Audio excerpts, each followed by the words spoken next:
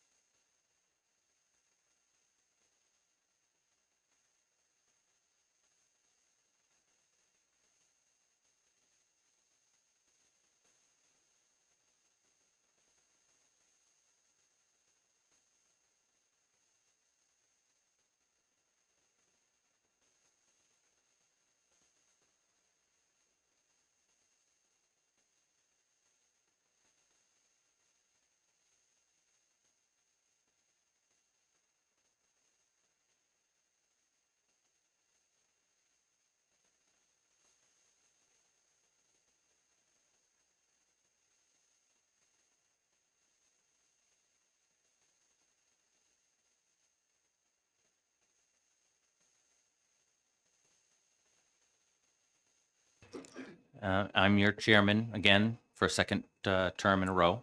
Representative James Spillane from Deerfield, Candia, and Auburn District, Rockingham 2. I live in Deerfield, and I have been in the House for 6 terms now and always served here on Fish and Game. Avid hunter. Don't fish much because I am not good at it. Be a good But- guide. You know, we got to be honest about what we have shortcomings in. So that's that. Representative Mike Willett from Colebrook, representing Coas District 3. My second term, I wanted to be on the Fish and Game and Marine Resources Committee because of being in the North Country. So much of our economy and our lifestyle has to do with the outdoors, and it's very important to keep it friendly and welcoming to the whole state of New Hampshire. I don't hunt anymore. I do fish, and I enjoy motorsports. Good morning, everybody. This is Representative Abul Khan, represents Seabrook, Rockingham District 30. This is my 6th term, 4th term in this committee, and I am a recreational fisherman, recreational hunter, and Thank you. That's all. Good morning. My name is Representative Catherine Harvey. I represent Cheshire 6, which is Chesterfield, Hinsdale, and Westmoreland. I am none of the above. I'm here for my 5th term because I use the outdoors in a different way. My husband and I are avid campers. We kayak, we hike, and I would like our outdoors to stay as pristine as they are for my grandchildren. Representative Tudor, Rockingham 1, Northwood, Nottingham. I own a rather large chunk of land that's in current use recreation, so I have a lot of hunters on it. I don't do too much hunting anymore, though my children were born with rifles in their hands. But that's the main reason I want fishing game. Good morning, Mr. Chair. I'm Peter Lovett. This is my 2nd term in the House. I've moved over from Resources, Recreation, and Development. They're a little bit busier over there. I'm still a full-time pastor in Meredith, New Hampshire. So I'm looking forward to this for several reasons. All of these interests appeal to me. I also have a friend from an old church that I served whose son was just commissioned as a fish and game officer. So I'm looking forward to learning more about this committee and its reach into the state, in the mountains, in the lakes, oceans, etc. Good morning. My name is Wayne Pearson. I am from Stratford County, District 12, Somersworth and Rollinsford. I am an avid hiker and outdoor photographer. Good morning, everyone. I'm Sean Durkin. I'm from Cause 1, which represents Dalton, Lancaster, Northumberland, and Stratford. I'm an avid outdoorsman. I've been hunting, big bow hunter. Like Mr. Ouellette said, that North Country is a great place. Hoping that we can preserve it. That's it. Good morning. My name is Terry O'Rourke, and I'm from Cheshire District 7 in Keene, and I come from a family of hunters. Okay, with that, at least now everybody out there from the department and the commission and such have an idea of who we are. And I will ask someone to close the door so we have a little bit more quiet in here, and go ahead and open this up to the orientation section of the program. And I've been requested by the director to let the employees of the department go first so that they can get back to their jobs. So with all due expedience, I will do so. So, good morning.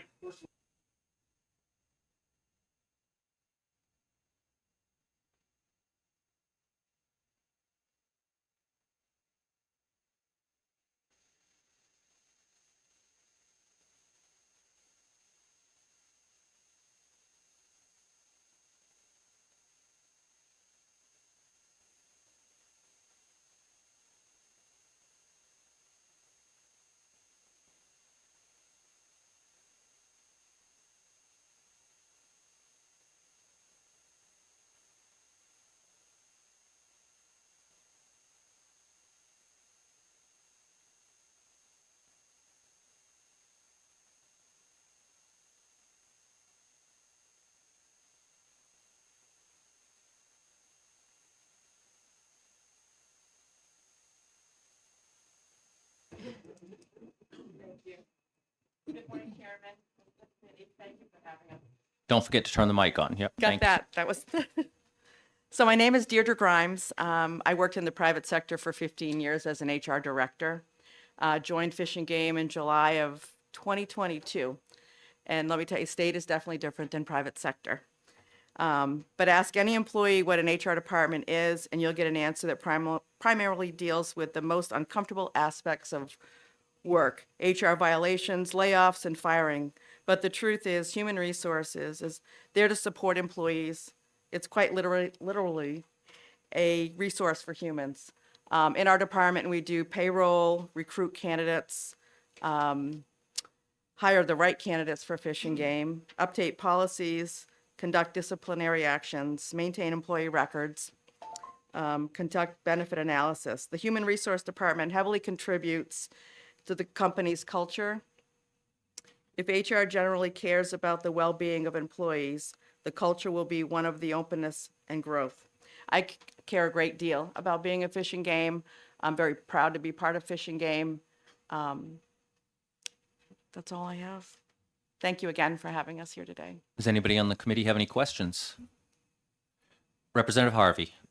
I've never heard of the HR department updating policies. Do you write policies too? We do Usually write they- policies, yes. I thought that came from like a policy committee. We've got, well, we're a smaller agency, so we actually work with the Division of Personnel on policies. Okay, thank you.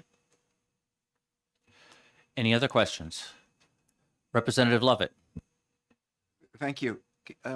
How many people are you overseeing? How many in Fish and Game? There's about 225 right now. Thank you.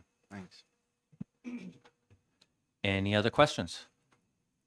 Seeing none, thank you so much. Thank you. Next up.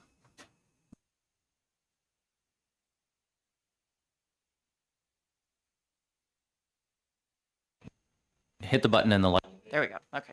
Thank you for having us today. My name is Nicola Whitley. I'm the chair of the Public Affairs Division at Fish and Game. We are 16 full-time and 1 part-time employee and hundreds of volunteers who help us do our programming. We're divided in half, the education unit and the information unit. I'll describe those for you. Our education programs include aquatic resources education, under which is our Let's Go Fishing program. So Representative Spillane, if you'd like us to help you with your fishing. We also have the Watershed Education Program, which works with schools, and Watershed Ecology Institute. Obviously, Hunter and Trapper Education, you've probably all heard of that. And that unit is responsible for our Owlbrook Hunter Education Center in Holderness, New Hampshire. We have our Becoming an Outdoors Woman program, which aims to get women more comfortable in outdoor activities. Conservation Education Unit, which is Project Wild, which is teacher-based, so train the trainer model for teachers to reach out to students. We have our Wildlife Stewards program, which are speakers who go around and give talks to adults, research, and we have a lot of resources for educators. Our information unit is responsible for our website, basically everything communications, website, videography, social media, all our events planning, including our Discover Wild New Hampshire Day event in April, our Berry Conservation Camp, we manage that. Media relations, marketing and promotion, including materials development, our publications, including our award-winning magazine, our Hunter and Fishing digests, brochures, all of it. Television and paid media, merchandising, podcasts and radio content. We manage our landowner relations program, and we're also the liaison for our official nonprofit partner, the Wildlife Heritage Foundation. If you'd like more information, please visit our website, which is fairly new and looks great, at wildnh.com. And I've given all of you a handout, which is sort of an overview of our agency as a whole. I'm happy to answer any questions. Representative Fox, yes, you're recognized. Not really a question, more of a comment. I love the magazine that you guys put out. Oh, thank you. And it's one of the odd things that I leave out in the house. Everybody in my family actually reads it. So thank you. Thank you. We work hard on that.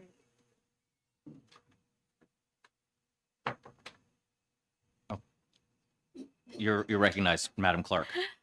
May I have your first and last name again, please? Nicola Whitley, Nicola Whitley, Whitley. Any other questions? Seeing none, thank you very Great, much. thank you. And next up.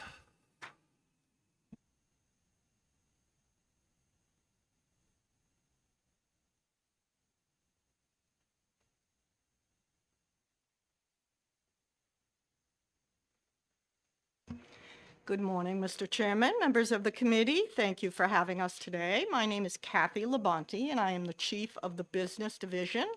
I have been with the department for approximately 21 and a half years in this role, quite a long time.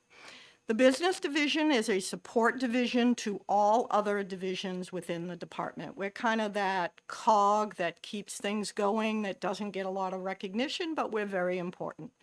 We have 13 full-time employees providing 3 very distinct functions for the department.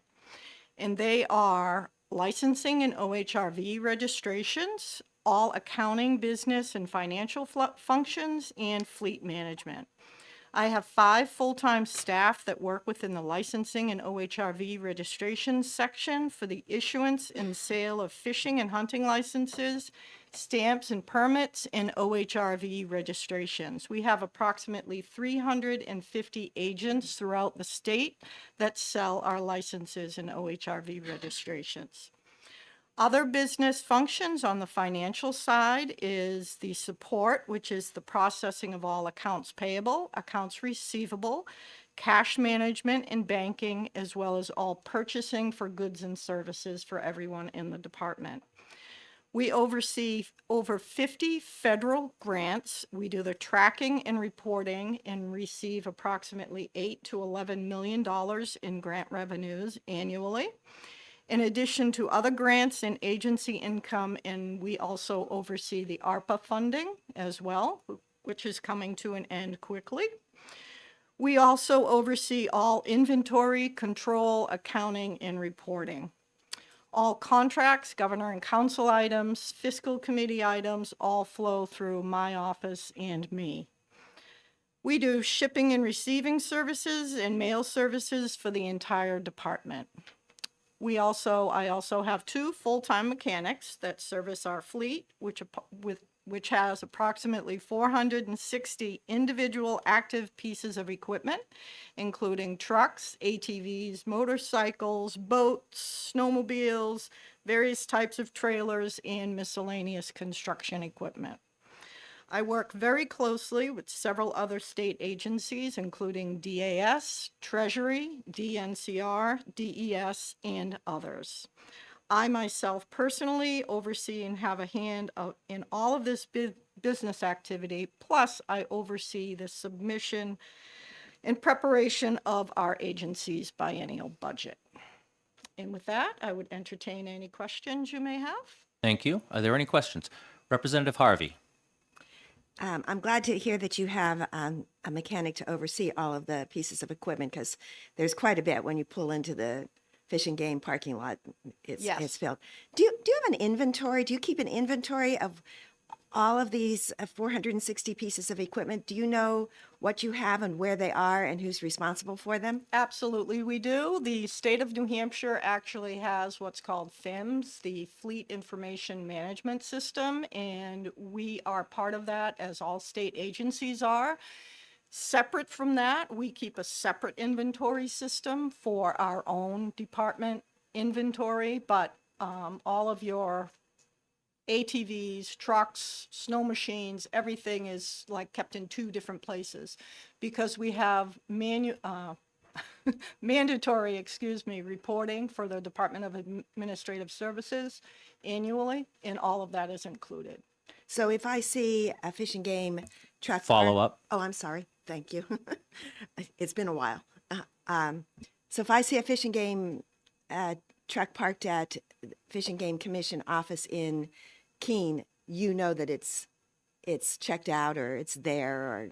Absolutely. It is assigned to an individual. Thank you. You're welcome. Thank I you. apologize, Mr. Chair. No problem. We're all coming back from a long break. Any further questions? Representative Ouellette. Thank you for taking my question. When items in the fleet are going to be retired or not used, what's the process to get rid of them?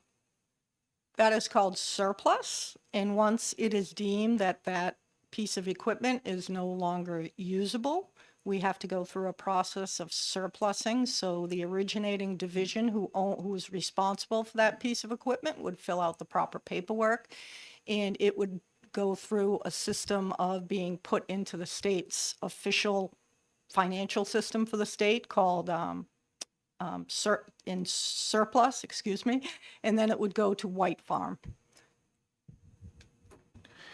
Any further questions? Yes, Representative Murphy. Just one question. I'm just curious. Motorcycles you mentioned. What do we use motorcycles for? Trail I know ATVs. and trail snowmobiles. bikes. Over to dirt Trail bikes bikes, yeah. as well. Oh, okay. Because the advantage to that is they're roadworthy, so I can put an officer on one. He can work a trail system, then he can drop down onto the highway to go to a pond to check fishermen, so it works out. And I'll give it to the licensed officers that are licensed with it, but we do have a few of those. Okay, thank you. Thank you. Any further questions? I have one myself. Yes, sir. Can you tell us when we can expect the OHRV registrations to be transitioned to online? We are on target for that September of 25 date. Thank which you. is- I get which is- constant questions from constituents about when that's going to be available. I'm sure you do, and we are on target for that, sir. Thank you. You're welcome. And with that, I see no more questions. Thank you very much for your time. Thanks. Next up.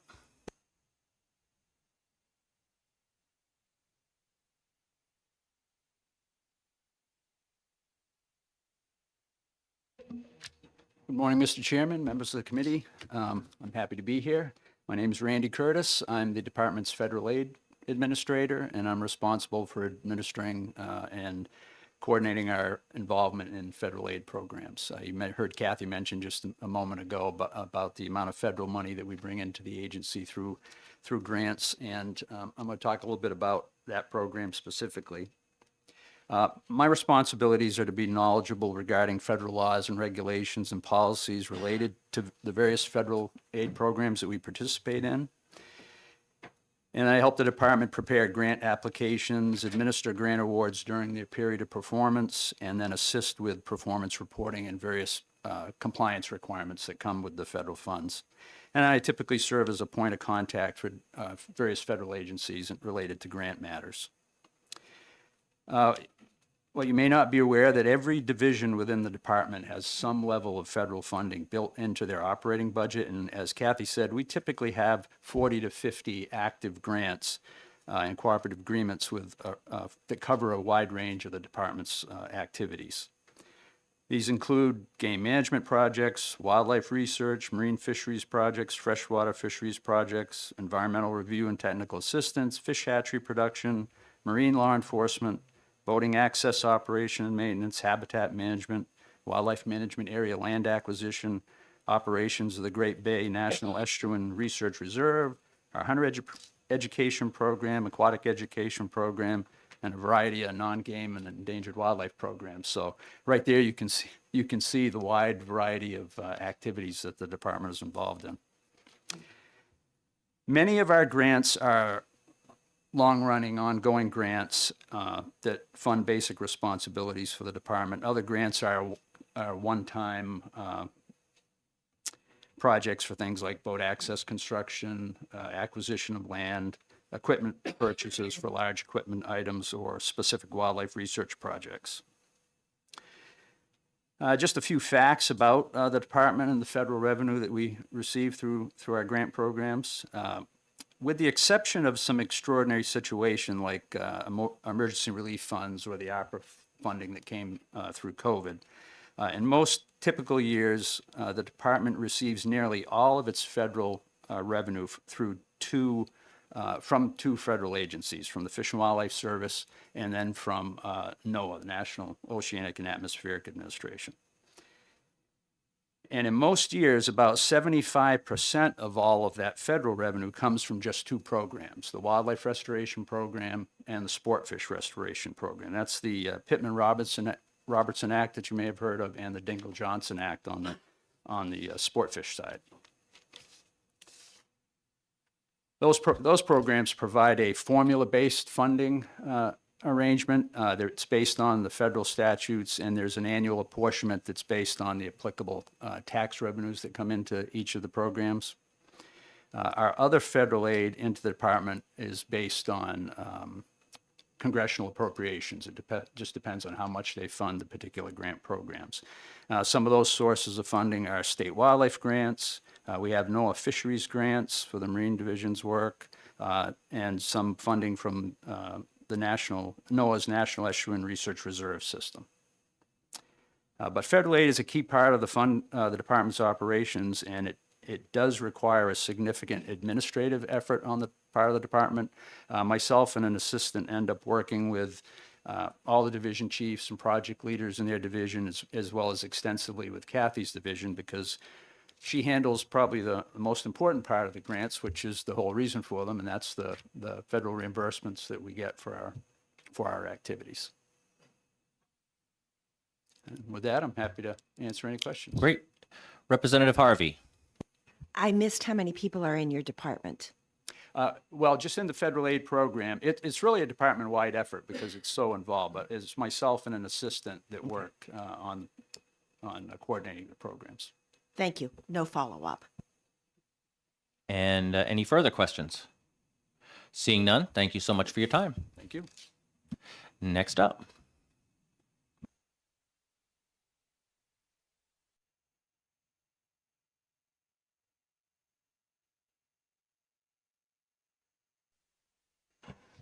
Good morning.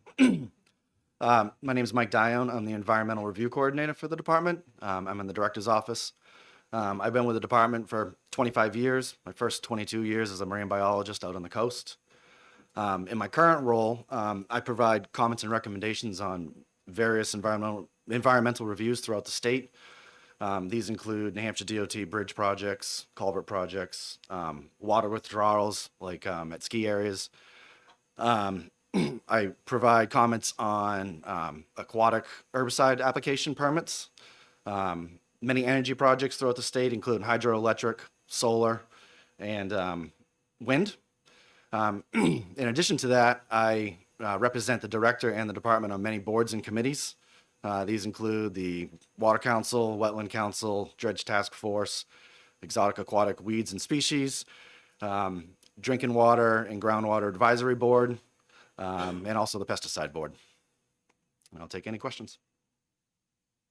Thank you. Any questions? Representative Harvey. I hadn't even raised my hand yet.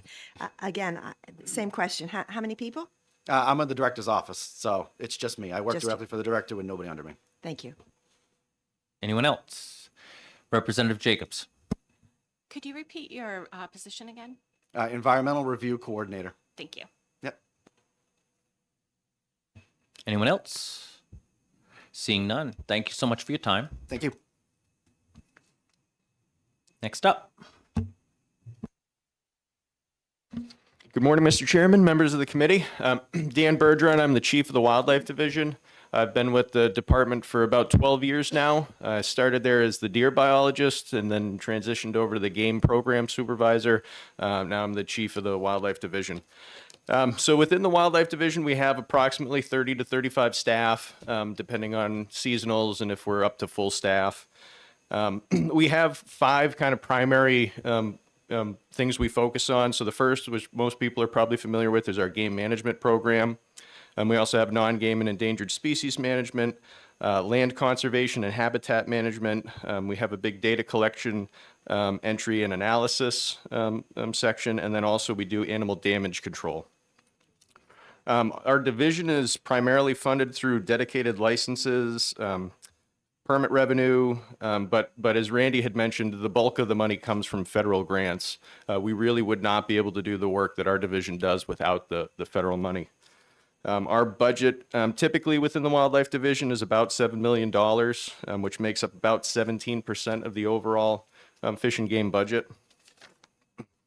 So the different type of work we do, so we manage, monitor, and conserve game species, including deer, bear, moose, turkey, small game species, fur bearer species, and waterfowl.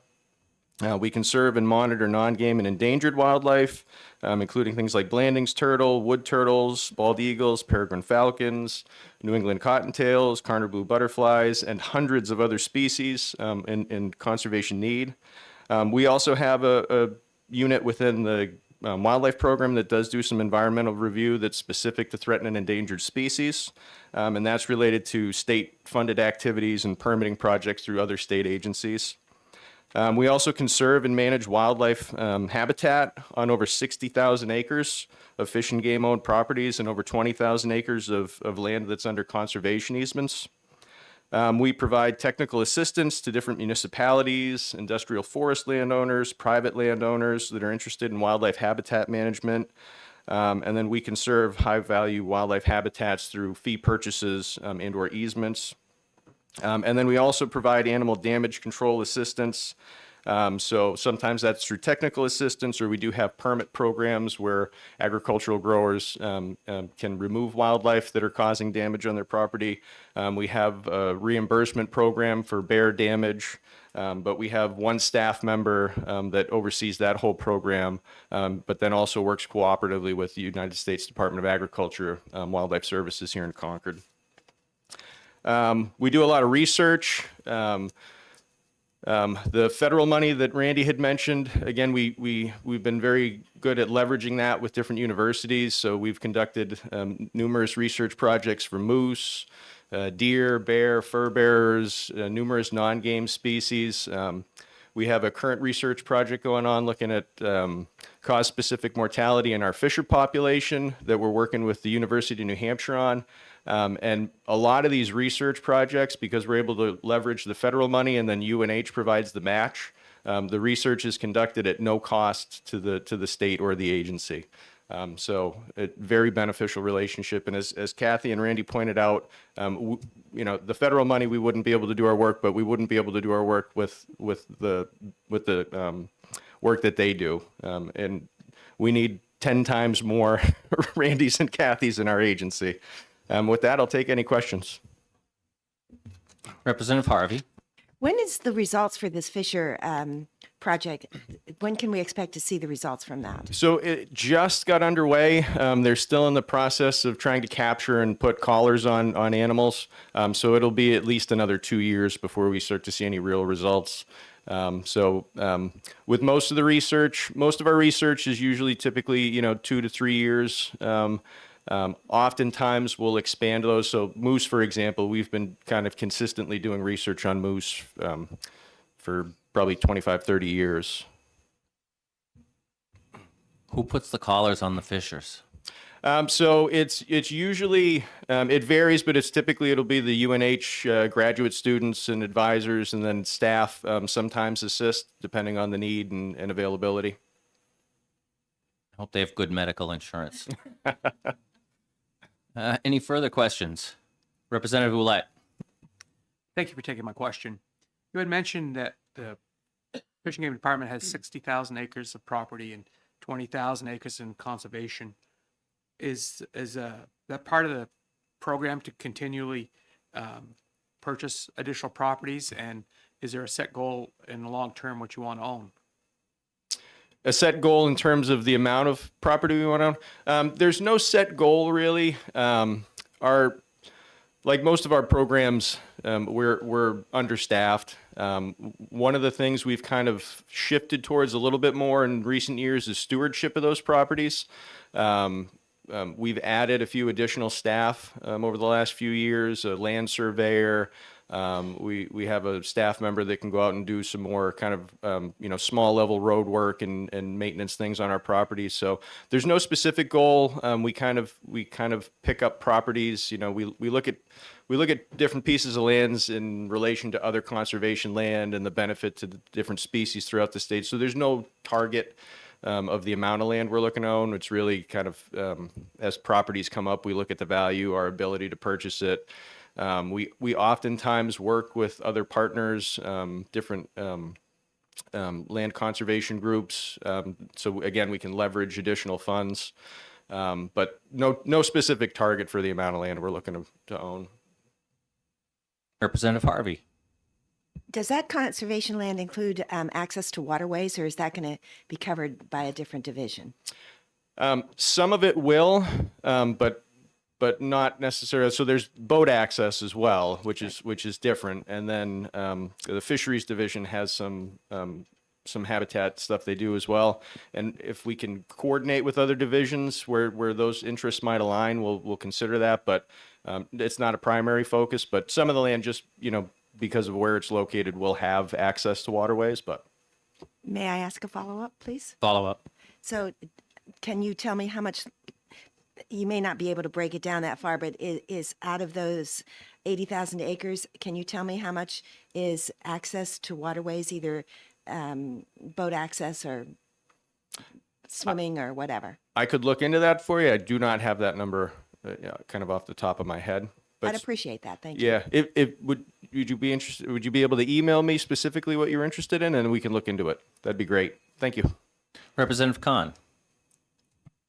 Thank you, Mr. Chairman. Thank you for taking my question. There was some discussion in my district last season about few years ago. We heard that there was some disease coming towards this way, deer-borne, like a bone marrow type disease through deer. What is the situation now that, if you can update us that? So there's, my assumption is that that's a reference to chronic wasting disease. So we do annual surveillance in the state. We typically try and sample about 400 deer annually. We'll get deer heads from butchers, cooperating butchers throughout the state during the hunting season. And then our biological staff will remove samples. We send those out to a lab for testing. So through our surveillance, we also will test, any symptomatic animals that the public might report. Through our surveillance, we have not detected chronic wasting disease in the state to date. One of the biggest risks of that coming into the state is captive cervids or captive members of the deer family. So those are things like moose, white-tailed deer, mule deer, elk, red deer, reindeer. Those are all species that are susceptible to the disease. Currently, under our import regulations, we do not allow the importation of any cervid that is susceptible to CWD. We also have restrictions on hunters about what they're allowed to bring back from different cervid species from known CWD positive states. So you can only bring back, taxidermied mounts. Essentially, it's all low risk tissue samples. So things like meats, taxidermied mounts, antlers, cleaned out skulls, things like that. And it's all an effort to prevent the introduction of that disease. Unfortunately, that disease does kind of continue to creep across the country. The closest it's been to New Hampshire was Quebec. It was discovered in a captive deer, I believe it was a captive red deer farm in Quebec several years ago. They've done significant testing around that facility. It cost them millions of dollars to do additional culling of the herd and testing. And fortunately, they have not found it in any wild deer in Quebec. New York, prior to that, was the closest that it had been. And they had not documented another case of CWD, I think since 2009 or so. But unfortunately, they just detected another CWD positive deer in a captive facility. Thank you. Representative Roulette. Thank you for taking my question. Going back to purchasing property for, if you find a desirable piece of property, where does the capital come from to purchase the property?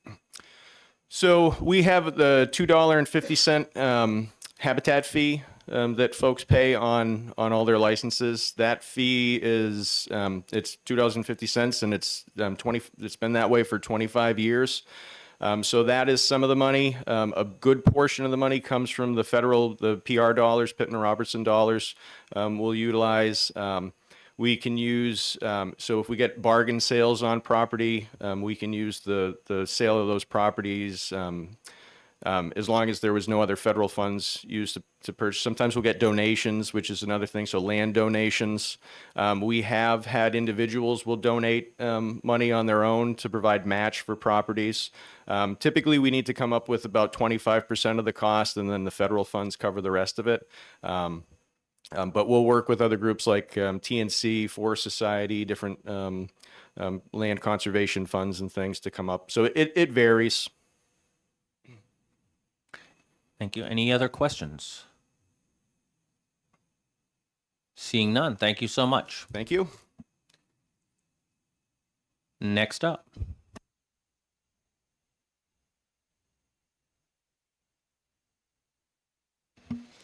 Good morning, Chairman, Committee. My name is Diane Timmons. I have been working for the department for almost 30 years. 24 of that was a field biologist. Started in Keene, worked my way to the Lakes region, and then up north for 21 years. And then unfortunately decided that I would take an administrative position, and I've been in Concord for the last 4. It's been a great adventure. But So my division is the Inland Fisheries Division. We don't do any marine. We do all the inland stuff. We have 6 programs that work underneath me, and they include warm water species management, cold water species management, fish conservation, which includes our non-game species, so minnows, species of greatest concern, as well as some others, eels and anadromous and catadromous fish. Then we also have fish habitat, and then we also have the Large Lakes program in the Lakes region, which includes our landlocked salmon and lake trout programs. So I have 39 staff members. 9 of those are in my biological staff. The others are in the hatcheries. So I oversee both components of inland fisheries. The other work that we do under the biological staff is surveys. We go out into different water bodies. We look at stream crossings. We work with other state agencies to look and manage as to whether a crossing should stay or go. We work with communities to acquire grants to get those culverts restored or removed. And in the process of doing that, obviously looking to improve habitat for fish species. Also safety for people. We also work with universities across the state, as well as other states' collaborative efforts. And in doing that, we look at genetics research, we look at migration research for various wild brook trout populations, et cetera, just trying to provide opportunities for our anglers throughout the state. We also work on rule development and, again, with the end goal of managing our species populations while providing recreational opportunities for various folks. And we also look at stocking, so the various water bodies that folks angle, and we need to get you out. Maybe we start with a show pool at the hatchery. A little bit of interest there, really big fish. And anyway, so we do the stocking as well across the state. So our hatcheries, we have 6 of those, and 4 of which are over 100 years old. I should start with all of them are in the historic realm now. So 4 are over 100, 1 is about 75, and the other one is 53 years old. So our youngest hatchery is in Milford. Our oldest hatchery is in Warren. So we have quite a diversity of a lot of infrastructure issues, as well as, trying to maintain our numbers and our stocking targets for folks. And speaking of infrastructure, if I could digress for one moment, I did create a spreadsheet for our infrastructure committee, and I can work with Dan to make sure you get that, because that provides all the land conservation, who it is, what it is, and where it is.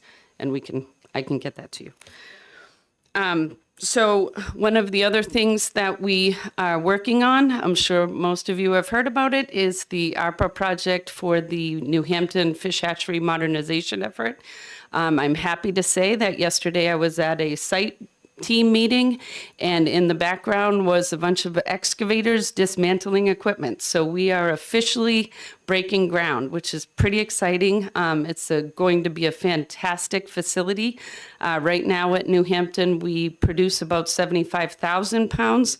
Currently, it's completely closed. There are no fish on station for anybody to see. And it will take about 2 years to get the project completed, but in that process, we will more than double our capacity at that particular location. It will have heavy duty filtration, and it will actually be our best hatchery in the state as far as meeting our compliance with their NPDES permits for various phosphorus and nitrogen limits that we currently struggle with at this point. So, and with that, Randy had mentioned we do work with Randy and Kathy on various grants, and also with our various non-governmental organization partners and other state agency partners to get a bunch of work done, because we can't do it all under our current budget. So that helps, and it's a great collaboration and partnerships. With that, I'll Thank take you. any questions. Any questions? Representative Ouellette. Thank you for taking my question. Sure. It's nice to hear about the New Hampton project, and A lot was done with the powder mill project. Yes. And I know they're very expensive, but do you have a long-term plan to really redo the others? There are some that are very deteriorated in this state, and they're kind of embarrassing. All of them are. So my answer to you is absolutely. So the hatcheries are in locations where they are for various efficiency purposes. So we have hatcheries in the north, hatcheries in the north, hatcheries in the south, of course, central, and then east and west. And so as we go through the progress and the future, and as this comes about, we'll be really analyzing how we can make this work with the budgets that we have and the struggles we have with getting these things repaired or replaced. The New Hampton project, we started out with a $25 million estimate and ended up with a $58 million final project. So it's very, very much expensive, and but we'll be looking at all of that. At this point, that's our plan, is to just kind of come up with a program where we can keep what we can. Follow up. Thank you. Who's next on your target? I have no idea. No, in all honesty, Powder Mill is not going away. It's our best water source. So we're hoping that we can get funding. But of course, ARPA is probably a once in my career opportunity. So we'd be looking for major funding sources elsewhere. But Powder Mill is probably our next, just because it was our largest facility. It covers the largest geographic area. And right now it's less than a third of its production due to permitting issues. Representative Harvey.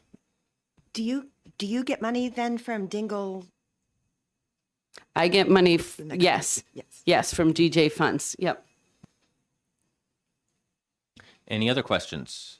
If I could follow up on that, so just so you know, so it's a little bit different than wildlife in that New Hampshire's a minimal state, so my capacity to get funding is much less than it is for, for wildlife. So just so folks understand, they are two different funding mechanisms, and the programs and the capacities of each program is different. So our fisheries money, the taxes that come in on that money, is much less than the money that comes in from big guns and bullets and that type of stuff. So fisheries, unfortunately, is a much lower pot to pick from.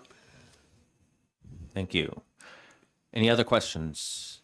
I have one myself. Sure. The new filtration that's heavy duty. Yes. Did we end up going with a mechanical chemical filtration, or did we go with an organic? We went with a Dynasand filtration, so it's both. So we have heavy duty filters that first start the process, and then it goes through a sand filtration that utilizes aluminum to bind to the phosphorus, the solids, and then remove it from there. Thanks. Yep. Seeing no other questions, thank you very much for your time today. Thank you. Next up.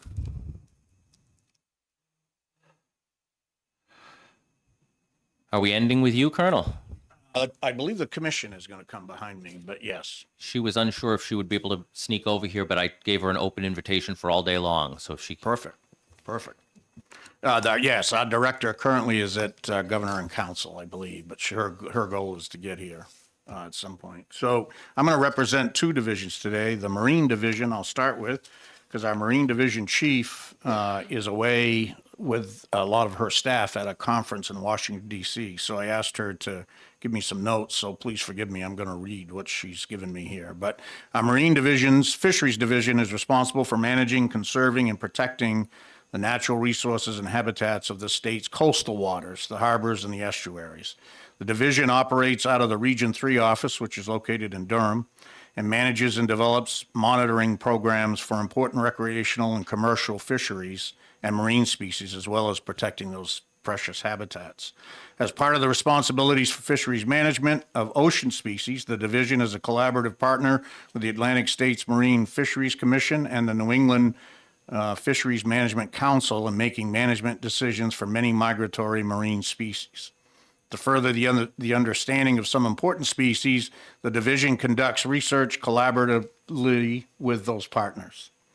The Marine Division licenses and monitors aquaculture in partnership with the New Hampshire Department of Environmental Services and New Hampshire Department of Health and Human Services. It also oversees the Great Bay National Estuarine Research Reserve, known as GIBNER. The research program focuses on understanding the structure and functions of the Great Bay ecosystems and the effects of natural and human-induced changes to that system.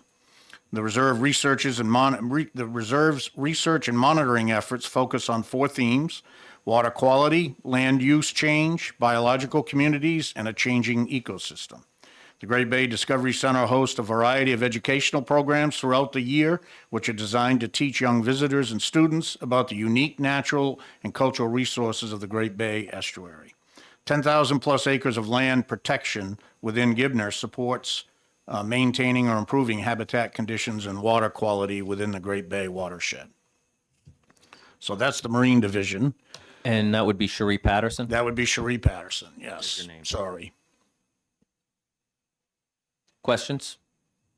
Are you doing? I'm sure he'll do his best to answer for Cherie if you've got a question for that. Right. That was my question for you, was are you taking it after each division or after he's Yeah, totally? we can do it after each division. So if you'd Uh, like to ask your question, go ahead. Thank you. Thank you, Mr. Chair. So, oh, shoot, now oh, yes, I know. First of all, the Great Bay Estuary is a wonderful place, and once upon a time, our committee visited it, and it's fantastic. But my question is, I couldn't write fast enough. Atlantic State Marine Fisheries, and there was another. So it works in conjunction with Atlantic States Marine Fisheries Commission and then New England Fisheries Management Council in making management decisions. Any other questions?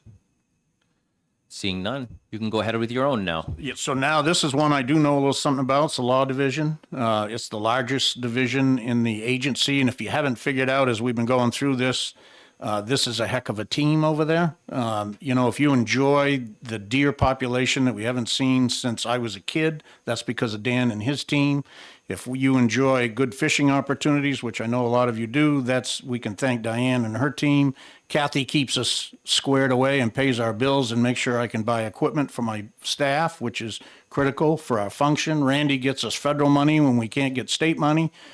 So without this group working together, and Nicola puts out all of our press releases that you're going to see if you haven't seen, and does all of our public education. So it is a good working unit over there with it's a very close family, frankly. And I feel very fortunate to be a part of it. So in the Law Division, we have 48 full-time positions to cover the entire state. Currently, we have 38 working in the field as field officers. I have 4 headquarters staff, the colonel, major, captain, and an administrative lieutenant. Everybody else is in the field.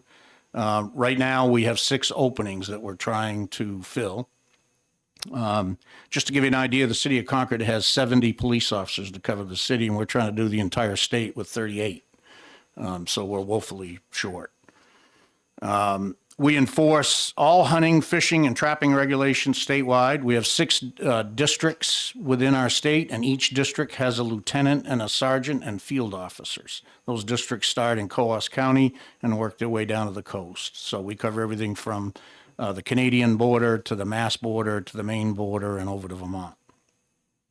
We also have motor vehicle powers to enforce motor vehicle laws, although I kind of discourage that unless they see something that's an emergency, somebody driving impaired or someone driving recklessly. I don't want them out running radar because we have many more other things that we want them doing. But they do have that authority. They're very active in community policing roles. We do a lot of presentations and a lot of community events. I think that's a valuable service. Fish and Game historically was not real active in that. We have become a lot more active. I think that's an important piece. We handle most of the nuisance animal calls that are received throughout the state, everything from a groundhog in my garden to a bear on my front porch, along with real good help from the wildlife staff on those issues. We do all the rabies investigations. We process suspected animals and transport them for testing when someone has a bad encounter with a wild animal. We enforce all the ATV and OHRV laws, so we patrol on snow machines and ATVs and dirt bikes, as we talked about earlier, to enforce speed regulations on our trail systems. We monitor for registration compliance, and we cover all the off-highway recreational accidents that occur. We participate in all the outdoor education classes to include hunter safety, trapping safety, OHRV safety classes, and the Let's Go Fishing programs, as well as the Becoming an Outdoor Woman's program. There are law segments in each one of those, and we have officers go in at the various programs to teach. We do the inland fisheries boat enforcement. We also do, of course, fishing enforcement. So, and Chairman Splain, if you get yourself to a show pool, I really would like to know that, because I'd like to watch you with a pair of binoculars, just so we can make sure that you don't do anything foolish. You should try fishing, sir. You would enjoy it. You would be very good at it. I used to when I was younger. Yeah. You know, it's Yeah, the you would difference like- between fishing and pulling in hornpout. Right. There you go. We do a lot on the coast. We do a lot of coastal enforcement. We work in partnership with Marine Fisheries as well as NOAA, National Oceanic Atmospheric Administration, to monitor and enforce commercial fishing laws. Randy helps us with federal grants. We average about quarter to $500,000 every year from the feds to enforce coastal regulations, which is a big savings for the state of New Hampshire. We use that money to purchase valuable equipment and to equip and pay our officers to be down there. We enforce all the commercial fisheries along the laws along the coast. We have multiple watercraft down there that we use to patrol and conduct searches in the ocean waterways, to include 2 substantial safe boat crafts for foul weather on the ocean. All of the officers down there go to extensive training and are certified in the operation of those boats, as well as marine law enforcement from our federal partners by attending the Federal Law Enforcement Training Center in Glencoe, Georgia. So they're well-trained in the operation of those bigger boats. One thing we're probably most known for is search and rescue statewide. Anything from lost persons to carry out for injured hikers. We cover all the walkaways, the runaways, basically anything that occurs off the highways in the state become our responsibility. Things like plane crashes, major flooding events, or weather events. And we are very active over at New Hampshire Emergency Operations Center as the lead in the state for search and rescue operations. We have a number of specialized teams. I'll just touch on them quickly. We have an advanced search and rescue team, which is a group of officers that we have trained at levels far above the normal game warden to go above tree line in adverse weather, as they just did Sunday night, that I'm sure you saw on the news. We have the only state dive team. Even though we're called New Hampshire State Police Dive Team on the news on occasion, it's very frustrating because we have the only team. Fish and Game has a dive recovery team. We just recently finished purchasing a state-of-the-art trailer with the ability to fill our own tanks at the scene, which has been a big bonus. It's been a project of mine since I became the colonel, and we have that now. So we have some really advanced diving equipment and some good divers. These divers are trained to dive in all conditions, including under the ice, which is incredibly dangerous. We have an airboat rescue team with 2 airboats that were purchased through Homeland Security. So those are boats that will go out on thin ice and travel across land and in flood conditions. So we use those a number of times. I have a team of officers trained to operate those. We've been able to achieve 5 currently K-9 teams, which I'm very proud of. I'm very proud of all of these people. I got to tell you, I say it all the time. They're the best people in the world to work with. I have men and women now. I'm very happy to say I have 3 female officers that are absolute firecrackers, and they are giving the boys a run for their money. And one of them is on that, looking to be on that K-9 team. But our K-9 team is called by all kinds of state agencies. We've been involved in many high-profile homicide cases. It was our K-9 that found the murder weapon for that young man that murdered his family in Northfield and drove down 93 and threw the gun out in the medium.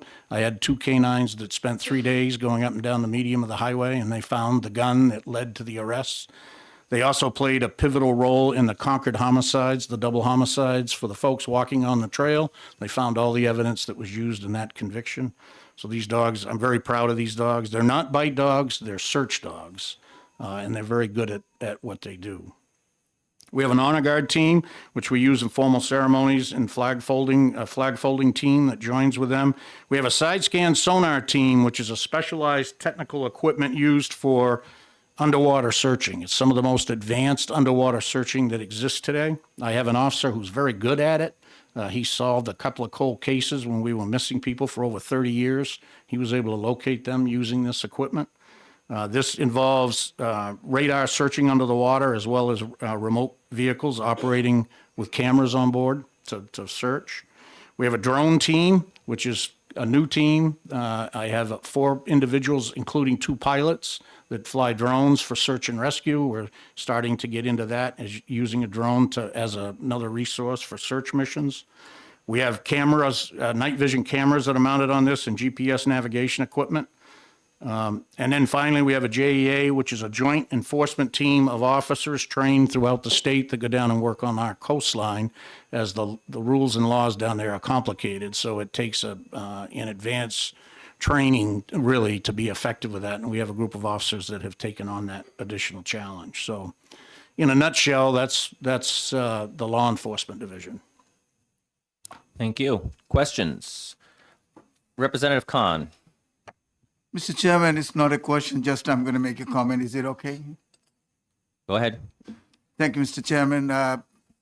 Colonel Jordan, I come from a district where my residents or anybody who has license can catch a 800-pound tuna. And equally, if they want to hunt a deer, a 200-pound deer, they can find in my district also. You know, it's a unique place. And this is my opportunity to appreciate all the men and women of your department who enforce the hunting and fishing law. And we see day in and day out. We appreciate all the men and women who is making that happen. Thank you. Thank you, sir. Next, Representative Tudor. Thank you, Mr. Chairman. Thank you for taking my question. When you Yes, said sir. you had 6 openings, is that going to be in addition to the 48, or are those open? That would be the total of 48. So right now I have 42 total, but we 6 have, open positions? we're funded for 48. So we're looking to hire 6 more. And you know, in fact, I'm going to leave you some pamphlets because everybody knows somebody, right? If you know someone who's interested in this job, I don't care if they think they can get it or not. Encourage them to call me. They can call me personally. I take these calls all the time. I want to talk to these kids. We're always looking for good people, and I'm going to leave you this, which kind of tells you what's required of them. So please take advantage of that.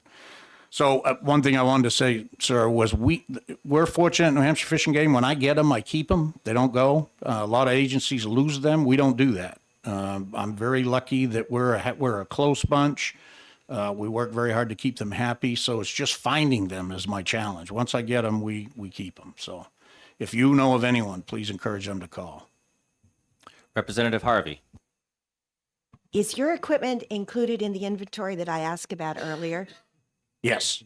So we put numbers practically on everything that we own with the exception of consumables. So, because our officers, this division is equipped really from head to toe. It takes 2 days to outfit a new officer with all the equipment. So that equipment is tracked annually. They're responsible for their own equipment.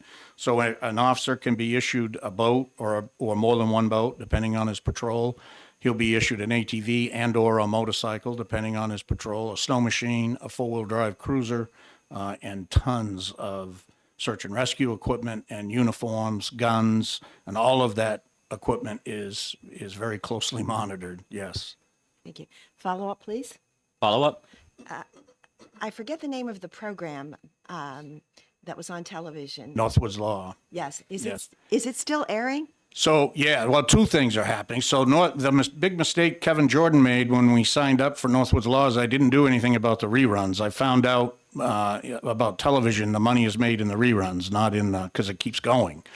And we didn't do anything with that, so we gave that to them free. However, the company has returned because the demands for the show have been great, which is kind of interesting. So we are in the middle of a contract negotiation, but it looks like it's going to happen for us to return. The only difference being we're going to be on YouTube, which I'll never see, but we're going to be on YouTube, and that is the new thing in television is YouTube. So I'm looking forward to it because I have a whole a whole number of new staff, and they have come up and met some of the staff, and they're excited about it. And some of these kids want to do it, and I think it's a great opportunity. I think it does a couple of things for the state. I think it promotes the state of New Hampshire, certainly, because it shows the natural resources, and I also think it gives the officers a lot of the credit that all officers deserve for the great job they do, and people don't realize it until you see it on a television show. So yes, it is coming back. Me too. Representative DeVito. Regarding the 6 openings that you have, what do you think the difficulties are in finding those candidates to? You know, it's getting hard, and I don't understand. We're all looking at it. Everybody's looking at it. When we meet with any other agency, the Colonel of State Police I meet with regularly, and we're all struggling with it. We don't understand it. I think some of it has to do with the kids today are smarter. Frankly, I think they can make more money doing other things, and they're looking at that. I think another thing that has hurt us is we did to ourselves, some of the hits that law enforcement has taken for mistakes they've made, and some of the they're viewed in some areas as not being very popular, and I think these kids are a little intimidated by that. We offer great benefits. We offer good salary. We're buying everything but very few articles of clothing. You're driving home with a cruiser. There are huge benefits to it. It does have demands. When you ask someone to go above tree line at 60 below, not everybody wants to do that. And so that creates some issues. But yeah, we're all working on recruiting. My major today is at 3 different schools, high schools, trying to encourage high school kids to take a look at this career. So we're working pretty hard at it. I don't think anybody has the answer yet. Follow up. Your search dogs, are those Yes. the plot hounds? So we have labs. I love those dogs, by the way. That's my favorite part of the job. They're all labs. I have every color lab, which is, they're donated dogs. I remember one of the kennel operators said, listen, I got another dog for you, but I really hate to tell you, he's yellow. He's a yellow lab. I said, listen, the quality of these dogs, I don't care if he's purple, send him our way if you can do it. So the labs are donated. The officers put in a lot of time on their own in training and housing, because that's a full-time job, 7 days a week. They take these dogs home. I let them keep the dogs. I fought hard to do that because I think they're their dogs, and they build a bond that doesn't change like your dog. And so they are all labs, but they're trained in evidence detection. They're trained in wildlife detection, so they can distinguish deer meat from regular meat. They can find moose meat. They can find fish. We are working, I've been asked by my team leader to write a memorandum of understanding. They want to work with the medical examiner's office on cadavers. They want to start working so we have a team ready to search for bodies. Unlike most other teams in the state, they train weekly. Most places do it monthly. My lieutenants complain about that because it takes these guys out of the field, but I think that's what makes them better. They train harder, and they only train in those fields, so they're going to be the best at it. What I like about them is I can bring them in here today. They would lap all of you to death. They would jump up on you. They're friendly dogs until you put that vest on, and then they go to work. But they're not, the liability part of it doesn't exist for me, so which is good. I don't have to worry about them biting or doing anything. The kids love them, and they're great to work with. We enjoy them. We just recently lost one. I lost Ruger, which tore my heart out. We had him for 12 years. I think it was 12 years. Ruger was one of the beginning dogs. He was one of my favorite dogs. And he just passed away at the age of 12. So we're going to honor him soon. You'll see that, I'm sure. So. Thank you. Any other questions? Representative Ouellette. Thank you, Mr. Chairman, and thank you for taking my question. Yes, sir. I was involved with some general contractors in the state of New Hampshire, and they instituted an intern program for high school and college kids, and they found that the retention after these kids get out of college was very high once they found a home before or while they were in college. Yep. Have you ever instituted something like that? We've been doing it, actually, sir. So the problem with an internship is that it's a huge commitment of hours. I just did it personally. I did it because I didn't want to ask a field officer to do it for a student out of Plymouth State, and she is working as a dispatcher at Merrimack County. She'll probably spend her career there. So there is value in it. I would agree. I've got another one that I'm reaching out to that is interested in doing it. We do a lot of ride-along programs, a lot of, reduced, not a full internship, but reduced hours. Dee in our HR department has developed a whole program. So when we take on an intern, she has a whole package for me that we fill out and do. So we are looking at doing that. I agree with you. I think that has had some success and we're trying to do that. Problem is when you have limited staff, it's hard to, because I can't take them above tree line. So if we send one of these officers on a mission, you have to think about that, how we're doing that. But we are starting to do that. I agree with you. I think it's a great tool. Okay, follow up? Thank you. Could you just take a minute and speak to us on the success and challenges of your Hike Safe program? Yes. So I would like to thank this committee for Hike Safe. I came here, for the new members, I came here for 20 years complaining that we weren't funded enough for search and rescue. And we can always use more money for that. Those missions are very expensive. They involve a lot of overtime. They involve a lot of resources. Some of those missions can run anywhere. They can run the range from $500 to $50,000, depending on how long we're in it and what we're doing. And so my repeated attempts at coming to the legislature asking for funding resulted in the idea of a Hike Safe card. We have a Hike Safe program, which was kind of an educational program telling people what to put in their packs, how to hike safely. I kind of fought to name this card after that program for branding purposes, to keep it all in one program so they could buy a card and read the educational piece at the same time.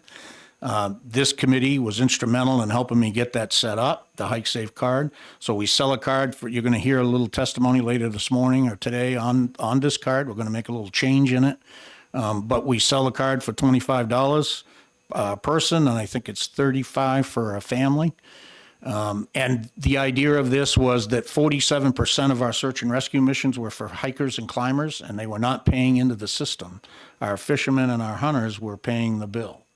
And so I didn't feel that was fair. Now with, and this is a voluntary thing, people don't have to do it, but they can, and it makes them part of the system. They're now contributing to the cost of this. This has amounted to $300,000 this past year, infused into my search and rescue budget, which was a big bonus. So the two young ladies that we saved Sunday night on Mount Washington at 60 below that were caught up there in chest deep snow, the first words out of their mouth when we arrived on scene was that they both had a Hike Safe card.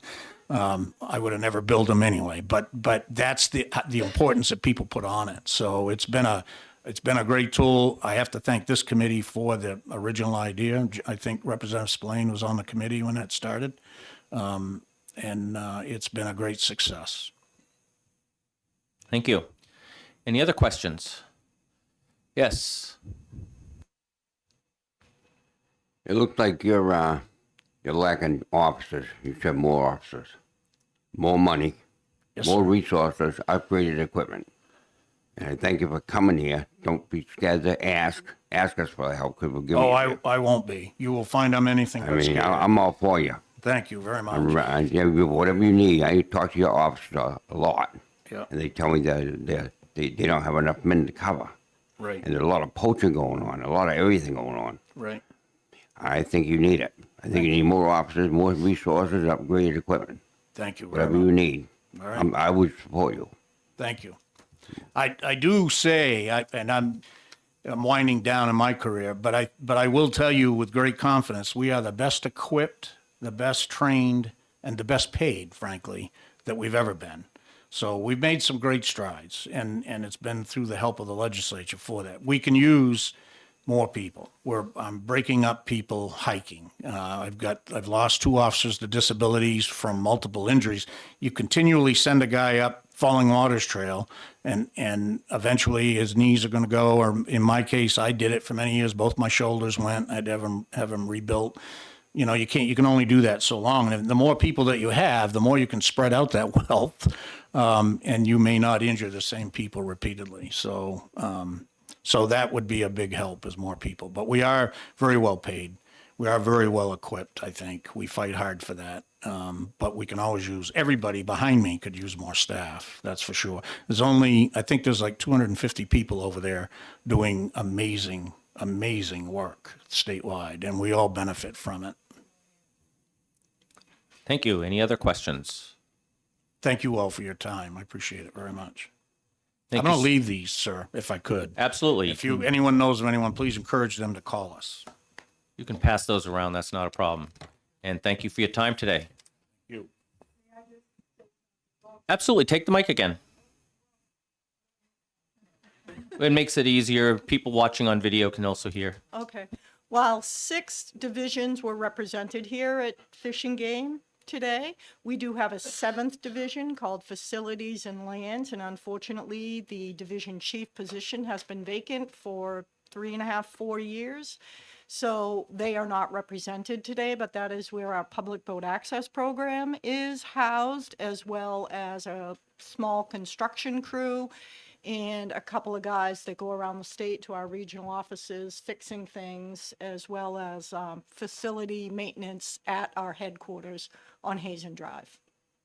I just wanted to mention that. So if you know of anybody who would like a division chief position, absolutely. Thank you. With that, I think we're done the department orientation part, correct? It was nice having you all here today. I know you've got jobs to get back to, so I'm not going to hold you up, but thank you.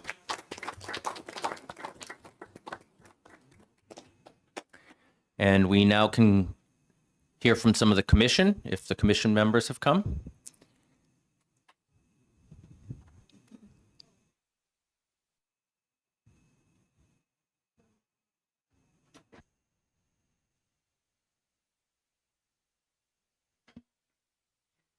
Good morning, and I thank the committee for having us here, Representative Spillane. My name is Ray Green. I am the Fish and Game Commissioner for Hillsborough County. I am also the current chair of the Fish and Game Commission. I have been on the commission now just over 7.5 years. I started that when I first became on the commission. I got luckily appointed onto the legislative committee. I then, after a year of that, I was placed as the chair of the legislative committee for the commission. I then took a year of being chairman of the Fish and Game Commission. And then after that 1 year, Commissioner Stoll took it for a year. This year, he gave it back. What the commission is we are, each county is represented by a commissioner. We have 11 commissioners. Currently, right now, we have 10. We have a vacancy for the Rockingham County.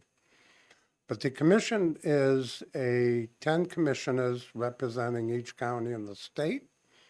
And plus, we have a Seacoast commissioner that represents over on the Seacoast. The function of the commission is that we are there for the management of the wildlife, but we're also there as the representatives for the public. We are the go-between when public has questions with Fish and Game, they can come through their commissioner. Their commissioner then brings it to Fish and Game. So we hear from the public constantly, and we're the ones that we work with Fish and Game. My job as chairman of the Fish and Game Commission is I am also the liaison to the director of Fish and Game. So it works as a organized group on getting information going through. And my background, which I'm sure everybody likes to hear, when I was a child, as a deterrent, I was made to go into commercial fishing. My uncle felt that kid needs some discipline. I don't know if anybody has done commercial fishing. It is a very love-hate relationship. What was supposed to be a deterrent did not work. I grew up as a commercial fisherman. From there, I revolved over and I did 20 years of law enforcement. My law enforcement career was not Fish and Game.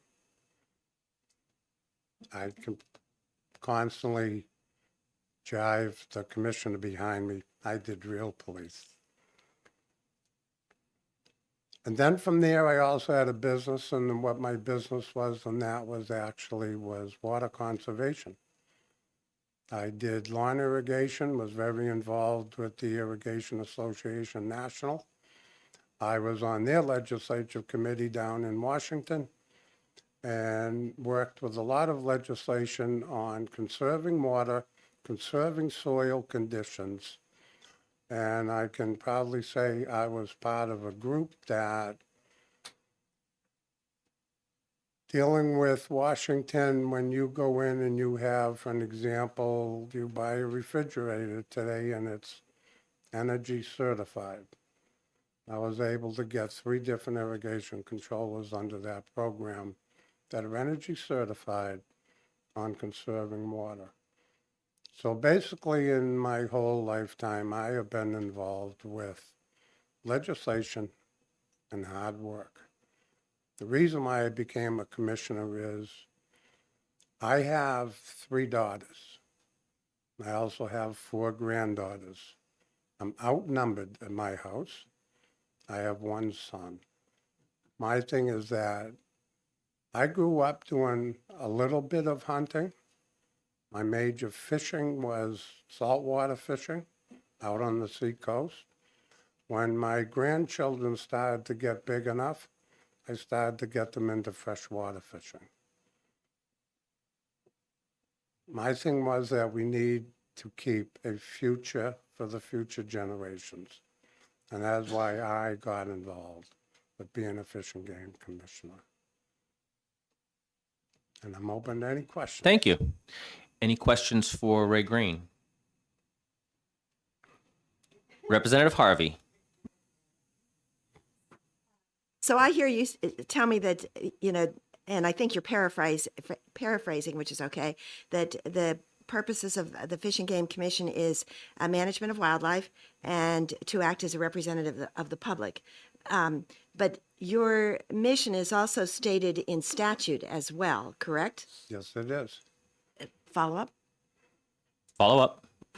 I was looking it up and I couldn't find it fast enough. Can you tell me what this statute, what the mission of the commission is in statute? Thank you. Are you saying under statute, what are the duties of the commission? We are there to manage the wildlife, and that we also are there as like a liaison to the public. I cannot sit here and recite the whole statute. It's rather lengthy.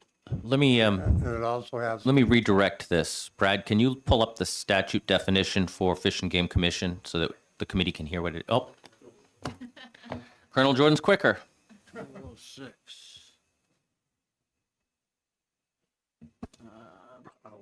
Would be under that or no? No, it's not under that. Okay, it's the next page.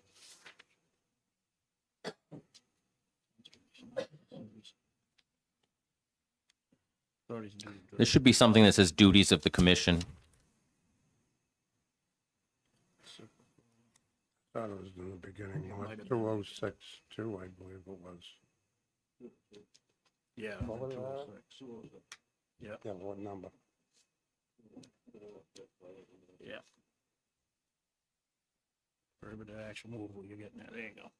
Right there. And under the statute of 2062, the commission shall consist of 11 members, each qualified pursuant to RSA 2062A. We're appointed by the governor and the executive council. And the way that is done is that we get, we'll get nominated from the governor to the executive council. Once the nomination is made to the executive council, the nomination is held for 30 days for anybody from the public that wants to put input into it. And after 30 days, the executive council will then vote on whether or not we become a commissioner. And, as with the executive council, obviously it's, the majority of the council. Um,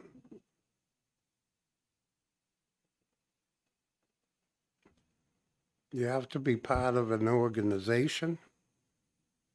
Sometimes it points to the sporting clubs in each county, made from a county sporting club board whenever an appointment is to be made to the commission. Each board may nominate 1 to 3 persons submitted for such recommendation of the governor. Then when you get down into further, and like I said, this is rather lengthy. So I'll get down to, I think what I'm asking, what you're looking for, Representative Harvey, is the qualifications. Is that correct? I'm sorry, maybe I'm not being clear. I don't need you to read 2062 because I can look it up as well. Thank you. So maybe I didn't state my question correctly. Can I try restating it? Absolutely. Thank you. So, I've read that passage a million times, but maybe I'm asking because you are the New Hampshire Fish and Game Commission. There is a mission statement for New Hampshire Fish and Game, and I don't have it at the tip of my tongue, but it's something about bringing the outdoors to everyone, and that's the one I think I'm asking for. What is the overall mission statement for New Hampshire Fish and Game? I don't know the exact overall mission statement for the Fish and Game Department because technically we are separate from the New Hampshire Fish and Game Department. We are the Fish and Game Commission. And we are also part of, I believe it's 3 regulatory commissions in the state of New Hampshire. We are one of 3. We have the Fish and Game Commission, the New Hampshire Lottery Commission, and the Public Utilities Commission that we're under regulatory. We are not, and this is the easiest way to explain it, we are not a part of New Hampshire Fish and Game. In fact, in statute, it says the Fish and Game Commission also looks at the overall operation of Fish and Game. If you go back on the history of New Hampshire Fish and Game and the Fish and Game Commission, try not to quote me on this one, but I believe it was back in the 1800s, it was a Fish and Game Commission that had started. And when the Fish and Game Commission started, it was also each town had to have a Fish and Game Commissioner for each town. So I imagine somewhere along the line, you take the amount of towns and cities in the state of New Hampshire, let's narrow this down. Then it became the Fish and Game Commission. And then years down the road from that, it became the Fish and Game Department under the Fish and Game Commission. And that's actually the way it still reads today. Thank you. Follow up. It's not a question. Members of the committee pointed it out to me. It's actually on the brochure that you gave us. Thank you. Thank you. Any other questions? Seeing none, thank you so much for your time. Thank you, Mr. Chairman. Next up.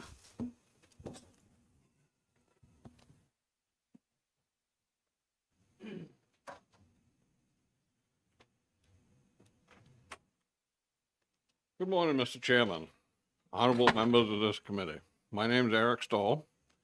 I represent Coos County, and I'm very happy to see 3 members of Coos County on this committee, especially my representative, Vice Chairman Willett.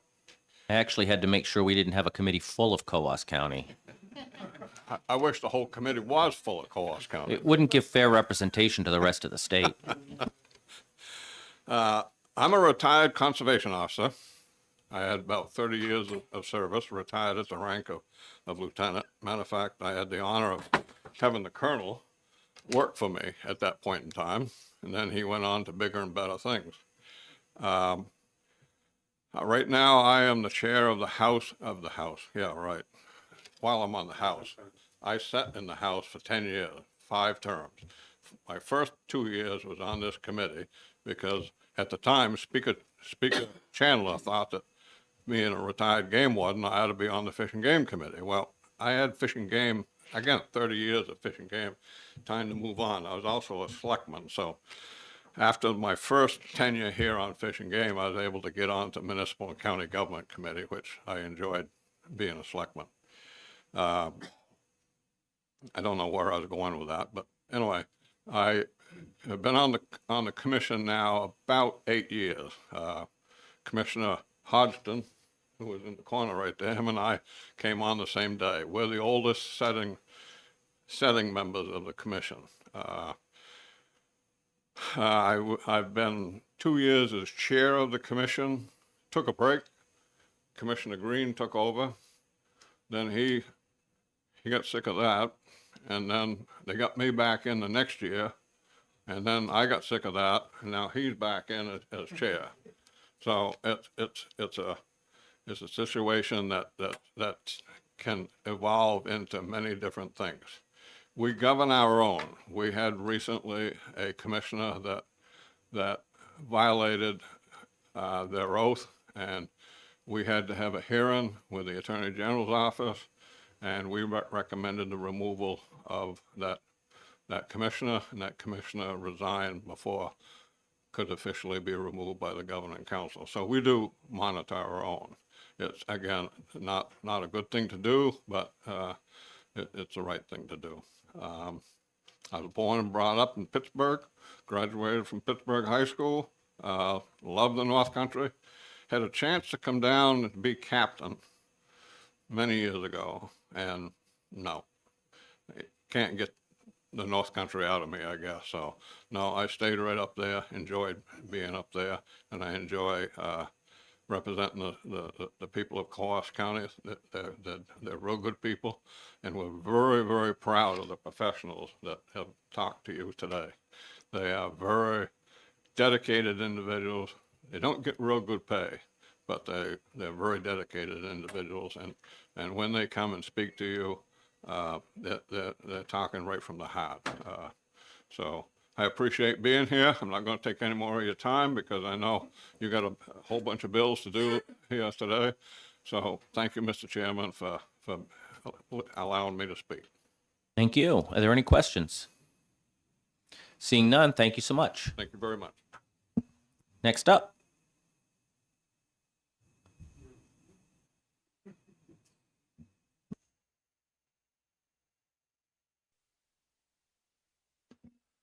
Good morning, Mr. Chairman, committee members.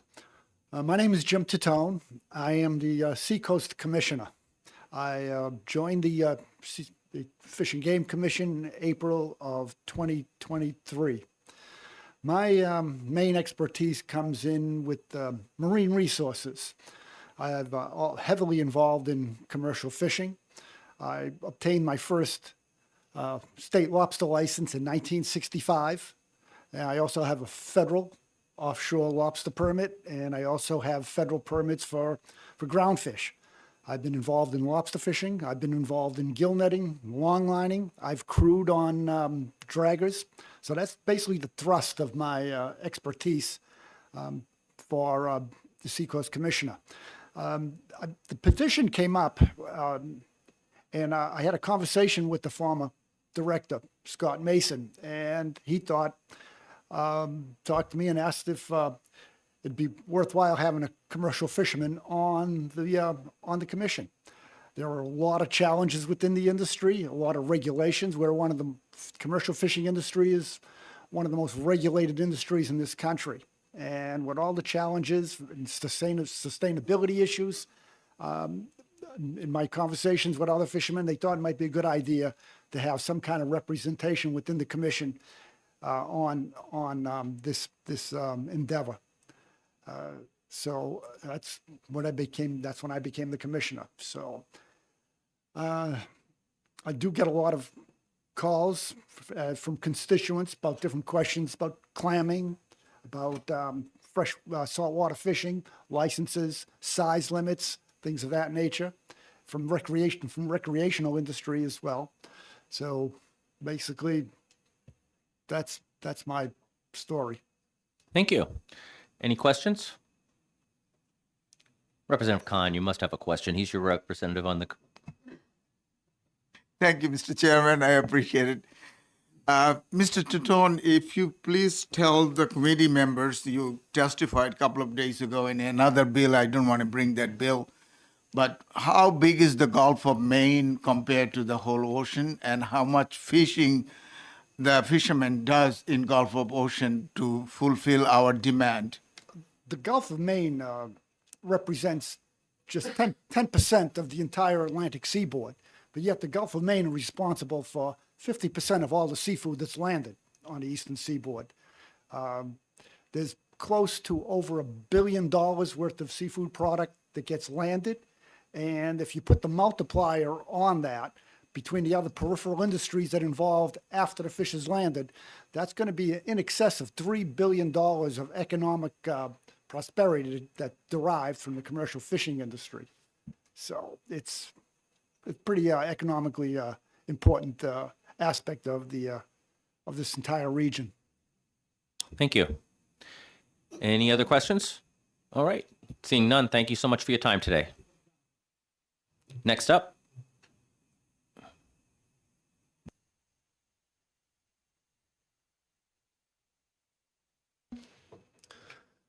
Good morning, Mr. Chair, members of the committee. My name is Chris Hodgson. I'm Merrimack County's commissioner. I've served on the commission since 2017.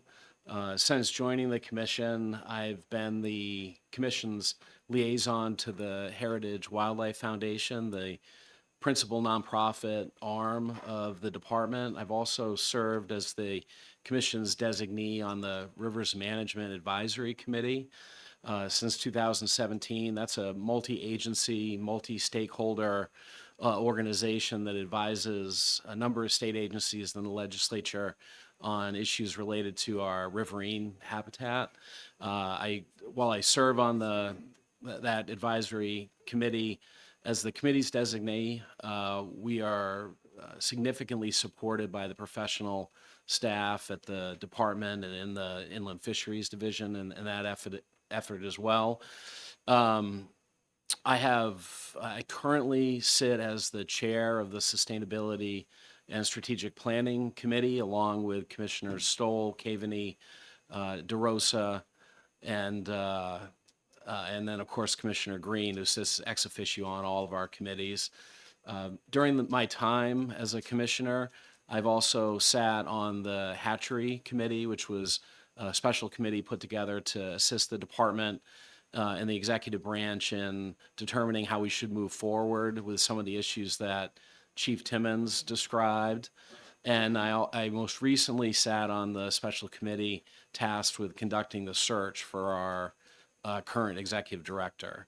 It's been my honor to serve with my peers on the commission and the outstanding and dedicated staff at the department, and I'd be happy to answer any questions you may have. Thank you so much. Representative Harvey. In your role as River Advisory Committee, do you ever work with the Connecticut River Valley Conservation Commission? So that advisory committee works most closely with the local advisory committees. So there are 19, I believe, designated rivers in New Hampshire. There are several that are tributaries of the Connecticut. So yes, in a global sense, they do all work in concert. Thank you. Yes, Representative Lovett. Thank you, Mr. Chair. Do you all, as commissioners, earn more than $100 a year? We do not. No, we serve as volunteers. Yeah. Thank you. Any further questions? Seeing none. Thank you, sir. Thank you much. Do we have any more members of the commission?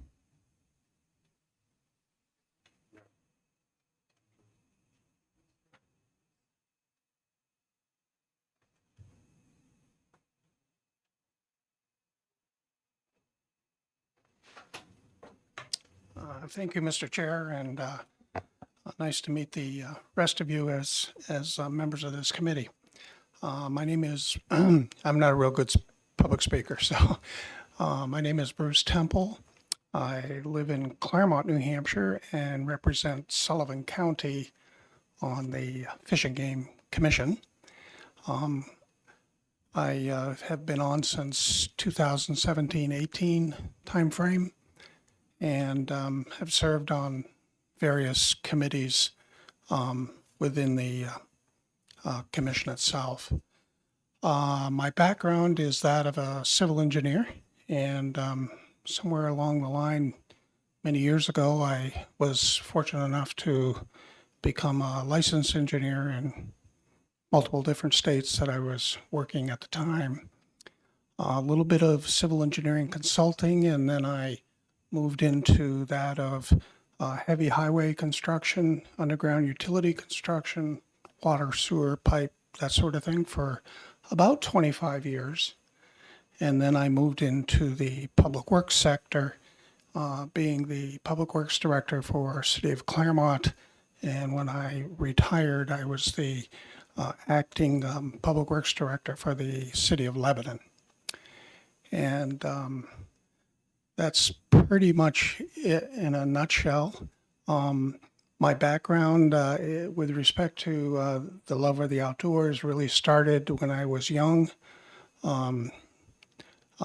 Elementary school, middle school, Boy Scouts. I learned a lot there of outdoor activities, and had an uncle that was an active hunter and liked to go fishing, so he always took myself and my brother along at the time. And even to this day, I still remember some of the great times that we had then and do today. Some of my other public service has been that of I've sat on the school board for City of Claremont, and we won't go into the Claremont lawsuit here, but that's Yeah, that's a different committee. that's a different committee, rightly so. But I've also served as 3 terms as a city councilor. Been a member of the Upper Valley Lake Sunapee Regional Planning Commission in a former life, and now I represent Sullivan County. Thank you. Thank you. Any questions? Seeing none, thank you for your time. Do we have any other members of the commission?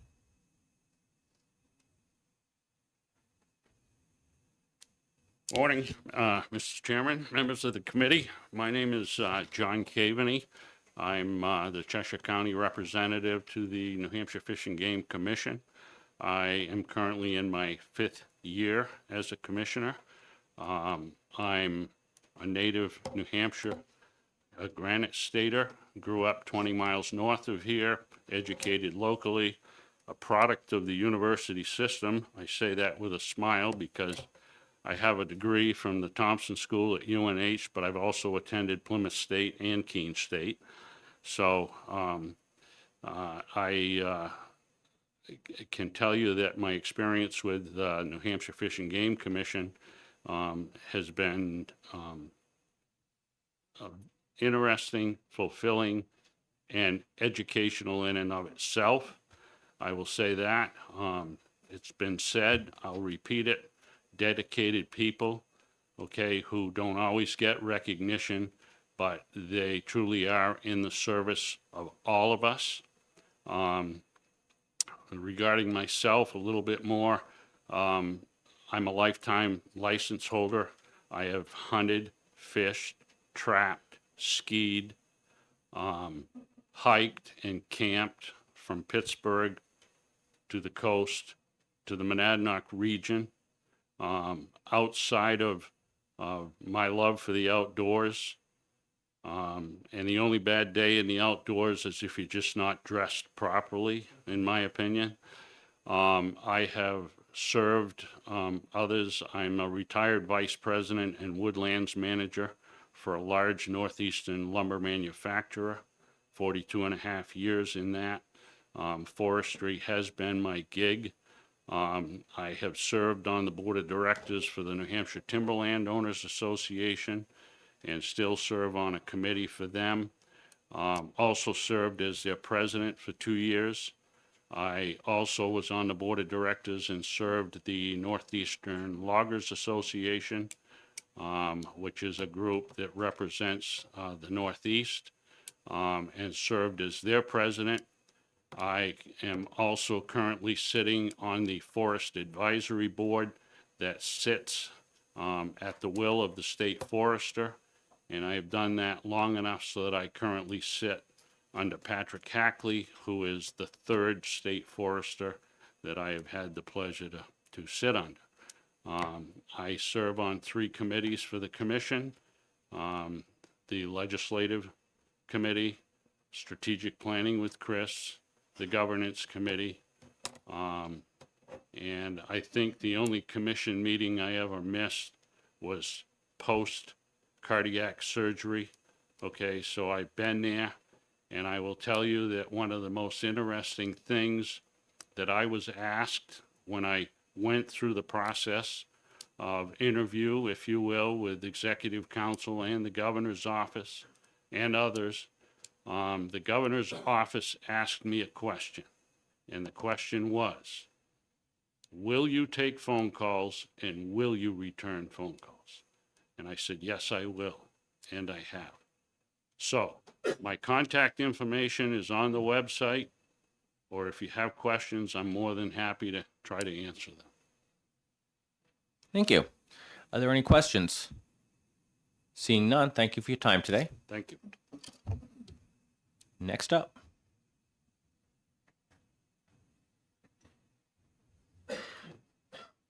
Good morning, and thank you for having us here today. My name is Patrick McGonigal, and I'm the Belknap County Commissioner. I also serve as the chairman of the Resources and Infrastructure Subcommittee. I'm a lifetime hunter and fisher. I've fished in a lot of places across the United States and some in Canada. I got a bachelor's degree at St. Lawrence University in sports management, and I have a project management certificate degree from UNH. I currently work at Gunstock Mountain Resort, where I serve as a facilities director of operations, and I've been there for 33 years in different leadership roles. I truly enjoy working for Fish and Game. I became a commissioner just about a year or so ago. It actually worked out, I think, Colonel Jordan's office and the director's office called my father, who was a long-standing commissioner on Fish and Game a number of years ago. And they said, John, you know anybody that would take that job? And he said, hold on, let me make a phone call. My father called me up and said, this is something you need to do. And I said, absolutely. Both my parents are long-serving volunteers in the community, both at the local and state level. And I kind of grew up in one of those things where you never say no when someone needs some help. So here I am. I'm truly enjoying it, working with a great group of commissioners and doing some great work. If there are any other questions you may have? Any questions? I've got one. Before we finish with the commissioners, would you like to give an overview to the committee on how you handle the public hearings for changes to the rules regarding hunting and such? I don't think we've heard anything yet about how you have the public hearings around the state. Well, the public hearings are run by the department. Our job is to represent the county that we're in and those views. So as Commissioner Cavaney said, I also will take every phone call, and I have in some of these public hearings. There's been a lot of phone calls. My cell phone is posted on the department's website, and our job is to take that feedback from anyone who calls, whether they're hunter fishermen or not, from our county, or even I've gotten some from not our county, and listen to what they said and take that input back to the commission when we meet and discuss these topics. Thank you. Any other questions? Seeing none. Thank you for your time today. Thank you. Next up. Thank you, Mr. Chair. Thank you, committee. My name is AJ DeRosa. I represent Stratford County, and I'm the vice chair of the commission. I'm also the chair of the Public Engagement Commission and also the chair of the Governance Committee, committees, not commissions, and all that. In a previous life, I worked in law enforcement in Boston, where I served on the Gang Intelligence Unit. After that, I worked in the nightclub business, where I managed over 300 employees as a director of operations for multiple facilities. And the last decade of my life, I've worked in hunting and fishing media, including owning a bird hunting publication, which is actually the largest in the country. I've also worked on federal legislation, stuff like Recovering America's Wildlife Act, which I was involved in the marketing team. Unfortunately, we did not get it passed, but we will never stop trying. And I've been on the commission since 2021. Thank you. Are there any questions? Representative DeVito.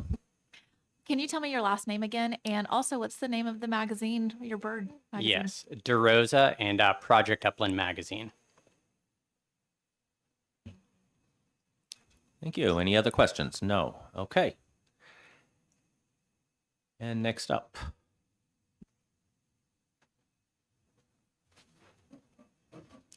Good morning, Chairman, members of the committee. My name is David Poole. I apologize for a little bit of laryngitis. I am the newest commissioner represented here. There is one other that came on at the same time as me, Gene Chandler. So I've only been on the commission since October. My background is I was a career firefighter. I have 50 years as a self-employed electrician. And yeah, I did that through my firefighting because back then firefighting wasn't an extremely well-paying job. And when I retired from firefighting, I decided I'd do something fun, so I became a licensed guide. So a lot of the members of this committee have seen me representing the Guides Association in front of this committee. You'll see different faces now. I'll still be, actually, I'll see you this afternoon, but not as a commissioner. But so I'm very interested in the process. I actually make up for the chair's lack of fishing. I spend between 100 and 150 days a year on the water in some capacity. So I make up for those fish that you might not. However, I'm not the greatest hunter. I do hunt, but I'm not the best. I could help you with that. Thank you. So when I got on the commission, my intent was I was very involved. I was actually on that Hat Tree Advisory Commission the governor set up, and very interested in maintaining that. I have, between my wife and I, we had 13 grandchildren, and I'd really like to maintain this so that they enjoy the outdoor sports. Thank you. Are there any questions? Seeing none. Do we have any more commissioners? Ray Green, would you like to make one final statement? Yes. I just wanted to answer two questions that came up, Mr. Chairman. One was on Representative, your question on if we get paid more than a state rep. We do not. We do not. The only thing we're paid for is our mileage. We don't get plates. We don't get vehicle registration.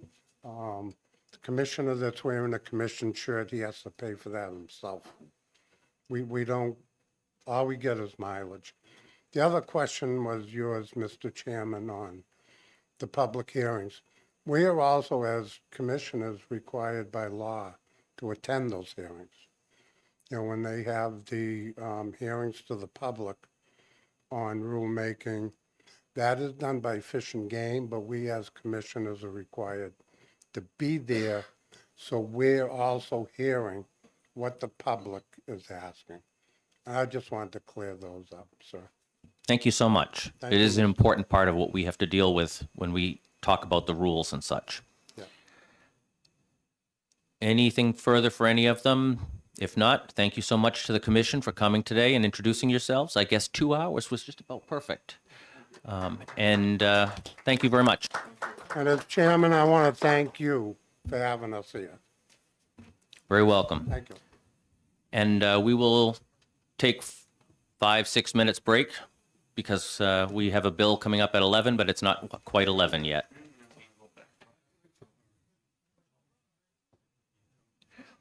If everybody's going out, you might walk right past Kyle Baker, who is one of our lobbyists you'll see frequently. He can feel free to introduce himself to all of our members as they go around. Once land goes into a conservation easement, is that it forever?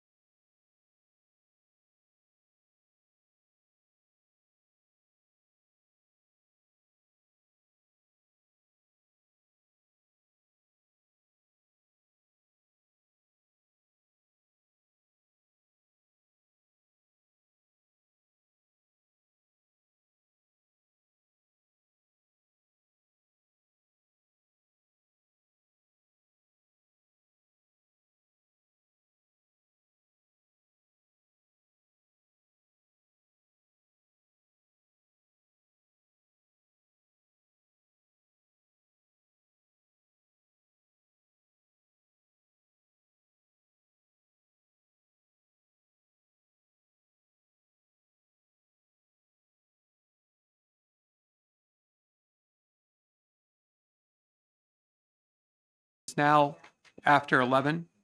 We'll open up our public hearings. And our first up will be dealing with HB 211 relative to the use of air rifles for hunting game.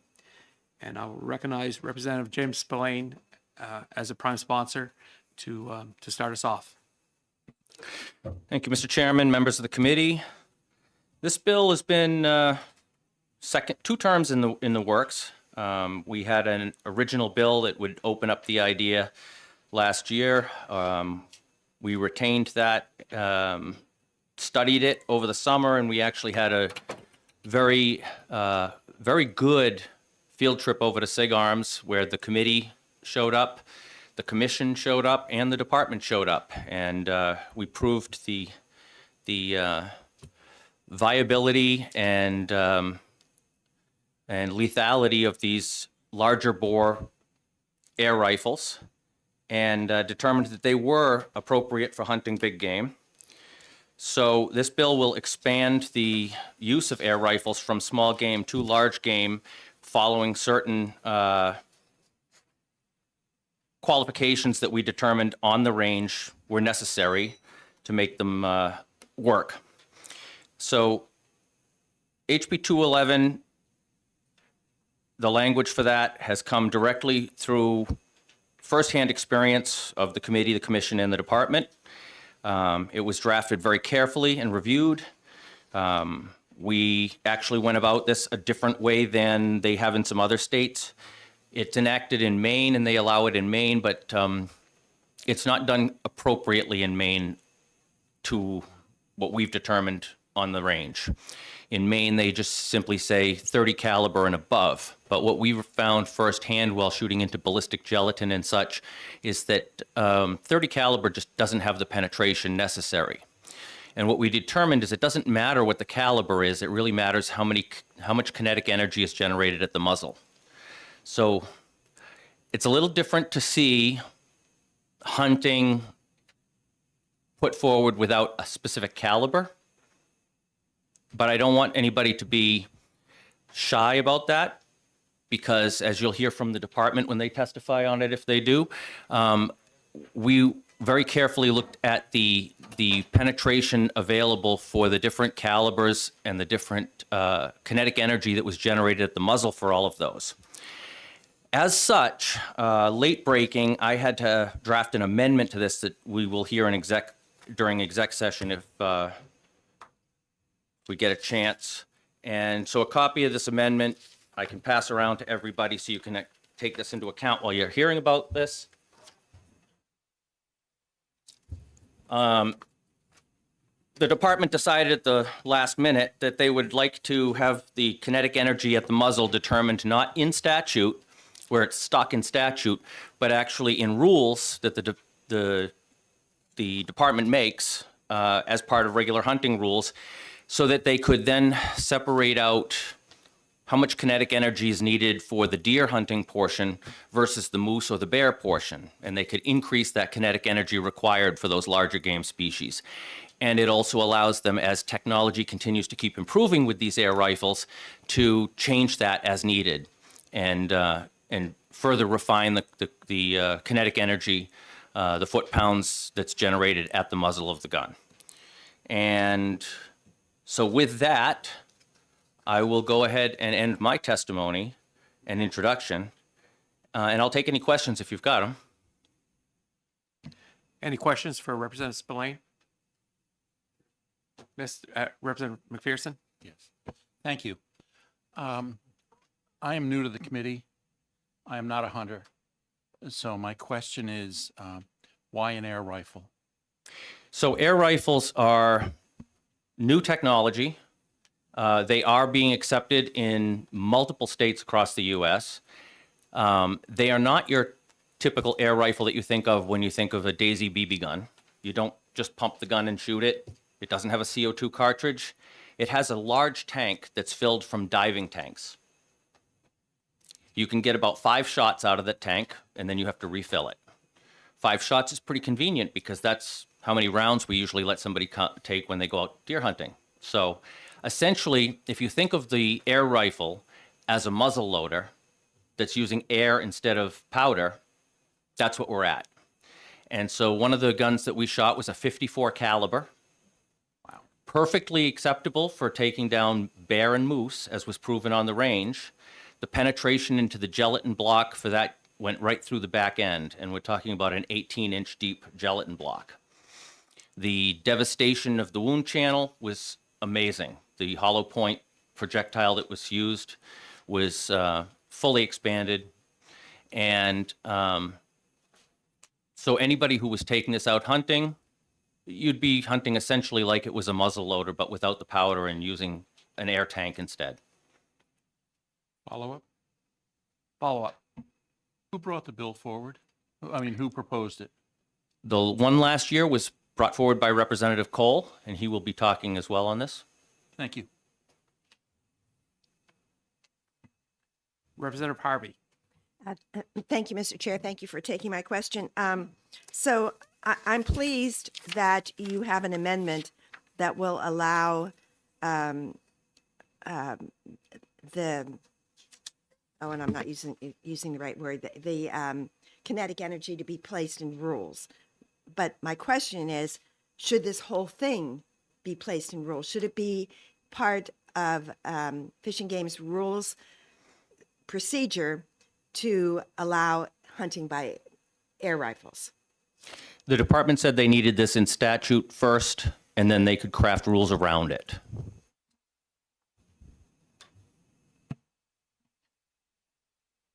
Representative Durkin. Thank you, Mr. Chair. Question for you on the projectile. Is it basically the same kind of projectile that is fired out of a powdered gun as It's a lead projectile. in the shape and design? It's of shaped the just like it. Representative Khan. Thank you, Mr. Chairman. Representative, thank you for taking my question. Representative, here we see that we're giving the authority to the commission to creating administrative and hunting rules, knowing the technology is going so fast, overnight. Maybe someday, maybe in a couple of years, we're not going to need any tanks. We will have better technology.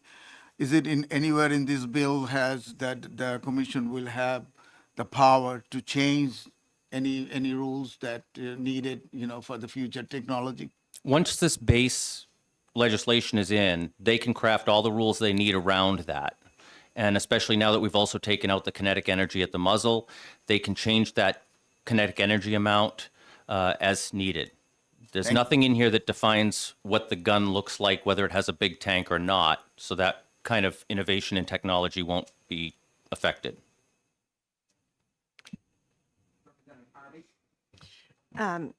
Not terribly related to the bill, but just really curious. So you stated that you could get 5 rounds before you needed to basically reload from a tank. Do you carry that tank with you? They did, yes. It's just like a diving tank, like you would wear if you're diving in the ocean. Okay. Weird. They didn't carry it in the field with them, but if they were going out to a cabin to go hunting, they would bring that tank to the cabin. And one of the things that's interesting about these rifles is, that as it gets colder, pressure changes.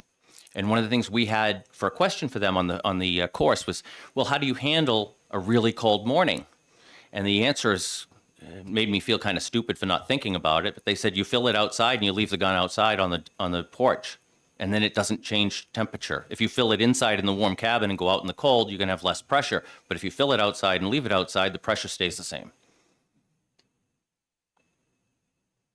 Representative Durkin. Thank you, Mr. Chair. Thank you for taking my question. So it has a 5-shot max on the tank? We determined that 5 shots gives you, yes, and then you're going to hit a warning on the level of your air in the tank, and you're going to have to fill it up again. Okay. So Follow up? that was my follow-up. Is there a sensor or something that'll, after that? Some of them have gauges. Some of them you just have to count because you know it's going to be dead the next one. Representative Tudor. Well, follow up to this, what was my original question was, so there's no mechanism on the weapon to prevent the gun from firing when the pressure drops below X. So that Some of them did. energy is going to be below what we want. Yeah, some of them had built-in regulators as well that wouldn't allow the pressure to come out too hard or fire when it's too soft. Those are all aspects of the gun manufacturer, though. Any other questions for Representative Spillane? Seeing none, thank you very much. Next up, we would like to have Representative Brian Cole.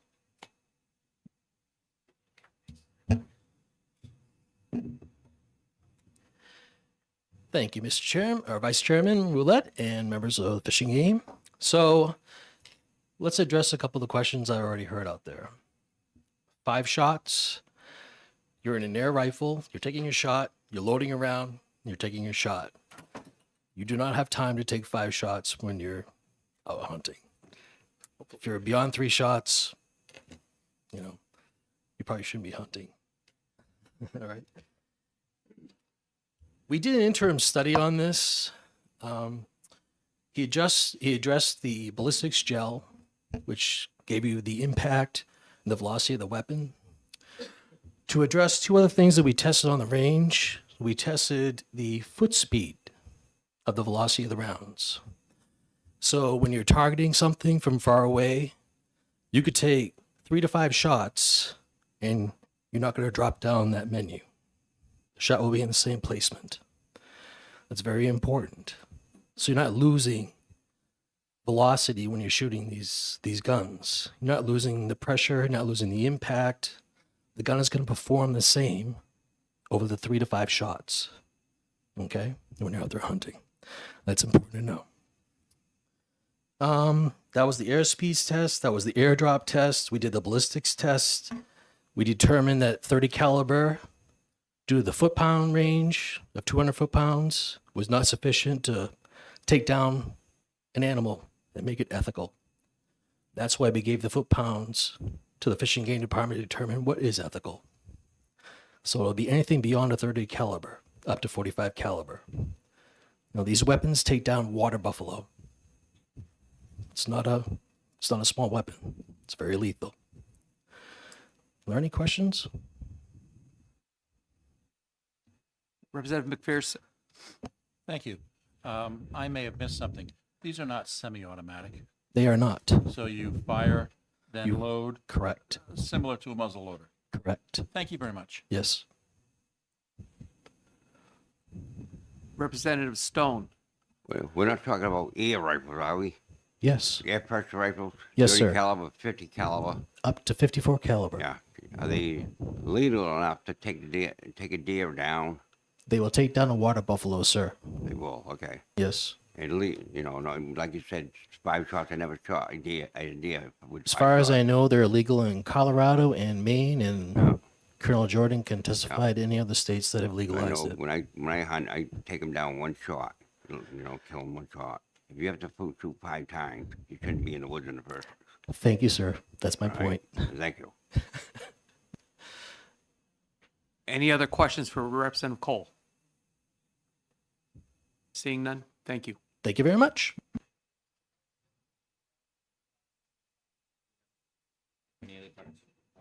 Are there any other attendees who would like to give testimony on this? Mr. Bergeron. Sorry, I thought a card had already been submitted. Apologize. Yeah, Dan Bergeron, Chief of the Wildlife Division for New Hampshire Fish and Game.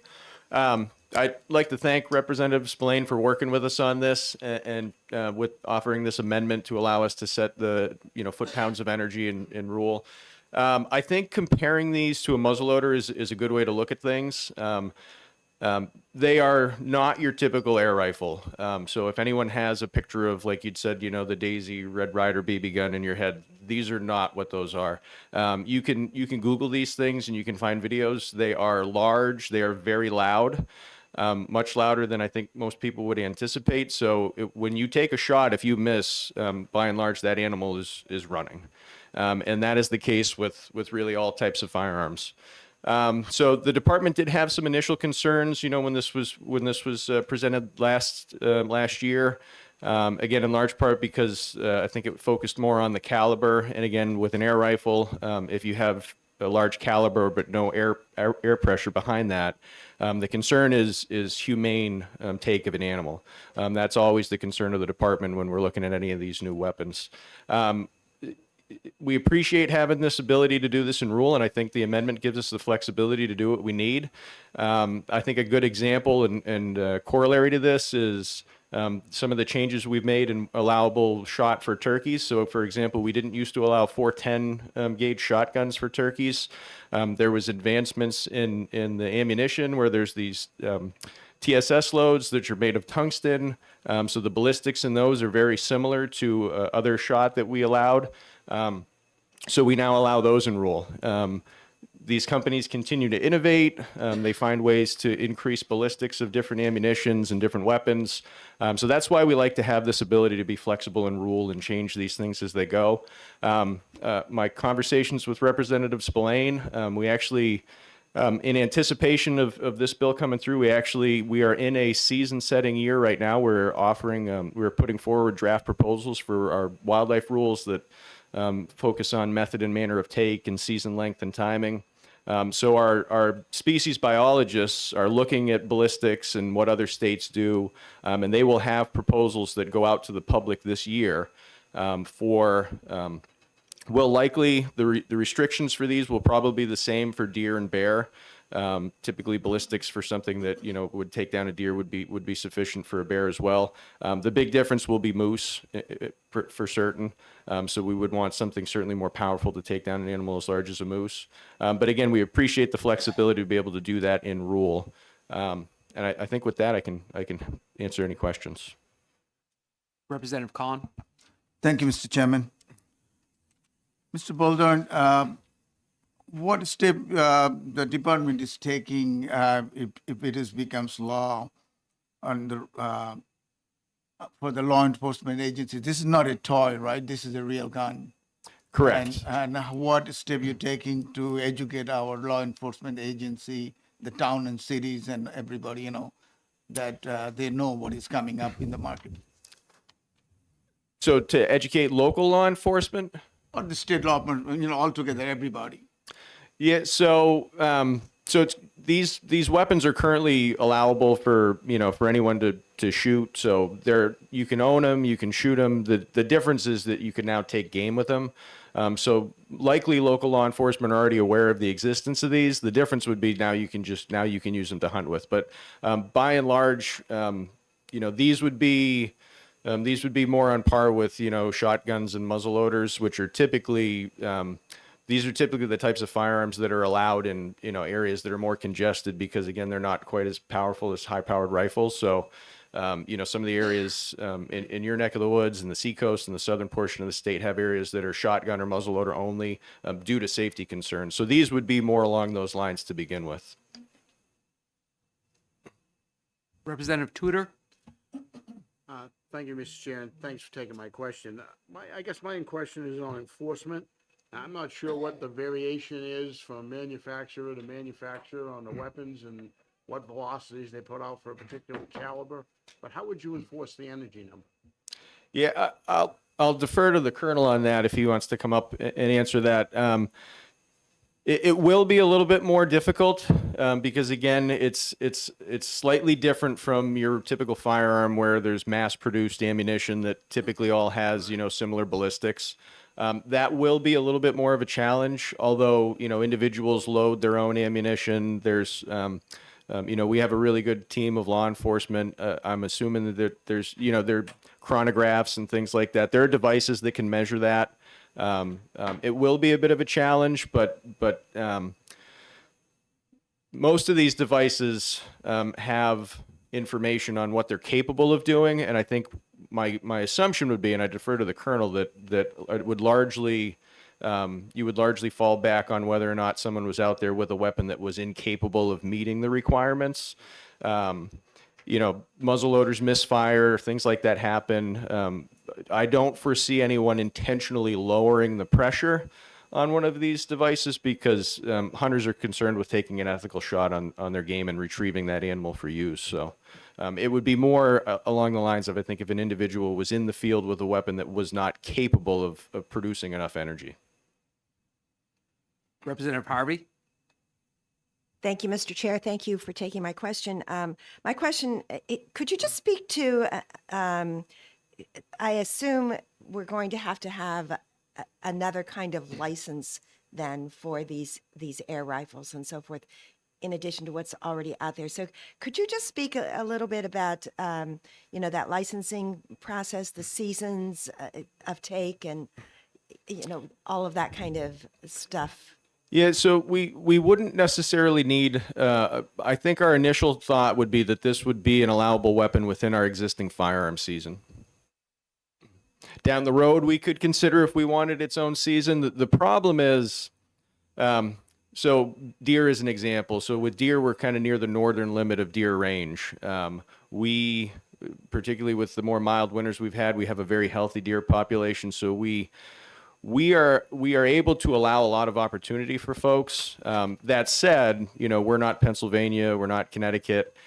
So we have restricted timeframes. There's a lot of different user groups that like to take advantage. So we have archery, we have muzzleloader, we have firearms, but even within those, there are different individuals that are always kind of looking for, their own kind of time in the woods alone. It's difficult to accommodate all those. So what we tend to do is we allow certain weapons in different existing seasons because you just can't parse it all out. So this would likely be an allowable weapon during our existing firearm season that you could use with your regular hunting license. Follow up? Follow up? Thank you.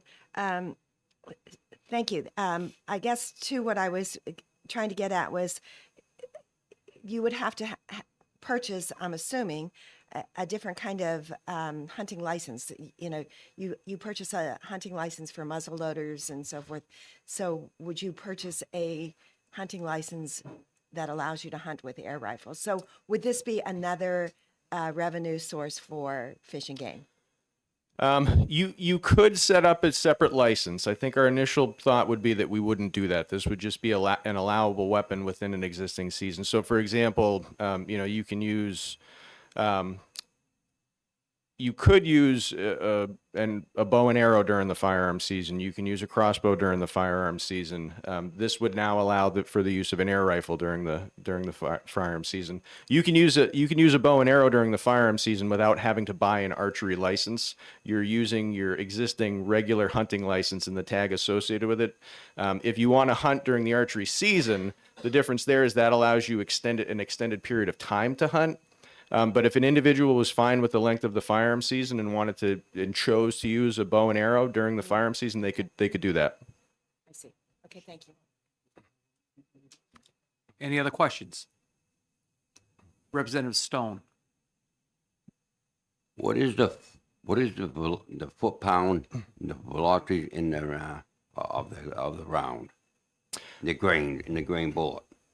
Yeah, I don't know offhand. So our species biologists are kind of looking into what seems most appropriate. And foot pounds. Yeah, so for foot pounds, what we've seen so far is that it tends to be about 400 foot pounds for deer and bear, and about 600 foot pounds for a moose. Basically the same foot pounds of a 9mm or a 40 Smith & Wesson. Yes, That's yeah. about what it is. Yeah, and I was a scout sniper in the Marine Corps, and I just want to make sure they can take it down. They shoot it once. It don't go down, just to stand there and keep on shooting. It's just I don't go for that. No, absolutely. And we teach that in our hunter ed courses. Right. The most important thing is taking an ethical shot on that animal.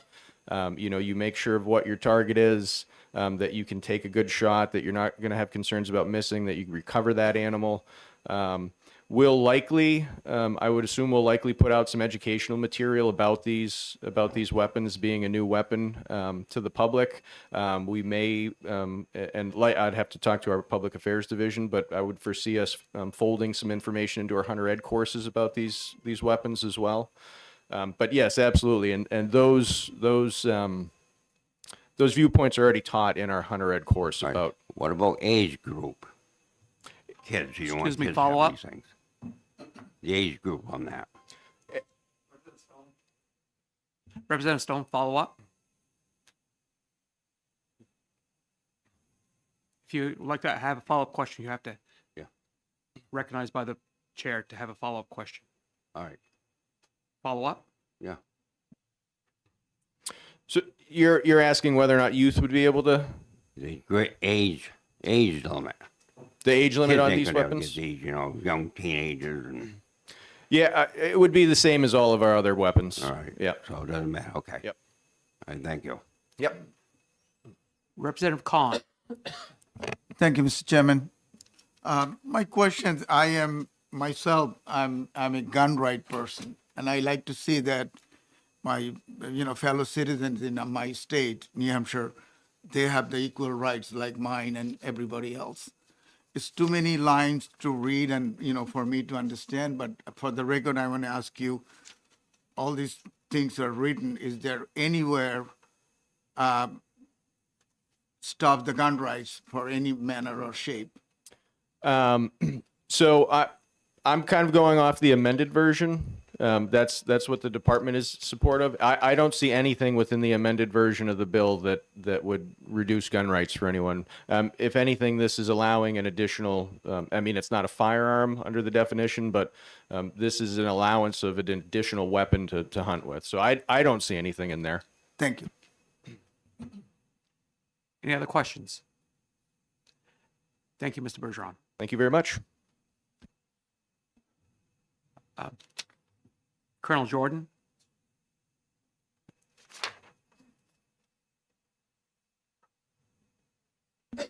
Good morning again. And originally, I wasn't going to testify. Dan was going to do that, but because of the law enforcement questions, I wanted to. So the question regarding, first of all, I want to tell you that we were not in favor of this in the beginning until we went to the range and actually saw these demonstrated to us. We're confident that these guys have done their homework and we're not producing something that's going to wound animals and lose them.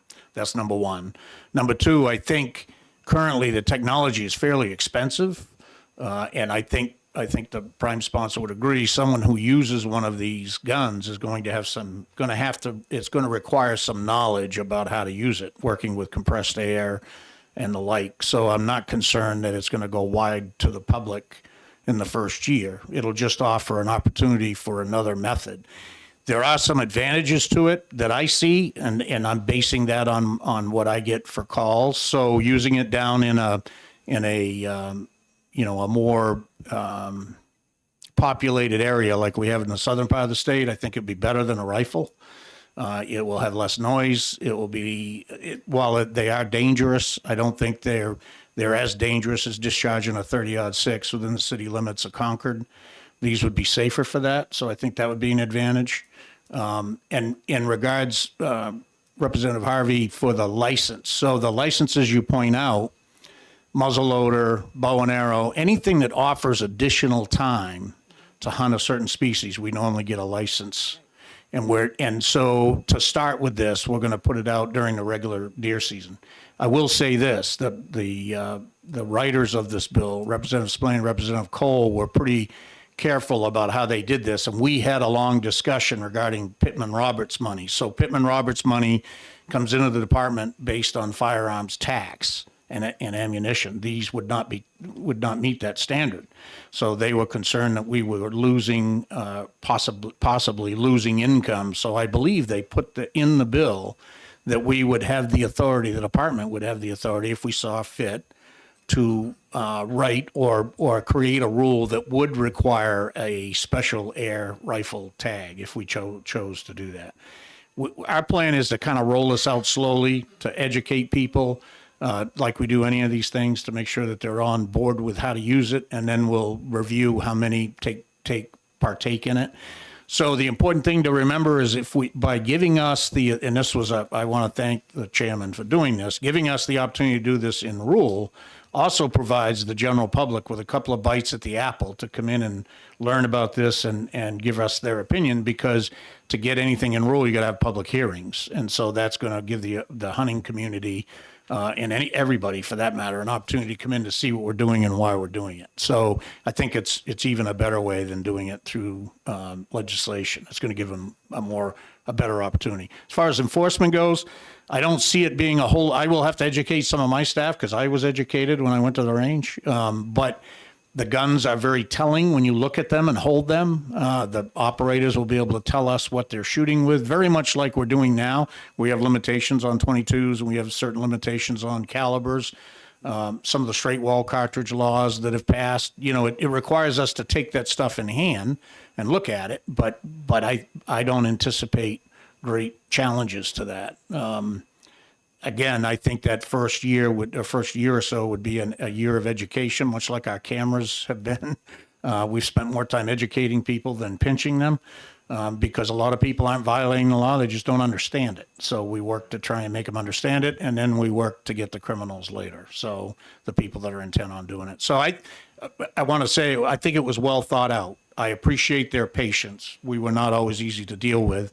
And I appreciate them taking us to the range so we could actually shoot these things and see it. I'm much more confident on their ability after watching it and talking with the manufacturers. And I certainly appreciate Representative Spillane and Representative Cole's willingness to let us do it in rule. That will help us control it. That will help us adjust for any problems that we might see, and it'll give the public a better chance to voice their opinion. So, You were a pretty good shot with it too. yeah, we did it. We did all right. I will tell you the other thing that was a bit amazing to me, Representative Harvey, is I was under the impression multiple shots. I was concerned about a second shot, you lose pressure.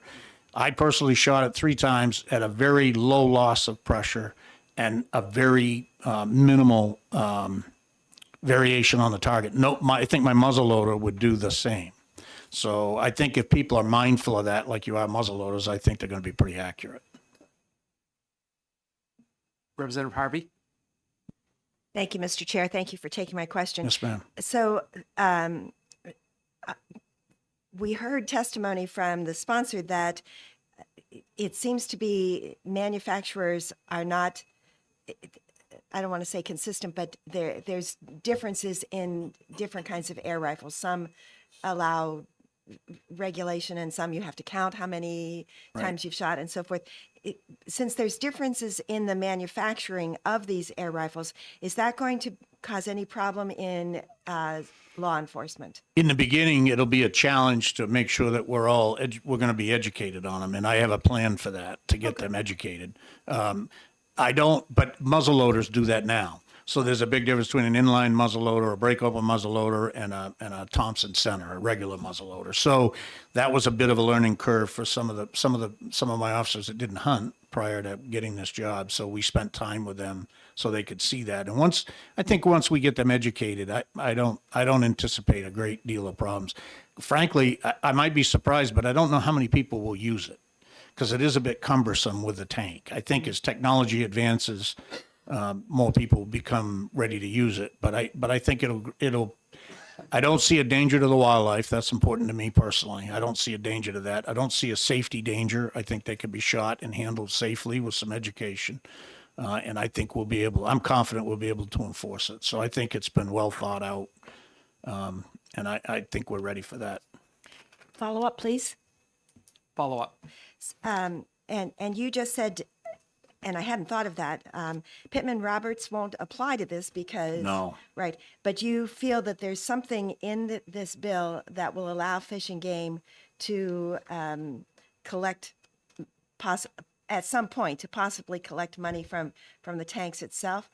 I guess I didn't see... No, I misspoke. Tags. So what representatives... We talked about that at the range that day, that this would exempt the income from Pittman Roberts, and he put in the bill, he gave us the authority in the bill to write special rules to create a tag, a air tag was my understanding. If you look at page 2, line 29, we added the executive director may further adopt rules pursuant to RSA 541A to create, issue, and sell a tag specifically for hunting with an air rifle. Thank you. I didn't catch the sell a tag. Any other questions? Thank you very much. Thank you, Colonel Jordan.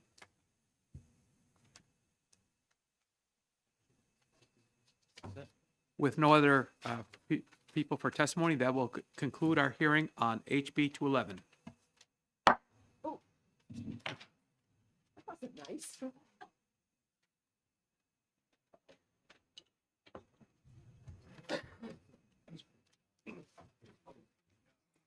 And it being past 11:30, I will now open the hearing on HB 61, creating a committee to study laws relative to oyster harvesting. I do not have any cards. Okay.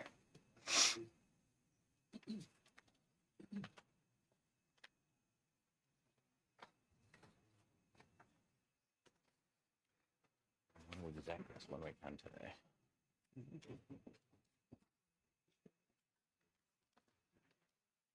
This card's 61.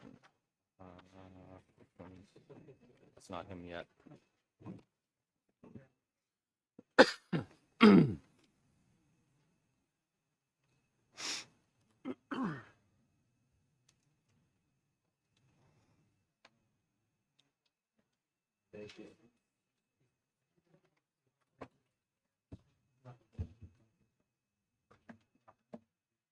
The chair recognizes Rep. Ankerberg, the prime sponsor of the bill, to introduce it. All right, thank you, Mr. Chairman and members of the committee. My name is Aidan Ankerberg. I represent Stratford 7, which is the city of Rochester. I'm here to introduce House Bill 61, which is forming a study committee to look at the laws regarding commercial harvesting of oysters in New Hampshire. And then the important part in there and the duties in the bill is expanding, for purpose of expanding the industry. So this is actually the fastest growing shellfish product and fishery in the state.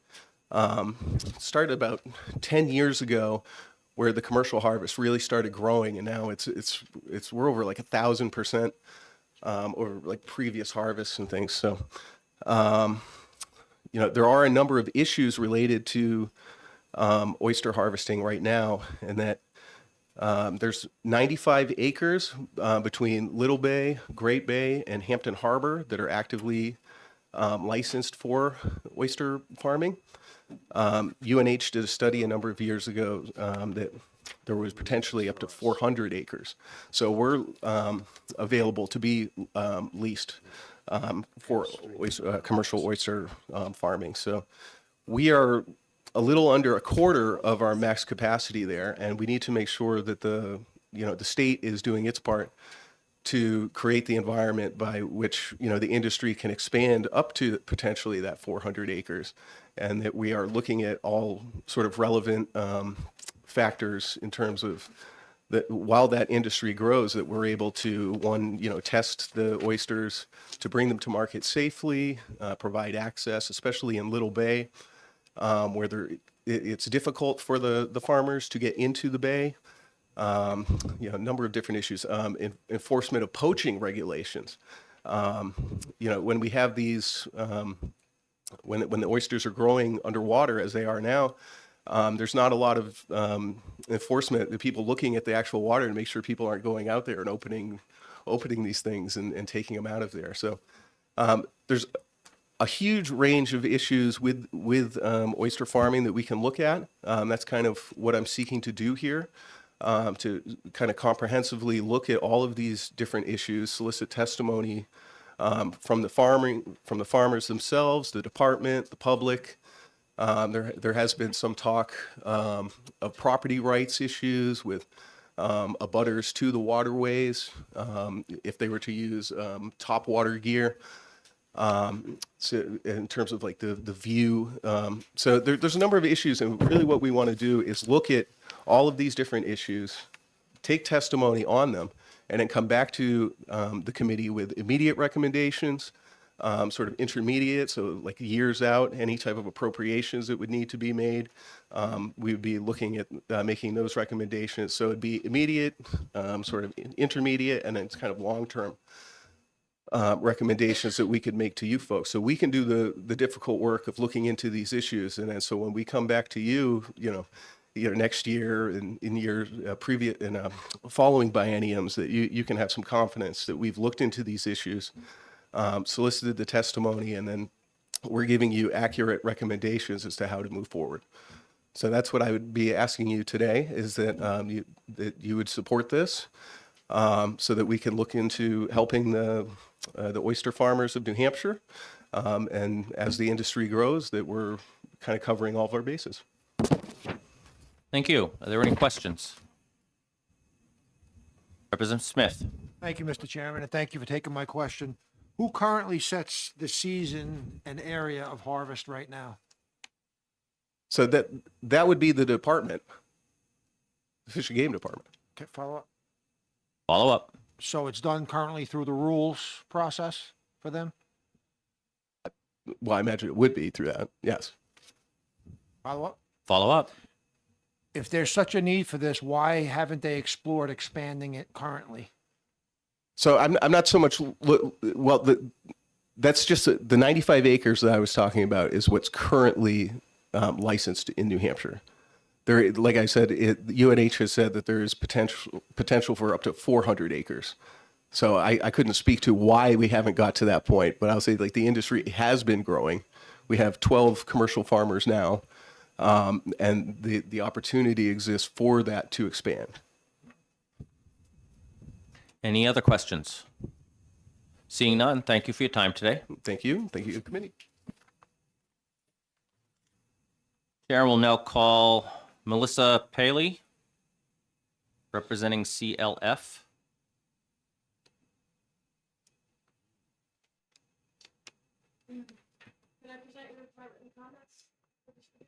Hand them down and they'll get passed to me. Thank you.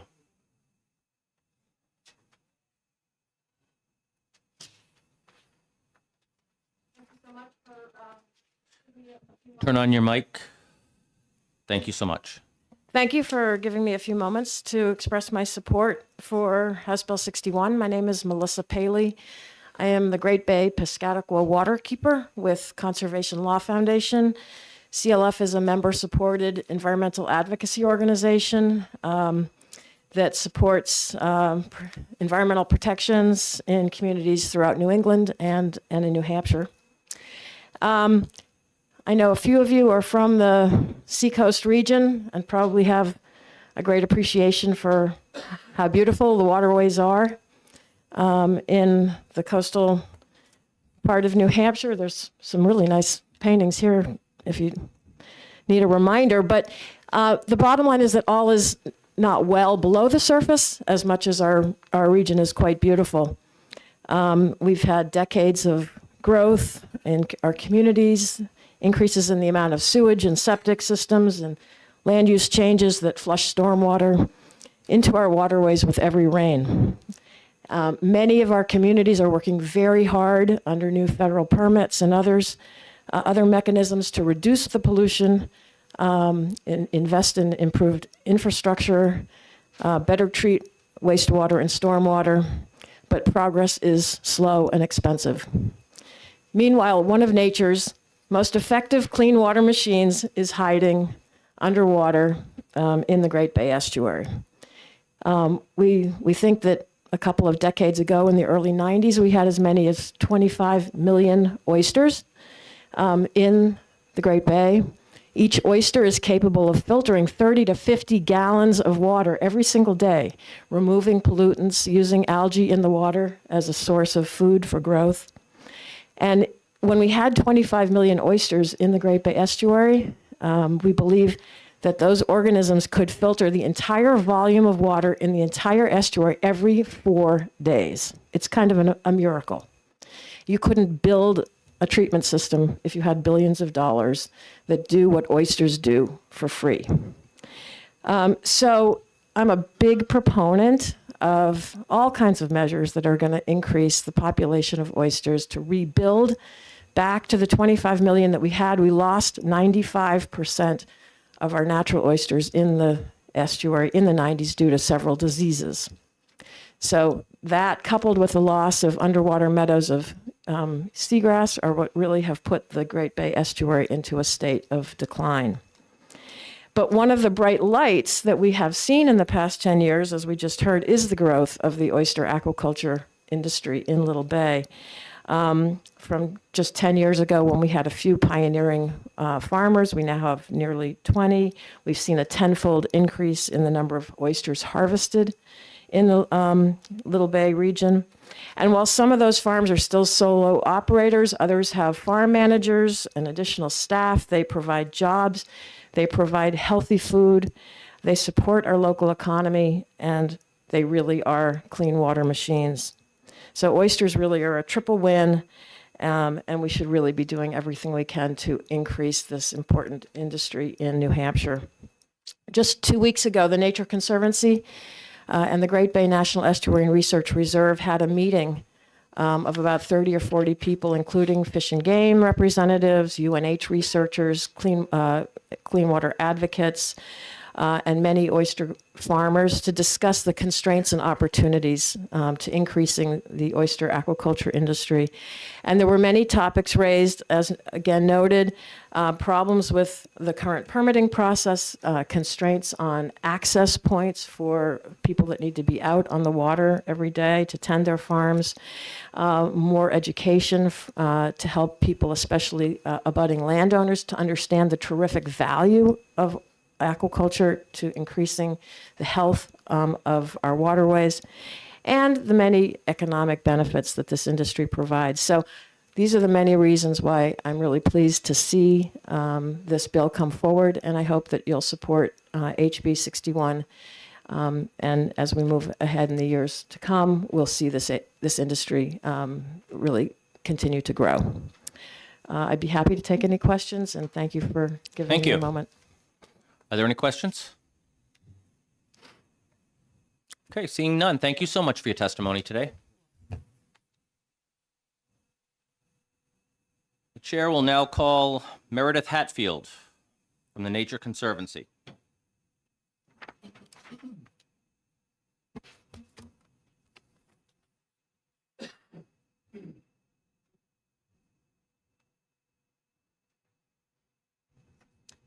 Thank you, Mr. Chairman, members of the committee. I am Meredith Hatfield, and I'm with the Nature Conservancy, and we have been working in New Hampshire for over 60 years on a broad range of environmental issues. And as you see in my letter and attachment, that does include working with farmers to support aquaculture of oysters. We agree with much of what the Great Bay Waterkeeper just testified to, so I won't be repetitive.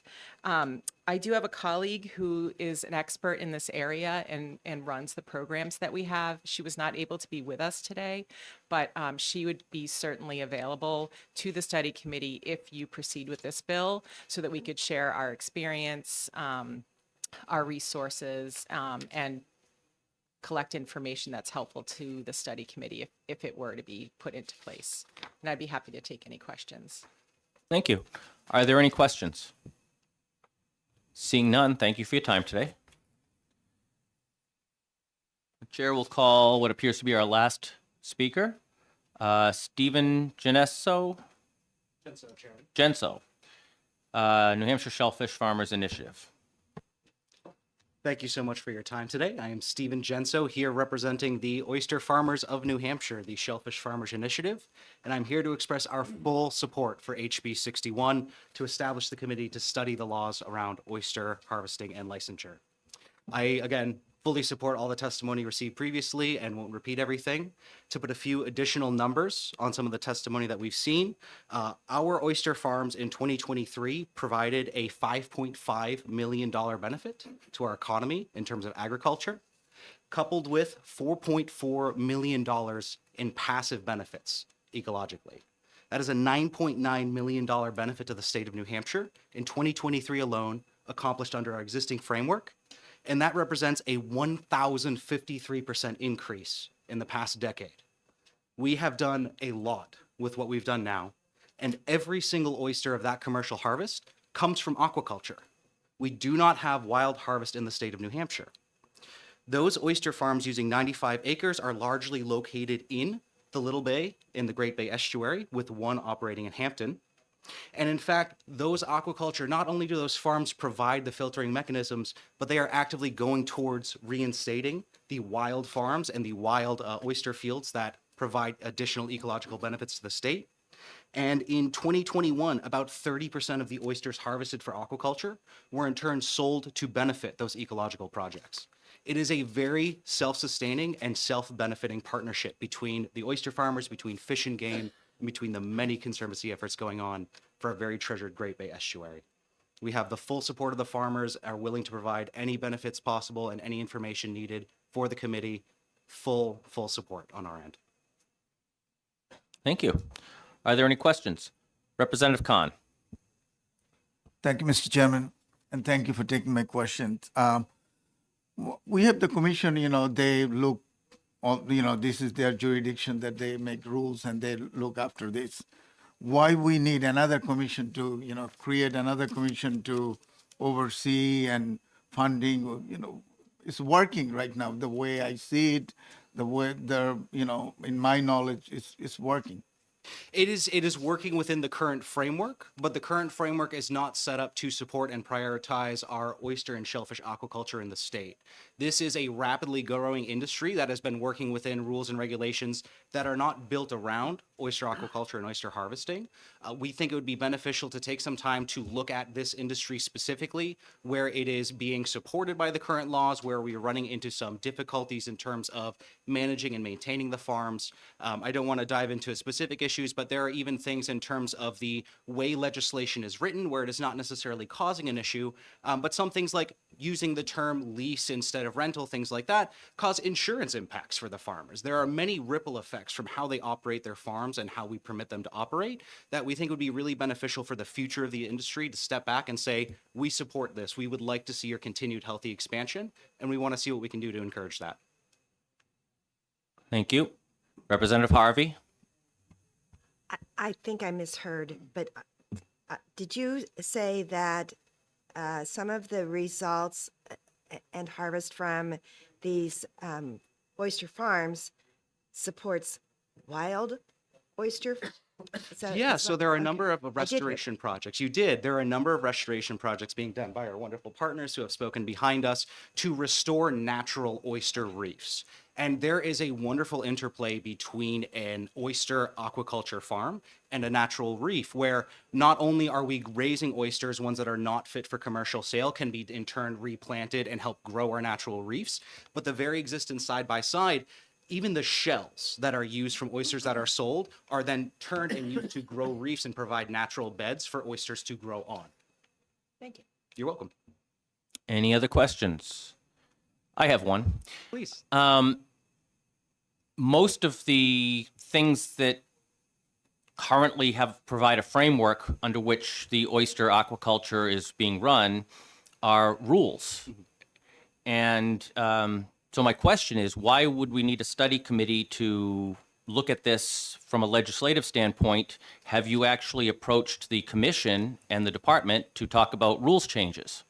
I will say I'm actually fairly new being involved, so I have not personally been involved, but I am aware that the oyster farmers this initiative has been running since 2020, have formed close partnerships with Fish and Game, have been working on things. But we see this as a wonderful opportunity to really get that step forward and operate as a group to make recommendations versus individual farmers proposing adjustments to rules.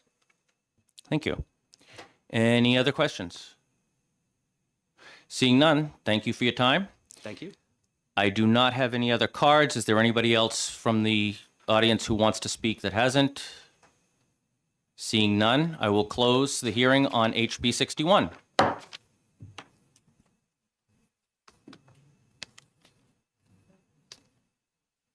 Committee, we have a break now on paper until 1 o'clock when we hear our next bill. Would anybody like to move into exec on HB 211, the air rifles bill? Let's do that. I'm going to open executive session on HB 211 FN. I'll let my clerk get prepared for that. Everybody has a copy of that amendment. So just so you know, a positive dispensation on the bill will allow us to put the amendment on, and then the bill will be exec as amended. And are we ready? All right. So opening the exec session on 211 FN. And Representative Ouellette offers OTP, and it has been seconded by Representative Murphy. We are now open for discussion. Do we have any questions or discussion from the committee? Representative Harvey. Thank you. And when I first read the bill, I was not in favor of it. I felt that it was something that should go through rules, but with the amendment, I can support this. Thank you very much. Representative Fox. Thank you, Chairman. For you as a hunter, why would you choose to use an air rifle to hunt as opposed to traditional? For me personally, it would be the same as sometimes I want to use my muzzle loader versus a regular rifle. But I can also see the utility aspect for someone who lives in a high-density area, such as the seacoast, where we do have a large deer population. We are having trouble getting enough people out hunting them to decrease the population, and this is another alternative besides a bow that would allow them to do so. Thank you. Any other comments? Representative Jacobs. Are you familiar at all with why other states haven't approved these guns? Because they're so new, is my understanding. Colonel Jordan, do you have? There are other states that have allowed. If you'd like to take the mic, you can explain just a little bit of that. Since we have an expert here, I'll let him answer our question. So I just checked with my executive director is here, by the way, Director Simic. So I just asked her, Washington State allowed for it. And I believe there are three, I may be wrong on this, but I believe there were three Western states that allow that after kind of the same kind of consideration that we've done. I don't know of any in New England. Maine, that's right. Excuse me. Maine does. Yes, I'd forgotten that. So yes, there are a number of states that have done it. Any other comments, questions? Okay, the clerk will call the roll on, oh, actually, I'm going to offer the amendment. Sorry. I offer now forward amendment, let me read the number. I need my glasses for that. Amendment 2025-00738H, the amendment to 211FN, which puts the muzzle kinetic energy into rules and removes the hard-coded from the bill. I've moved the amendment. Does somebody want to second that? Rep. Smith has seconded the amendment. We're open for discussion on the amendment. Does anybody have any discussion on the amendment? Seeing none, the clerk may call the roll on the amendment.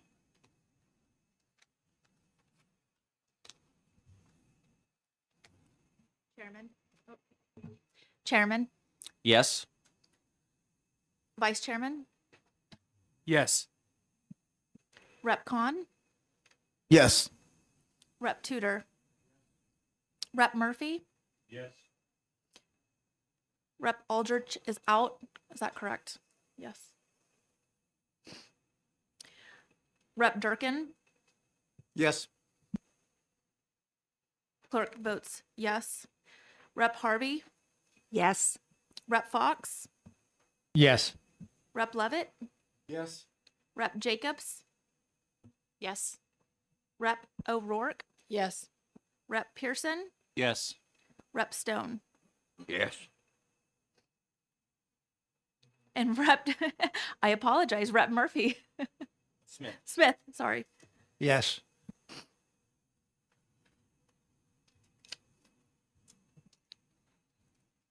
Passes unanimously.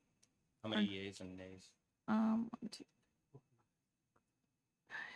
Should be 15. 15. 15-0.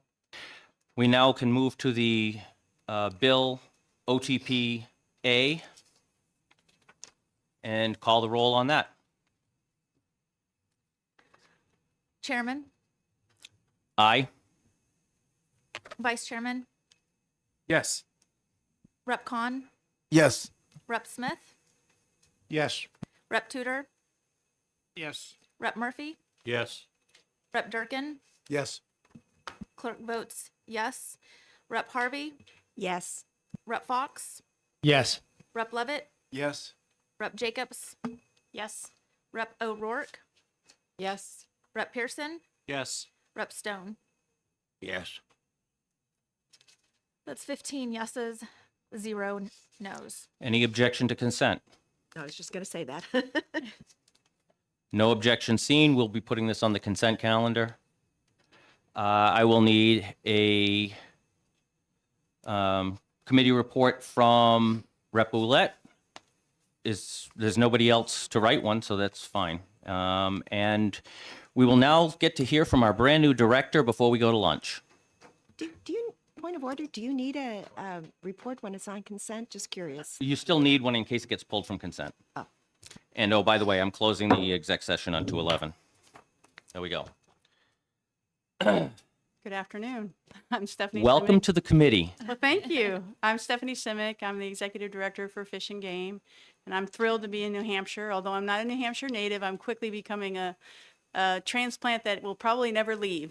I'm enjoying the state very much and enjoying meeting all of you. I'm sorry I haven't had a chance to go around and introduce myself more formally, but it's times are fast right now. Everything is happening really fast, so I hope I get a little bit more time with each of you.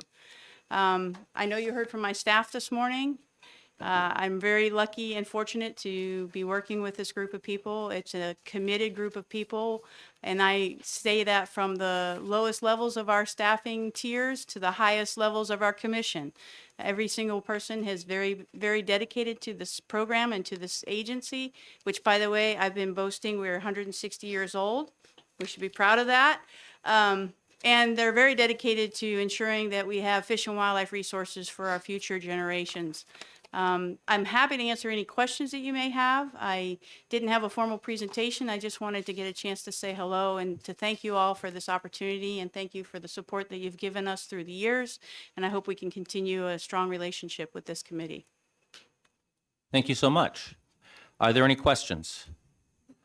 I have one. Yes. Is the cell phone number for the executive director handed down from one executive director to another on a company phone, or do you have one new? I believe I may have Scott's number, but I don't know. Just wondering, if I hit executive director in my phone, am I calling you now, or am I going to get Scott on a beach somewhere? Well, I hope you're calling me. I'll make sure you get my number for sure. I'll double check before I call. And thank you. I will like to just add for your all the information regarding the oyster farming. It's a complex situation. It's not just Fish and Game that is involved in that. DES with water quality, that's a primary partner in there. So you may know that. I just wanted to make sure that it was stated here so that everybody was aware. And Representative Jacobs, there are several states. It's probably around 13 to 15 states that are using air guns or air bows in their hunting for large game. You're welcome. Representative Khan. Thank you, Mr. Chairman. I do not know that if we're going to get the commissioner is going to be present on the Oyster Farm thing, but I do have a question about the Oyster, So just simple questions. We have the commission. Commission is working fine. We all, we see in every aspect of the way. Do we need another committee to, do anything? We need a legislation to find another committee?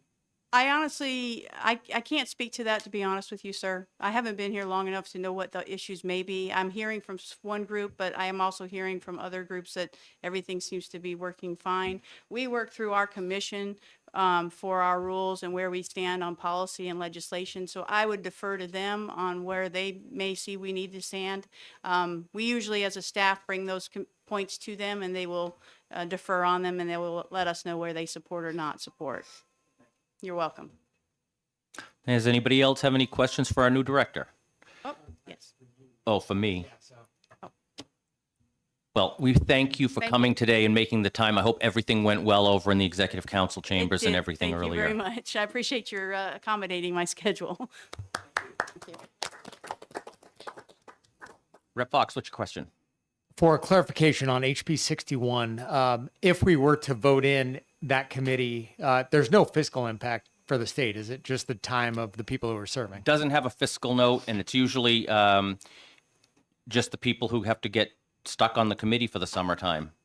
However, many times they decide to meet and whatnot. It's a statutory committee, so it would end up meeting after our legislative session ends, but before the fall comes in.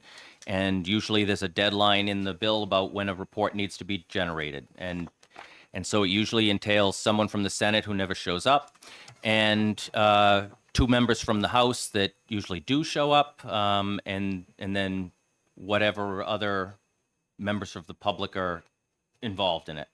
Thank you. Let's go to lunch.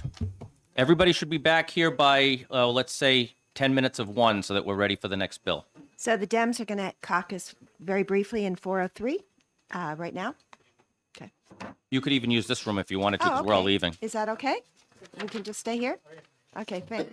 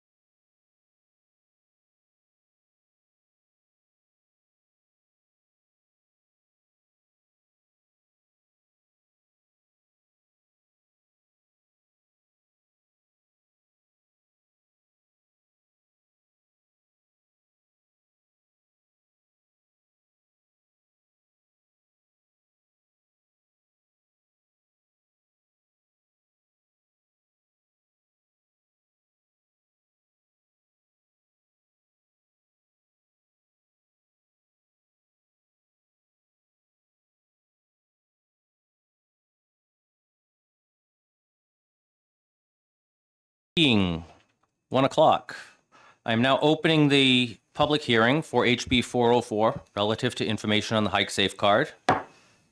And the chair recognizes Representative Darby, prime sponsor of the bill. Thank you, Chairman Spillane. Honorable members of the Fish and Game and Marine Resources Committee, I do wish that I was on this committee again this year. For the record, my name is Representative Will Darby. I represent Hillsborough District 11, the welcoming people of Nashua Ward 8. Bit of background, the voluntary Hike Safe card was introduced in 2015 to support the Fish and Game search and rescue efforts. It raises between $100,000 and $300,000 per year, which is a significant help to Fish and Game, which is facing a multi-million-dollar budget deficit by 2027. The intent of this bill is to increase to build interest in the Hike Safe card, to basically access new markets, get more people interested in it. But ultimately sell more Hike Safe cards. Over the summer, Chairman Spillane and I were on a study committee for the Fish and Game Department, looking at funding and partnerships, for the Fish and Game Department. And they recommended, the recommendations coming out of that were to partner with other organizations to increase sales of Hike Safe cards. That was one of the recommendations. The problem that this bill attempts to solve is that the definition of family, as currently used by the Hike Safe card, is increasingly disconnected with modern New Hampshire families. Cohabitation has dramatically increased across the country. Partners are having children with no intention of marriage. Partners are having children before they're married. Partners are having children and choosing to live together in familiar relationships. 1 in 4 unmarried adults in the country, 30 to 39, are cohabiting, and New Hampshire is above average in these statistics. The current Hike Safe card limits the legal family to the legal spouse, children, stepchildren, and guardianships. From a personal perspective, my daughter just had our first grandchild last year, and she made a conscious decision to have a child the year before she got married because of timing reasons. But she definitely feels part of a family with her fiance. My ex-wife is cohabited with a partner for many, many years that my daughter's considered to be their stepfather for all intents and purposes. Similar with my wife's ex-husband and his partner. There's a need to increase outreach to new groups, to increase this for the Hike Safe card, and often the younger generations have a different, more modern definition of family. Tyler Ray testified at that study committee that I mentioned, and he recommended targeting a younger audience and developing strategic partnerships. I believe that organizations may not promote the card if they don't feel like the definition of family accurately matches their membership. I have discussed this with Fish and Game, and in particular, Colonel Jordan, who I believe is going to testify shortly, about this bill before, and he recommended a amendment that I have, and I'd like to pass out if that's possible after my testimony, that adds some clarifying language with respect to domestic partners. The domestic partner is used in one statement, one place in existing statute, but it's not defined. This helps to provide that definition. It is also defined in Administrative Rule JUS 602.14. In conclusion, the New Hampshire Hike Safe card provides a great way for the community to support Fish and Game while staying safe on the trails. Sales can be increased by building new partnerships to target a larger audience. And this bill helps to align language that will help to increase the revenue that ultimately will help allow Fish and Game to have rely less on general funds and be more self-funded. Thank you very much. Happy, of course, to answer any questions. Thank you. Are there any questions? Representative Ouellette. Thank you, Mr. Chairman, and thank you for taking my question. Question I had is there any concern that actually might lose some revenue for partners that are both buying cards now and going to one that there might be any loss of revenue? Well, I might defer that to Colonel Jordan to see if they're concerned. From my own personal perspective, I think that people would actually be, I think that people don't understand the definition, perhaps, of family, and so they might be buying one thinking that they're covered when they're not, especially long-term partnerships, only to be surprised if they actually encountered, some kind of horrific situation. And there's been some. One of the things I thought of, for example, when putting this bill together was, could people try to take advantage of it? Like you got two people living together, they share an apartment, and they're like, hey, we live together. We're domestic partners. I personally am not worried about that because I think that it would be a bit embarrassing for somebody to say, yeah, I'm trying to save $15 so that I can, and I'm saying that my buddy and I are domestic partners. I think that'd be embarrassing. So no, I'm not personally worried about it. Thank you for the question. Thank you. Any other questions? Seeing none, thank you for your time. Absolutely. The chair now calls Noah Tulerski, representing himself.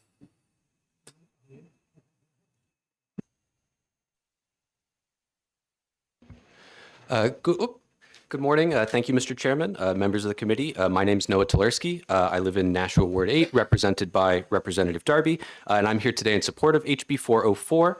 I believe personally that it's important for me to contribute to the stewardship of New Hampshire's natural resources and the outdoor spaces that I enjoy using. And I don't hunt or fish, so the Hike Safe program gives me the opportunity to do that. While I always strive to be prepared for my time outdoors, as we've seen in the news this week, even careful and experienced hikers can find themselves in trouble. And my Hike Safe card gives me and my wife some additional peace of mind when we're on the trails. I first discovered the language in the statute that this bill seeks to change 2 years ago when I went to purchase a Hike Safe card for me and my then fiance, and I discovered we weren't eligible for the family card despite living together and being only a couple months away from our wedding day. That got me thinking about all the other families that would describe themselves as families and yet be excluded from the family Hike Safe card because of the limits placed on the program in the statute. Marriage is not the only thing that defines a family, and so I believe that this change in eligibility for the family Hike Safe card is a positive one. I think this change will encourage more families to participate in the Hike Safe program by making purchasing a card easier and more accessible. Since they'll only have to purchase one card, they can ensure everyone is covered instead of having to buy multiple cards or potentially having people go uncovered by the program. With more families participating who are not currently, that means more support for the hard work of Fish and Game officers and personnel around New Hampshire who make our outdoor spaces safe for everyone. I support this bill because it will make it easier for people to support our state's natural resources while they safely enjoy the beautiful trails and outdoor spaces that make the state a special place. And because of that, I ask the committee to advance this bill to the full House with a recommendation of ought to pass. And I guess I'll say it sounds like a clarifying amendment is something that I would also be amenable to. And I have an additional copy of my testimony if the clerk would like it. If you want to pass it around to the clerk, she can make sure it goes in the file. Thank you. Thank you. Are there any questions for him? No. Thank you for your time. The chair now recognizes Colonel Jordan.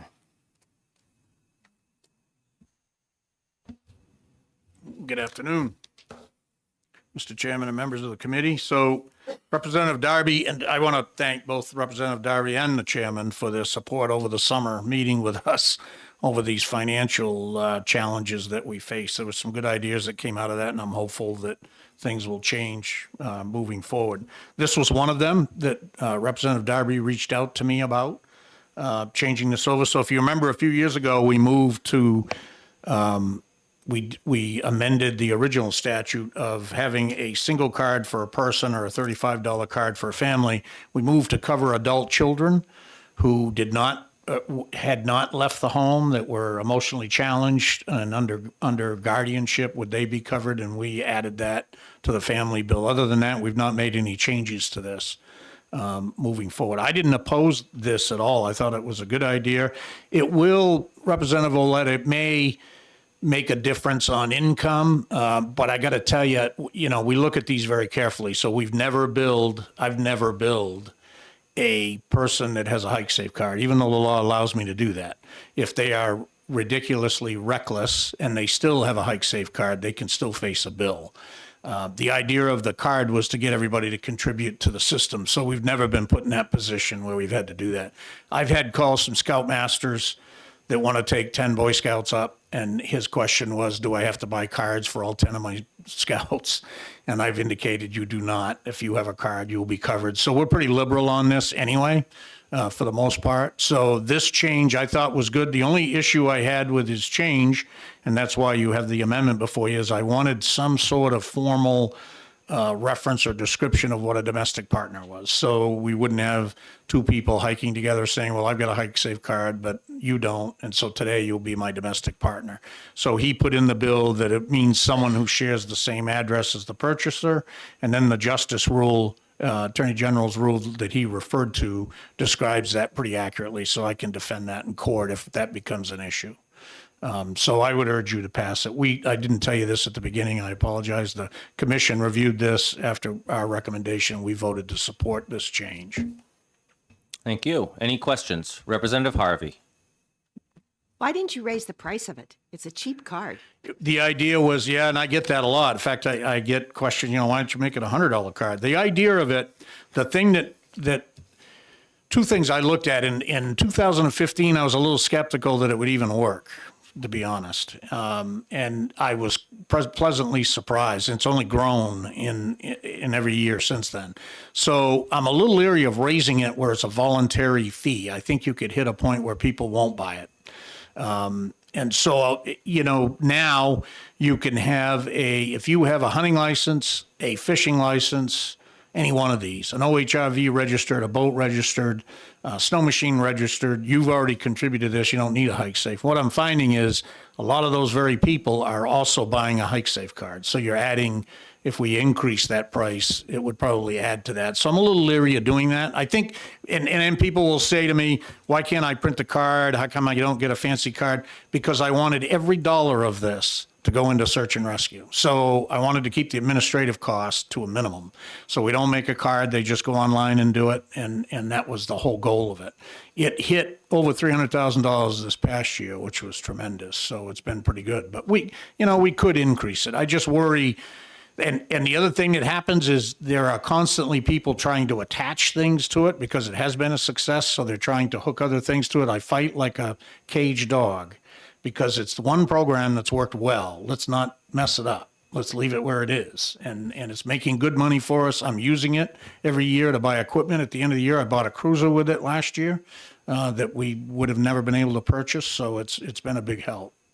And I do agree with even this old dinosaur agrees with Representative Darby. Kids aren't getting married as much. There are a lot of people living together that don't share a marriage license. And that's not something I ever thought about. So it'd be nice to have something to cover that. Representative Ouellette. Thank you, Mr. Chairman, and thank you for taking my question. Yes, sir. Just as we're sitting here thinking, it's nice to see what a success the Hike Safe card has been. Yes. I know as snowmobile racing in the country, the biggest organization is the International Snowmobile Racing Association. Yes. When you become a member, you pay $25, but there's an insurance policy that goes along with it. Yep. Have you looked at putting an insurance policy? I have. And So we met several years ago. We met with several insurance companies, and they want no part of it. They don't want to insure it because they feel that I'm trying to think of the term he used, the liability attached to it would be huge.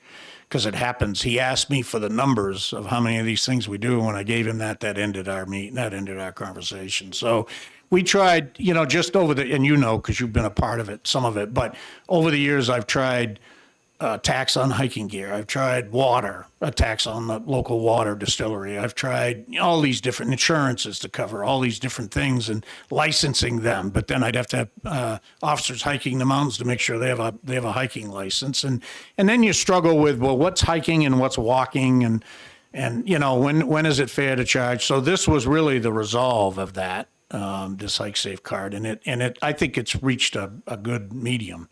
I think it's probably time to look at maybe increasing it a little bit, but I'm a little cautious to do it just because it's going so well.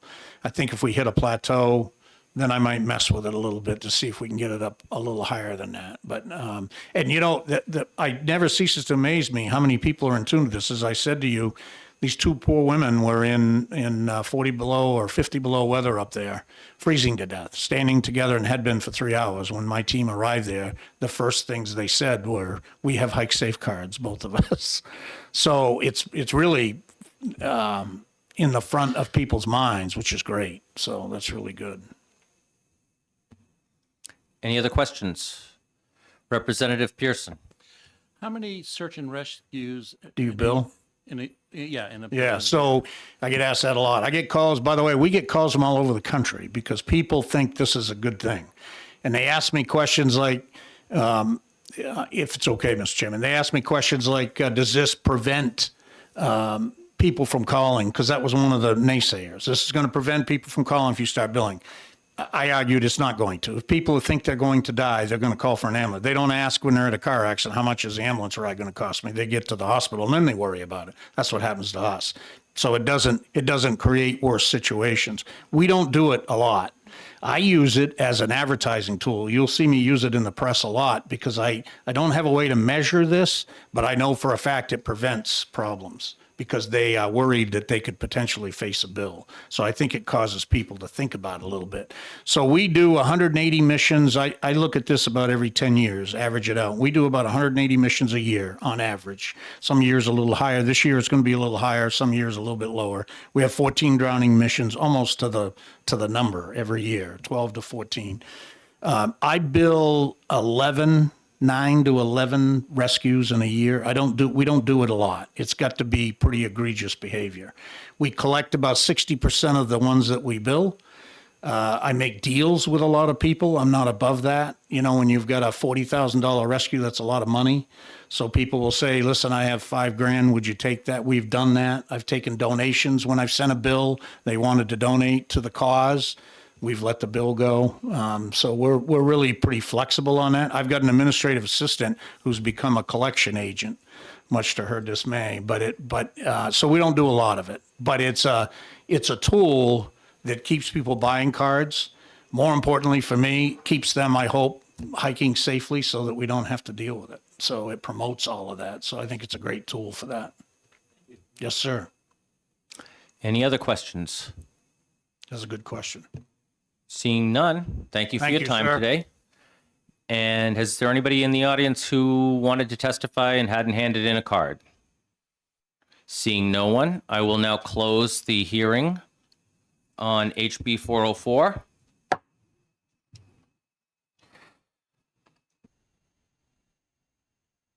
Does the committee want to move into exec on HB 404?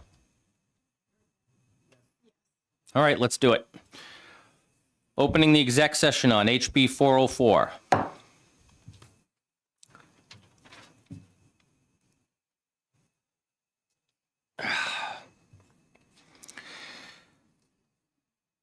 Representative Murphy moves ought to pass, seconded by Representative Khan. It's now open for discussion. Does anybody have anything to contribute to the discussion on the underlying bill before we take up the amendment? Not seeing any. Would somebody like to offer the amendment for the gentleman that brought it? I make a motion for the amendment. Do we have a second? Thank you both. We're on the amendment discussion now. Does anybody have any questions or discussion on the amendment as it's written? I'm going to support it, but I wish the price had been raised. And I'm just saying that for the minutes. Well, the price is not in statute. Any other discussion? Yes, sir. I support it, but I think they should go to a small hike. It would help them out. A little bit of a hike. You know, you don't got to go wild. Lots of people have said that. Yeah, I think we go up a little bit. Everybody else does it. Every business out there does it. Why Yep. can't you do it? Everybody said that. Right. No, I say a hike. All right. Not a big one, but you know, somewhere up here it's gonna help them out a lot better. Yep. Any other discussion? Representative Khan? Thank you, Mr. Chairman. Question for you, Mr. Chairman, that now that we heard from my fellow representative that price should be a little bit high, a commission can do that, this knowledge that we are sending this, the commission can take that position Yes, they in can. future. Thank Yep. you. Thank you, Mr. Chairman. Okay, seeing no more discussion, I'll let the clerk call the roll on the amendment. Chairman Spillane, Yes. Vice Chairman Olet, Yes. Representative Khan, Yes. Representative Smith, Yes. Representative Tudor, Yes. Representative Murphy, Yes. Representative Durkin, Yes. Clerk votes yes. Representative Harvey, Yes. Representative Fox, Yes. Representative Levitt, Yes. Representative Jacobs, Yes. Representative O'Rourke, Yes. Representative Pearson, Yes. Representative Stone. Yes. Did I miss anybody? No. 15 to. Okay, the amendment passes 15-0. We're on the original bill as OTPA. Any discussion as amended? Seeing none, let's have the clerk call the roll. Chairman Spillane, Yes. Vice Chairman Olet, Yes. Representative Khan, Yes. Representative Smith, Yes. Representative Tudor, Yes. Representative Murphy, Yes. Representative Durkin, Yes. Clerk votes yes. Representative Harvey, Yes. Representative Fox, Yes. Representative Levitt, Yes. Representative Jacobs, Yes. Representative O'Rourke, Yes. Representative Pearson, Yes. Representative Stone. Yes. It's 15 yeses. Move consent. Consent's been moved. Anybody have any objections to consent? Seeing none, this will go on the consent calendar.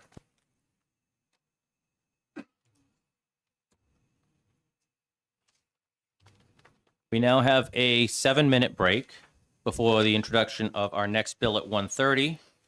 And I will let the committee know that I will be downstairs introducing another bill at 1:30. So the vice chair will actually open the hearing on 6:47. And one of my co-sponsors will do the introduction of that bill.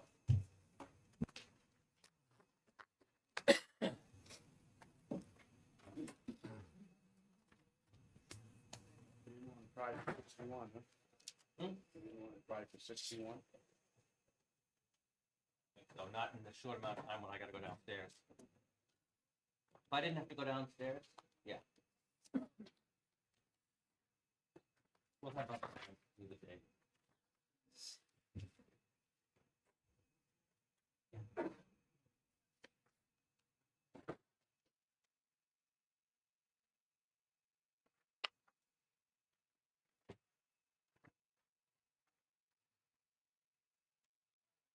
Good luck. I'll be back.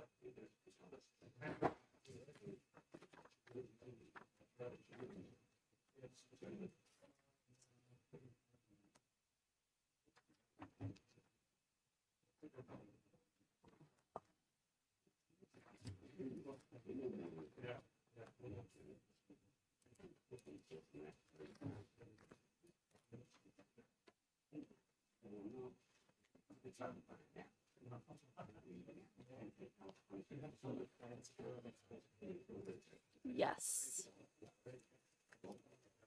There's only one.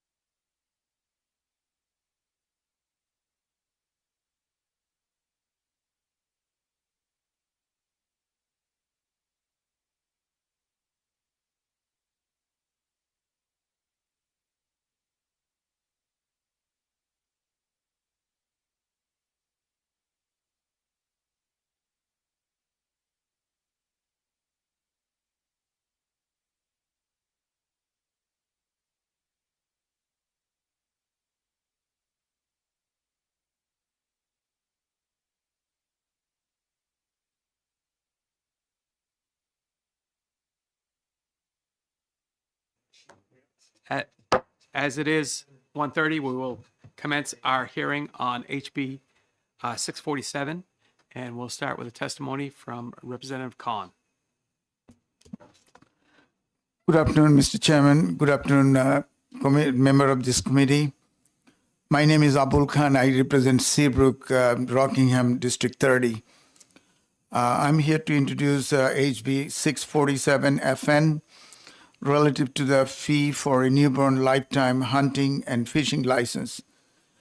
And Mr. Chairman, I'm reading from the bill methodology. This bill replaces 300 fee for a lifetime combination hunting and fishing license for residents under the age of 1 year newborn license with the authority for the executive director to establish the fee through administrative rulemaking. The department assumes the fee for such a license will increase significantly when determined actually as required by the bill.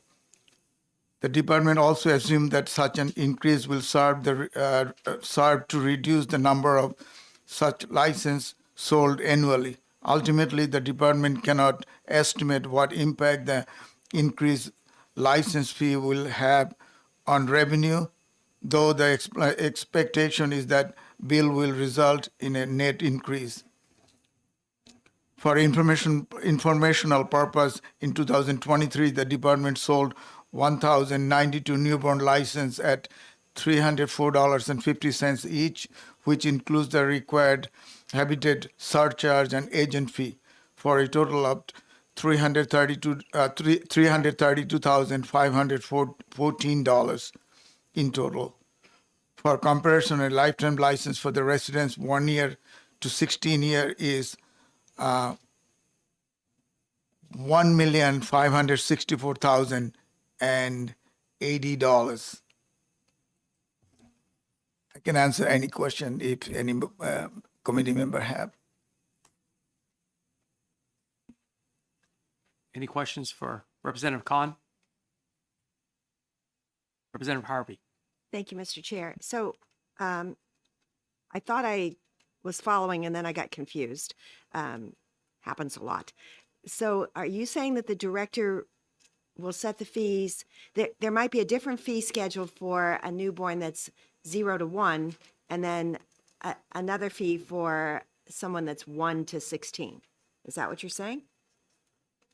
Representative, I was not ready for this question. Would you mind if a department answered this question? Anybody?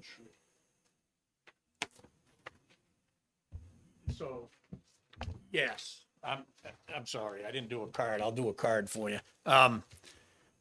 For the record, my name is Kevin Jordan. I'm the colonel at New Hampshire Fish and Game. And the commission voted to support this bill, this change. So yes, I believe, my understanding is that she would set a different fee and rule for the infant license, and everything above an infant would start at age 16. So these are, when they figure a lifetime license, they're done on an actuary table. Depending on your age, they estimate how many years you'll live, and your license is adjusted accordingly, the price of it. For me, it'd be $10, but for a young person, it would be hundreds of dollars. And so what's happening is we're selling a lot of these, which is a good thing, except in time down the road, this is going to cost us significantly. We've lost a lot of, will lose a lot of revenue. So we wanted the ability to adjust this. So yes, to answer your question, she would have one price for the infants under a year, and she would start with anything above a year. My reading of it, my understanding of it, would start on the table at age 16. So I could go in for my 5-year-old. I could buy him or her a lifetime license, but I would pay the same as if my child was 16. Yeah. Yes. Thank you. And my license was only $50 too. Yeah, mine was a good deal. So, Representative Fox? Thank you, Mr. Chairman. Thank you for taking my question. Yes, sir. Any idea what the fee would be for a newborn for this, and whether anybody would actually take advantage of it once it's raised? So no one has communicated to me certainly what that would be. I do think they would take advantage of it because it's wildly popular now. And I don't think it's popular because of the price. I think it's popular because people want to do something for their child. So I see grandparents doing it for their grandchildren. I did it for all of mine. So I don't think it'll change that, but the income, I think it'll be higher than $300. But I don't think it'll be where it is at 16. I think it's 16, and I'm just shooting from the hip here. I want to say it's like $1,500 or $1,800. So at 16, it starts at that. So it'll be significantly higher. Thank you. Yes, sir. Any other questions? Thank you, sir. I'll get a card filled out. Thank you.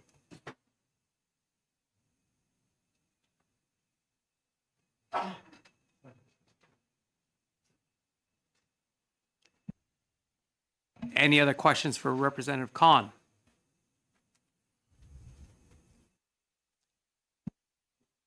Thank you very much.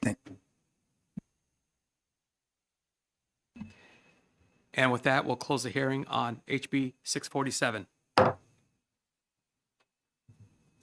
that was quick.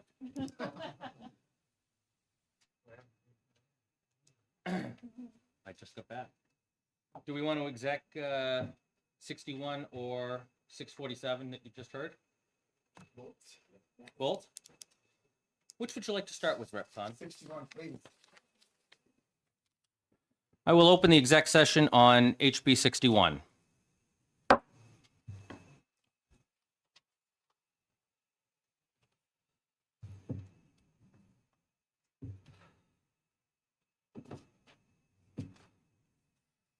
I have a motion of ITL from Rep. Smith and a second from Rep. Khan. The bill is now open for discussion. Rep. Harvey. I think we heard from a number of people this morning that testified that this is a great idea. It's a complicated idea, something that's more complicated than can be taken in rules, and it would be beneficial to the agricultural industry, but also to our water and so forth. So I can't support the ITL. Representative Ouellette. Thank you.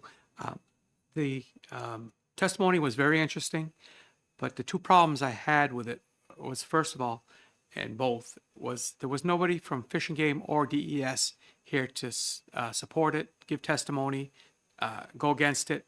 I think it's got some great ideas, but I don't think it's ready to proceed. Representative Khan. Mr. Chairman, thank you. Vice Chair, echoed what I was feeling.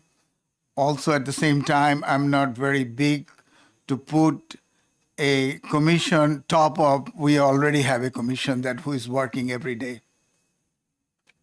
Thank you. Representative Fox. I would be inclined to vote against the ITL simply because it's a small committee. Not going to cost us anything to get it done, and the environmental benefit and the fact that oysters and beer for dinner every day of the year make me feel fine. So absolutely, thank you. Anyone else? Seeing no further discussion, I will ask the clerk to call the roll. Well, I'll add one thing first. If this bill passes, it will be people that voted for it that could put on the committee. I'm not going to ask someone who was opposed to it to serve on the committee in the middle of their summertime for something that they didn't feel was worthy. I just want to let that out. That I think is fair. Representative Harvey? I just went back through my notes, and although we may not have had somebody from Fish and Game speak formally when the bill was introduced, certainly the commissioner did speak. The commissioner of Fish and Game did speak in favor of the bill. Well, she said she couldn't really speak on that because she's too new and doesn't know the situation. Was what she actually said. Okay, the clerk may now call the roll. Sorry. Yes. Vice Chairman Ouellette, Yes. Representative Khan, Mr. Chairman, I'm sorry to interrupt, but I'm just have to understand that we're voting for ITL. Thank you. Thank you very much. Yes. Representative Smith, Yes. Representative Tudor, Yes. Representative Murphy. Yes. Representative Durkin, Yes. clerk votes yes. Representative Harvey, No. Representative Fox, No. Representative Levitt, No. Representative Jacobs, No. Representative O'Rourke, No. Representative Pearson, Yes. Representative Stone. Yes. We have 10 yes. and 5 noes. Okay, this will not be on consent. Will there be a minority report? Yes, there will be.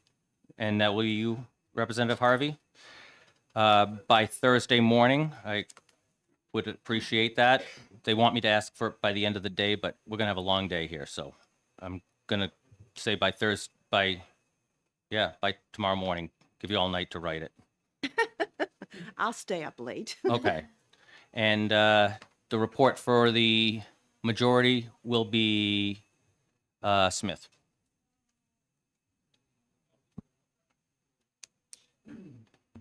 Closing the exec session on HB 61. We still have time. I will open the exec session on HB 647.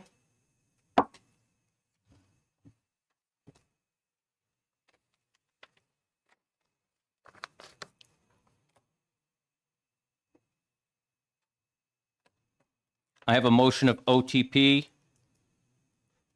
by Representative Tudor and a second by Representative Khan. The bill's now open for discussion.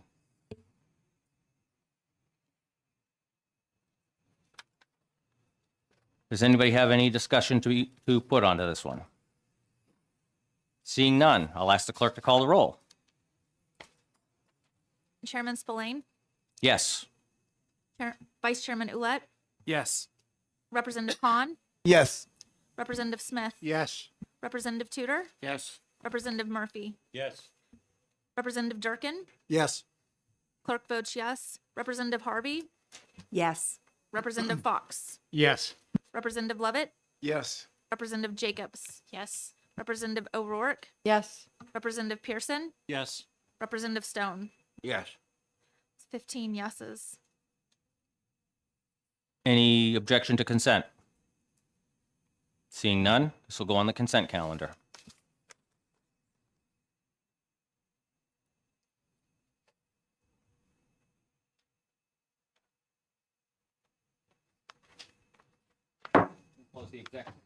Close the exec session on 6:47 FN.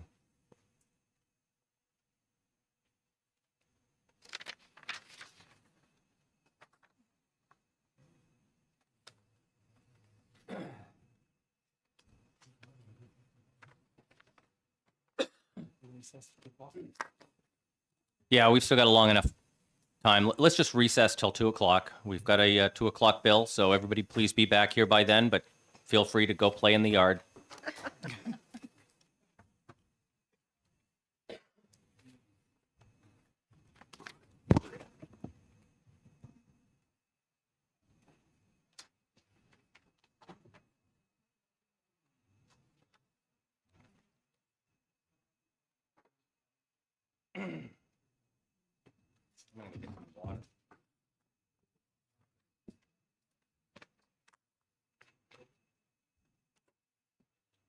You're doing great.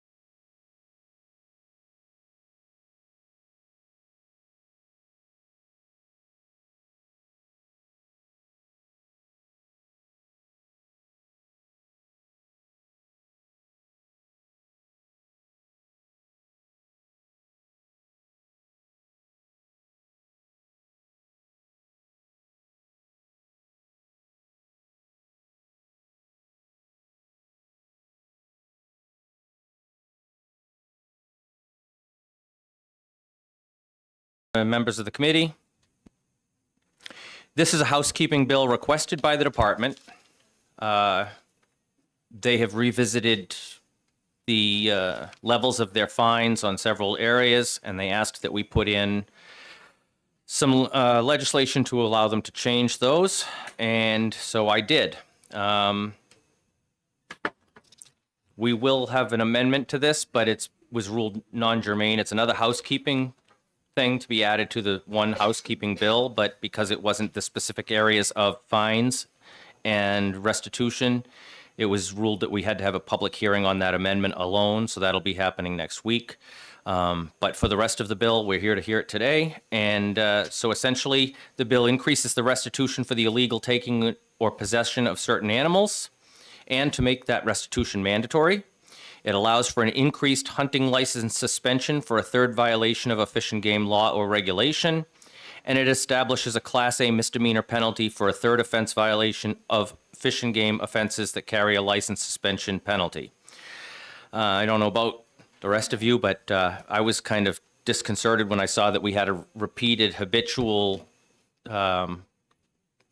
poacher that was arrested, and they lost their license for a year. I was like, the heck? So Fish and Game revisited a lot of their penalties and stuff that hadn't been looked at in a very, very, very long time. And under a new economy with new needs to deter some of the repeat offenders, they asked for some of these changes to be made. And so I will leave most of the discussion onto the specifics up to the members of the department who are here to talk about them. And if you've got any questions, I would probably tell you that they're better suited to ask than me. Representative Harvey. Thank you, Mr. Chair. And I'll ask the question of you anyway, Mr. Chair, and if you don't like it, then you can defer it, okay? I think this is great, and I'm all for it. The only issue that I had was the fine for Fisher. Fisher and bobcat, otter, and fox. Definitely, we've seen a very large decline in the number of fisher and fox in our state. So I'd like that fine to be $1,000, not $500. Well, that wouldn't be up to me. That's something that I think that the department has a good handle, and the biologists of the department decided in discussion what they thought a fine elevation should be. And certainly we can all discuss it here, but it's been put in the bill at $500 because they thought that was appropriate at the time. So if they are convinced to raise it elseways, we can put an amendment in to do so. Thank you. Any other questions for Chairman Spillane? Thank you. Which one is it? So this is the one. Next will be Colonel Jordan.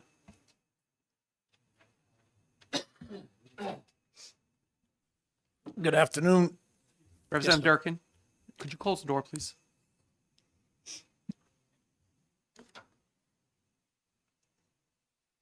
Again, my name is Kevin Jordan, and I'm the colonel at New Hampshire Fish and Game. Our commission actually brought this bill, so this was one commissioner. And he is going to speak, I think, following me. But basically, he asked for this bill, and I worked together with him to create the update. So a couple things this bill does is we left it. Originally, it had said, if you look on line 7 on page 2, it said may. We struck that to put shall because I had judges that quite literally felt that the fine and the loss of license was enough. They didn't need to be charged with restitution. So this, and judges are good at following the law. Whatever law you create, they follow it to the letter. So that was the idea of striking may and making it shall. So they will pay this every time. And then we went down through these restitution amounts had not changed in a number of years. And we originally talked about changing fines. And there's a couple of things I want to make you aware of on fines. First of all, to do fines, it would require a number of bills to be filed. And so there's a lot of room for that to go astray. Two, to be honest with you, when you deal with people in the woods or people fishing, it's a different, I was a police officer before I came here, and it's a different, I've got to say this carefully, it's a different clientele. So the people that I deal with today say to me regularly, I will pay anything you want. I don't want to lose my hunting license. I don't want to lose my firearm. I don't want to go under suspension. I don't care about the fine amounts. And there is that thought that they'll pay anything. And I think financially, a lot of those folks are in a better position in their lifetime. They've got rifles and equipment. They're in a better economic position to pay those higher fines. So I talked to Commissioner Green out of doing the fines, and I said, let's do the restitution. That's something that the state would benefit from. This money could come back in. We could put it back into wildlife or in activities to promote habitats and build these things back up. So we felt that restitution was a better fit. We also felt making it mandatory would take away any discretion from the judge. I think they'd follow it where it says shall. The second part of this is we do have, if someone is, so any hunting violation carries with it, I'll use hunting as an example. Any hunting violation carries with it 1 year automatic loss of license. They have the opportunity or ability to appeal that. So when we hear from the court that Kevin Jordan paid his fine on November 19th, that is sent to my administrative assistant in law enforcement. And she sends out a letter to these individuals saying, effective on November 19th, because of your court conviction, your hunting license will be suspended until November 19th of next year. And so then we also in that same letter offer them an opportunity for a license hearing. So they come into the license hearing. I have the officer who wrote the summons, myself and the executive director sit, and we give them an opportunity to present a case once they've been convicted. They can present ideas or arguments to the executive director why that suspension period should change. They don't get to debate whether they're innocent or guilty because they've been convicted. That part is over. But they can come in and say things like, I have a clean record. I didn't understand the rule. I didn't think I was violating the law, those kinds of things. And the executive director takes recommendations from my officer. I kind of sit herd on that so we don't go astray. And I'm very careful to make sure that we're consistent as much as we can be. Every scenario is different, but you still have to be consistent. You can't suspend one hunter for 12 months for shooting a deer in a closed season, and the next guy who comes in, the next hunter that comes in that did the exact same thing, but because he's a nice guy, we're going to give him a month suspension. You got to stay consistent because these people will do right to nose to find out what you're doing. So I take great pride in the fact that we are consistent. I will also tell you that we will negotiate a reduced sentence more often than not. If someone takes the time to come to the hearing and they present a reasonable argument and we can determine by talking to them they're truly sorry and we've done our job in law enforcement, in spite of what my young officers think, is not to punish people. That's the court's job. Our job is to change their behavior. So if I can look at a defendant and decide, well, he's learned, this person has learned, not going to commit this offense again, we can then reduce that sentence. When this runs afoul is when you do that, or if you don't do that and someone goes under suspension and then they go back out within the next year and they do it again the second time. Now they get, under statute, they get an enhanced penalty under current law. So if you commit 2 hunting violations within a 5-year period, you will lose your license for 3 years. But we don't have anything beyond that. So, and we have a few that continually commit offenses. And so another thing we did in this bill was we talked about making a habitual offender status to address that very thing. As I said, we don't have a lot of it, but the ones that you do have, I want to hit them harder because they don't care and they're not going to change their behavior, or they haven't learned anything and we really need to get their attention. So this turns into an habitual offender status, which makes it a misdemeanor for them to do that. It also would open the opportunity for jail. Now, I think we all know I can't get drug dealers locked up today. It's just not the way it works anymore. It's sad, but that's the truth. So I don't know how many of these people we'd put in jail, but we certainly, a misdemeanor offense gives them a criminal record, gives us the ability to find them more.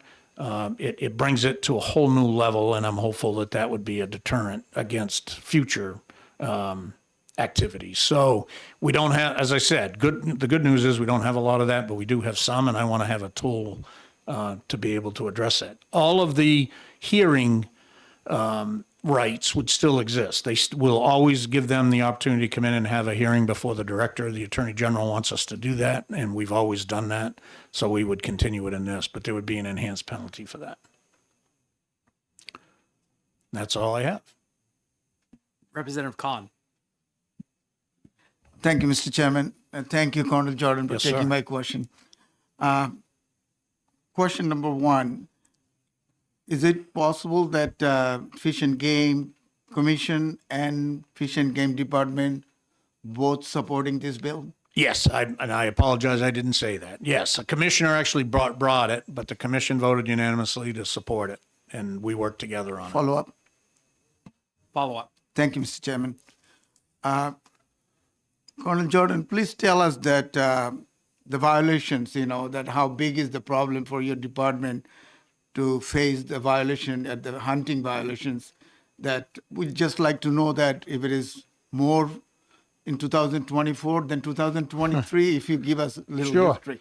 So it's interesting because the dinosaurs over there, we did things a little differently when we were in the field. We made a lot of cases. I made a lot of cases. I liked investigations, and we did it kind of the old-fashioned way, by sitting in fields at night and waiting for people to shoot out the windows or light up fields. What I'm finding with this new generation is their savviness with technology is much greater than mine. And they are making cases that we would never, these guys don't like to admit it, but I will admit it. They're making cases we never would have made.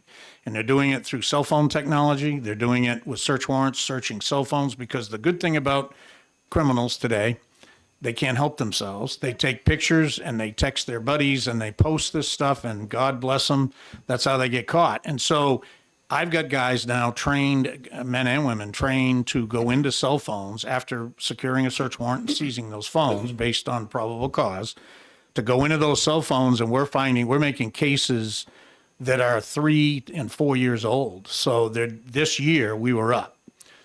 We also decided to start publicizing some of those cases a little more this year. So we weren't doing that, and that can be a double-edged sword when you do that, to post when people commit these offenses. But we've been encouraged by my commission to start doing that. So we've done it kind of on a careful basis. I've done it with more of the serious offenders.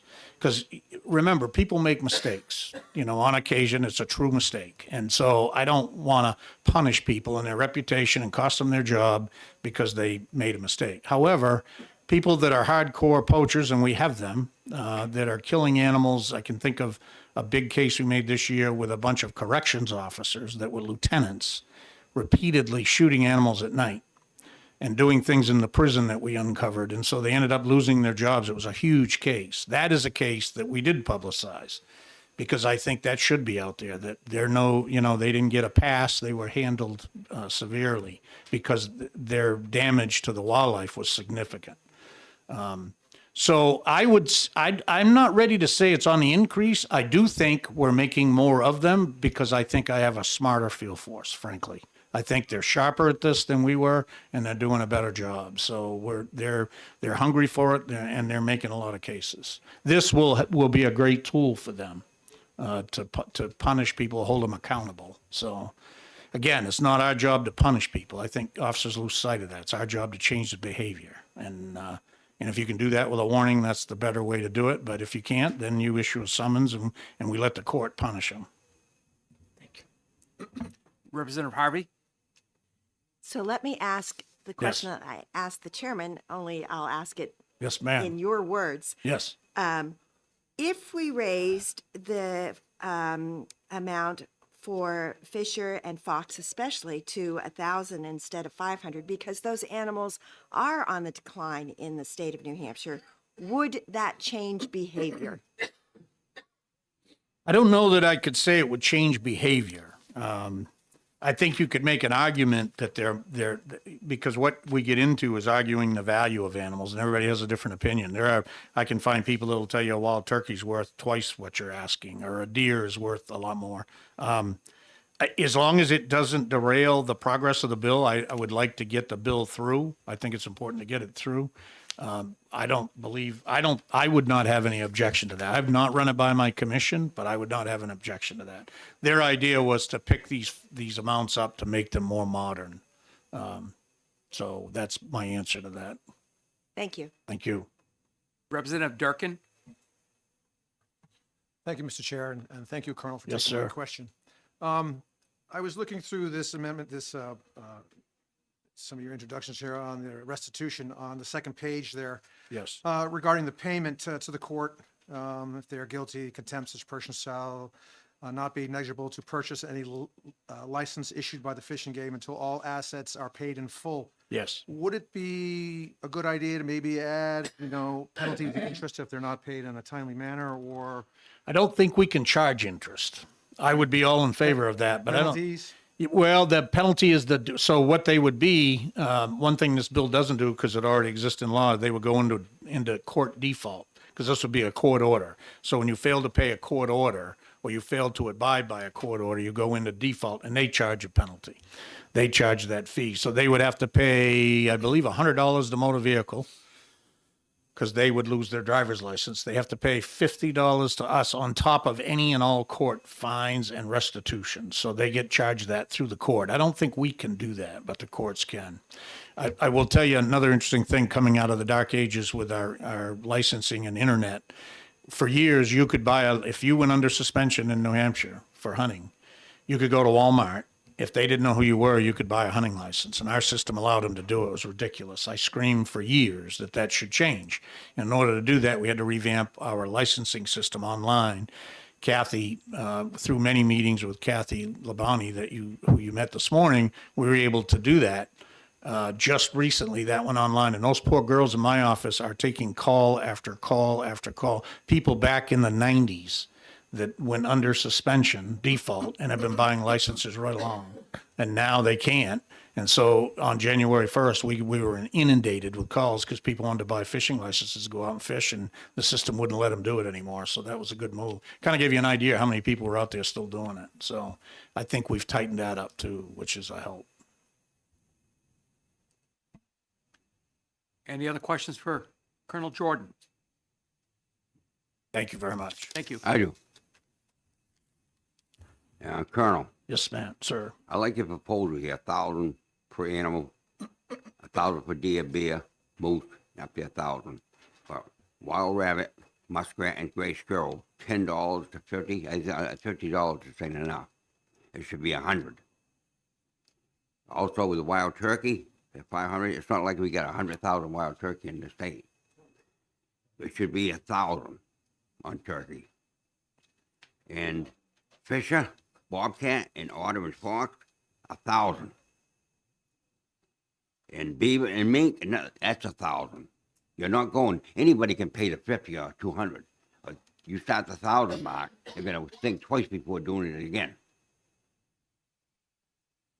I think that's what it should be. Good. I think your bill's great, but you got to up it. I think it's too low on some of them. $50, they ain't nothing. You're right. They throw $50 away in an hour. Representative Stone, if you have a question, we'll take a question. But Colonel Jordan here is for testimony. The question is testimony, but we're not here for debate or discussion.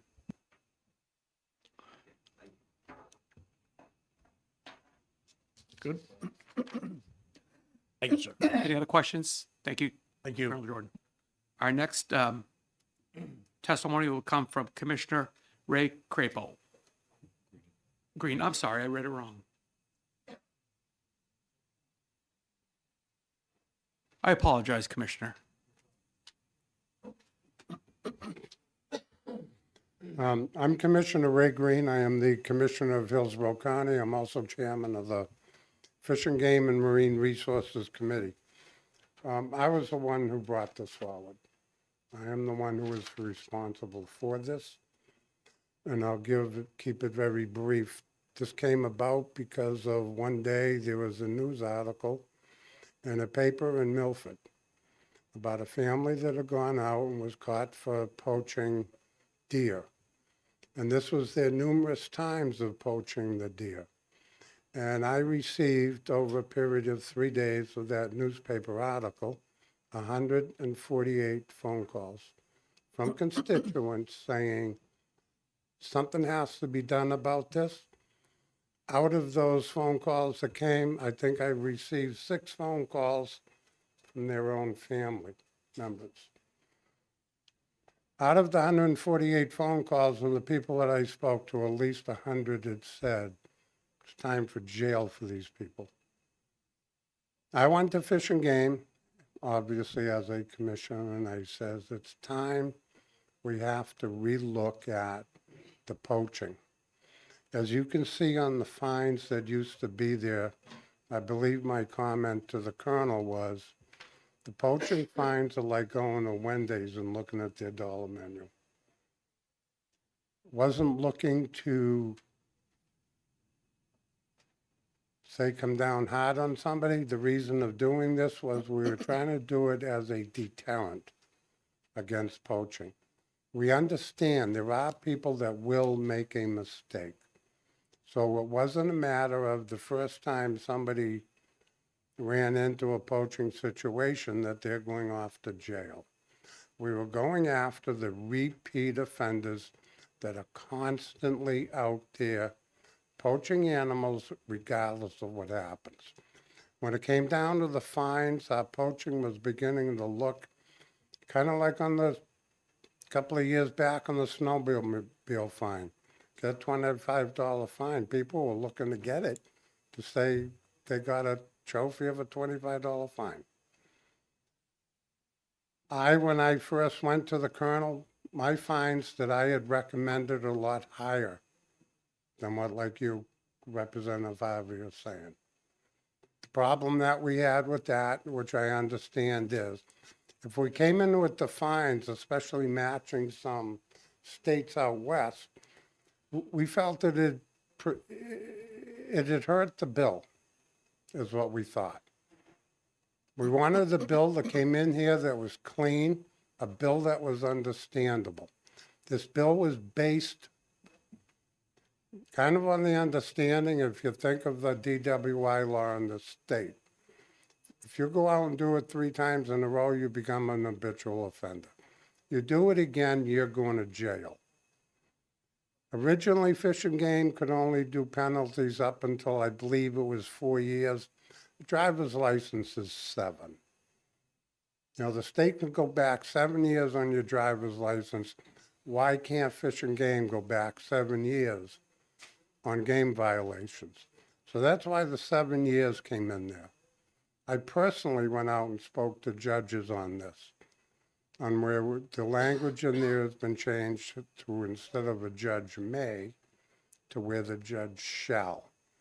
And that situation was when a judge is handing out violations and penalties in a courtroom, he or she likes to be the nice person. Oh, I'll charge you a fine, but I'll waive the penalty. Or I'll lower the fine, I'll drop the penalty. This way here, the judge is taken off the hook. They agree with it. If that law says I have to, they have to. As far as going and changing the fines, when I sat down with the colonel and the major, I think we came up with, I would have had to change 87 different RSAs. If I were to walk in here with a bill that says change 87 RSAs, I bet you to go LTO. Nobody's going to take the time to look at it. There was a lot of thought in this. We spent over a year on this to make it fair and use it as a deterrent towards poaching. I know you've all have seen the articles lately in papers. This also covers us throughout the whole state. And it also goes into with our marine life, where when you just saw the recent thing on the amount of stripers that were taken over limits. So there was a lot of thought, a lot of work that went into this. We're trying to be fair. Would I want to see those fines higher? Oh, yes. Yes. But I don't want to take the chance of ruining what I call a good bill either. And I'm open to any questions.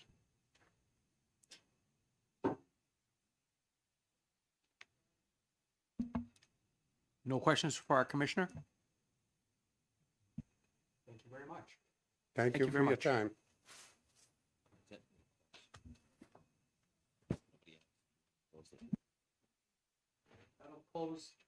That closes our hearing on 655 FN. Representative Harvey. So you can let me know if I'm out of line. I don't know if this is the right time, but I would like to bring in an amendment that does raise that line to $1,000. Your timing is impeccable. Oh, I was just about to announce to the committee that if they have any personal opinions on something that should change in the bill, a different number or whatever, feel free to bring an amendment to next week. Okay. Because we're already going to be doing a public hearing on the other amendment to this bill that's non-germane, and we won't be execing this until next week. Okay. So keep in mind, every amendment will have to be offered, voted on, and then may or may not affect the bill. Oh, I understand the process. Okay. I just wanted to make sure it was okay to do it. But every member has the right to go and pull an amendment if they feel like it, and offer it up during exec once the bill's open for amendment. Okay, thank you so much. Appreciate that.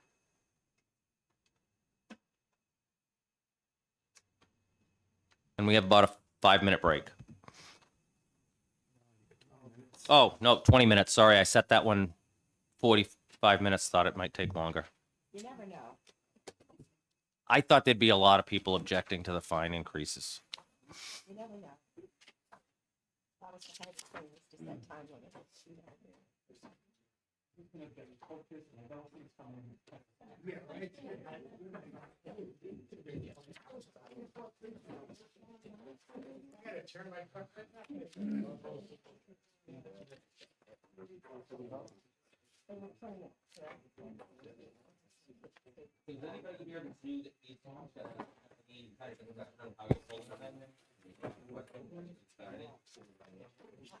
I'm gonna go to OLS. You can go now if you want. You think I can get to the State House and back in 20 minutes? I would. Okey dokey. Make sure I've got the right one. All right, don't start with that one. Can't promise that.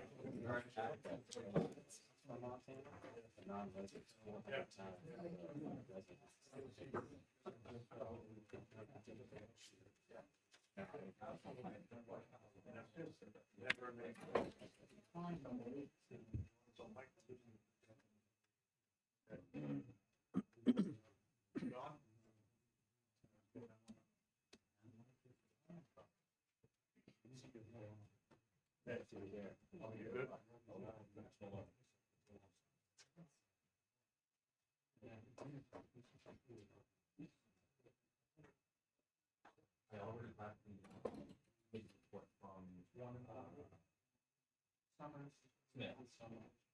So he's all set.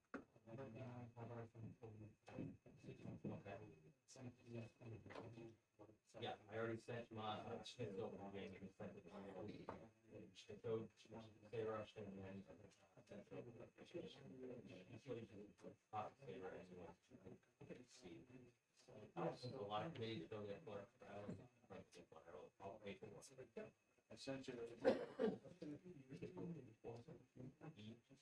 Technically, I'm supposed to okay before Jamie sends it anywhere, so if you send both of us, Jamie will say, I received it, as soon as you okay it, I'll send it. You can copy her, so just won't, she won't send it anywhere until I say, okay. I sent you the report on 6:27. Yeah. Someone who.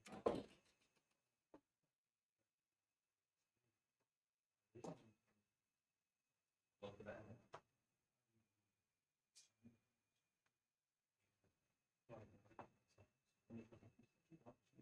You going all the way home tonight? Yes.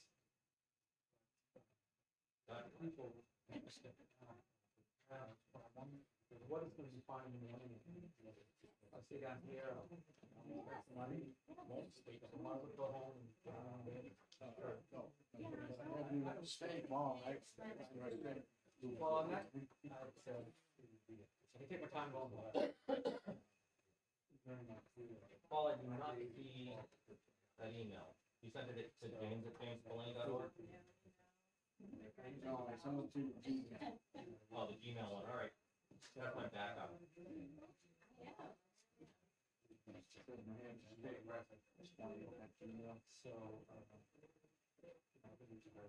Yeah, that's the automatic backup for my regular legislative account. Sometimes I have to send from there because my regular email locks me out. There's a high probability spam because I send it to a group list. I can send it to the other one. Go ahead and forward it to the other one. I can't get to that other one until I go home. I'll have access to that one on my phone.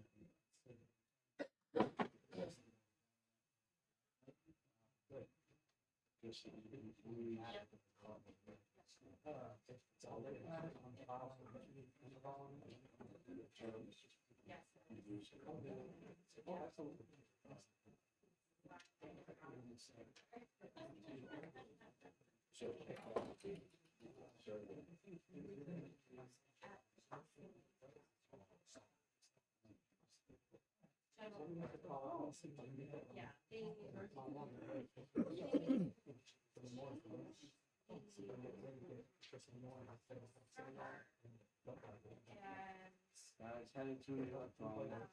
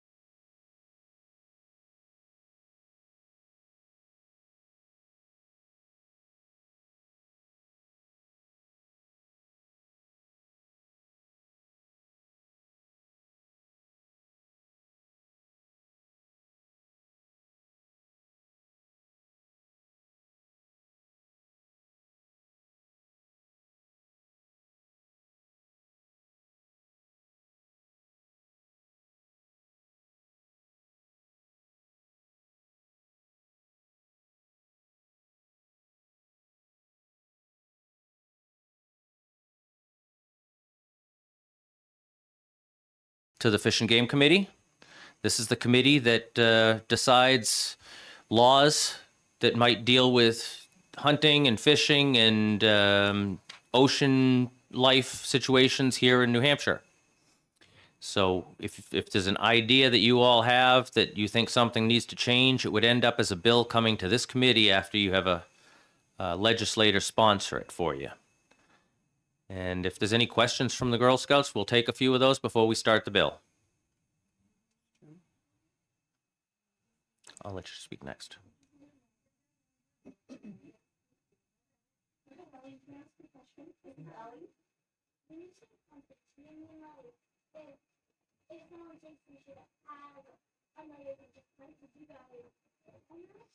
We just today added a new weapon to use for hunting, air rifles.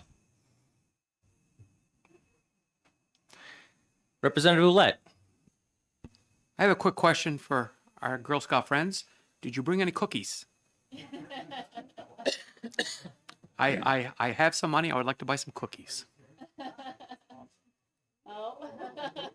How many did you bring? I only brought one box of Thin Mints and one box of Samoa. That was all I could really. I'll take them both. Are you going to share, Representative? Absolutely. Okay, and is there anybody else have anything they want to say to the Girl Scouts before we move on to the bill? I would just encourage all of the scouts can to do stay that. with the program. I raised 4 boys and they all became Eagle Scouts, and it was the best thing that ever happened to them. So please stay with the program. hope so. I've had most of the older girls since they were kindergartners, and they're now in 4th grade. Except for a few. And then these are younger siblings of the juniors that we have now. And we have a few others who are not here because they're at home sick. But we have been together since most of them were kindergartners, and I hope to keep them until they become adults and Girl Scout work. So that's our fingers and thoughts.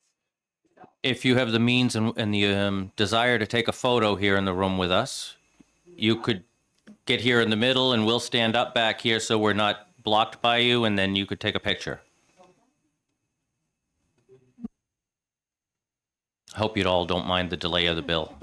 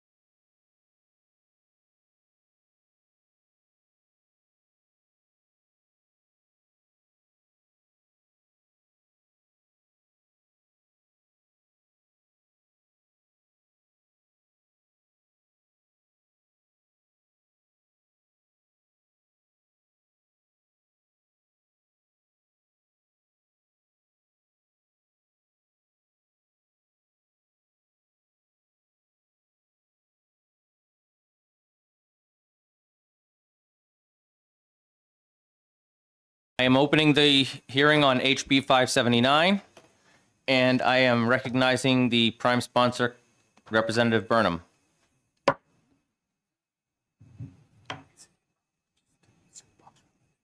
Not allowed to eat in the room. Really, we got an extra warning about that this year. Some people were bringing in food platters.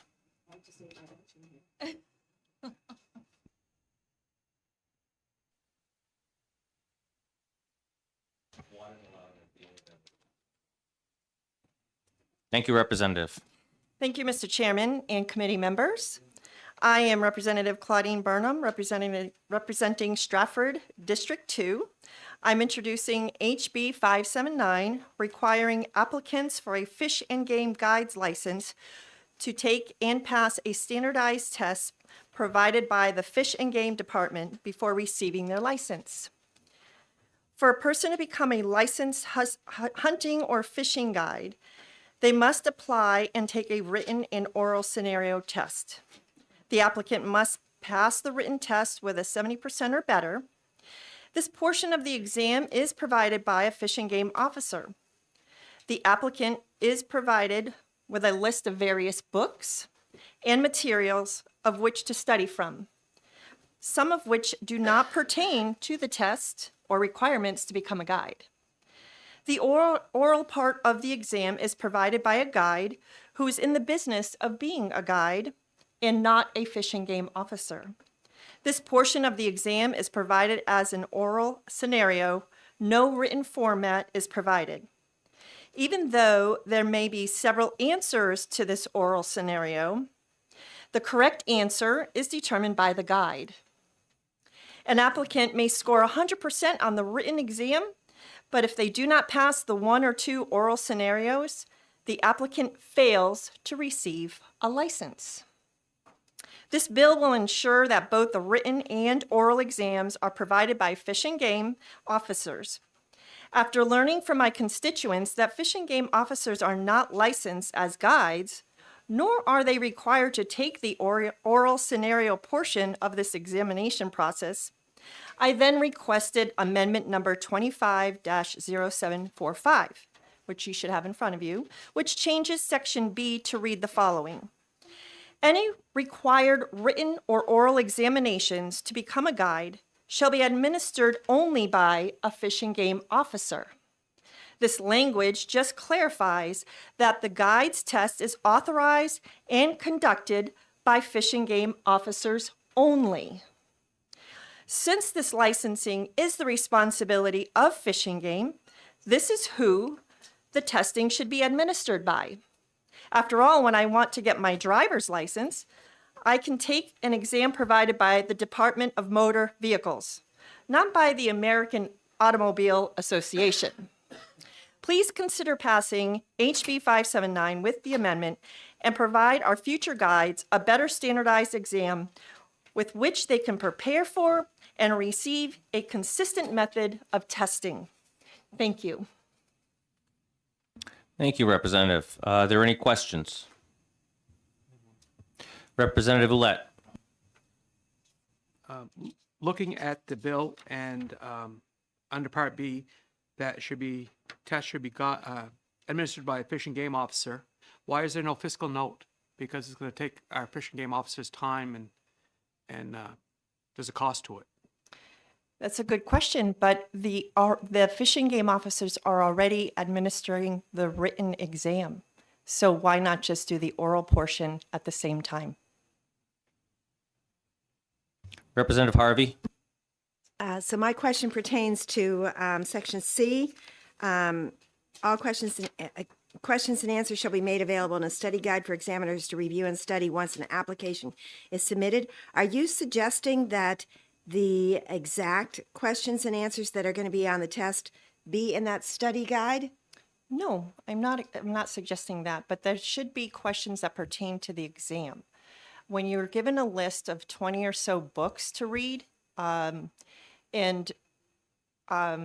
perhaps some of that information might be on the exam and maybe not be on the exam, it's really difficult to study. So if there was something that was more curtailed to the exam as to what they're expecting, that would be a better situation. Those types of items are available at other Fish and Game guides programs, so they do get some type of literature to assist them. May I have a follow-up, please? Follow up. Thank you. Yes, it was my understanding when we saw this bill before that sample tests were put online. But my other question then is, from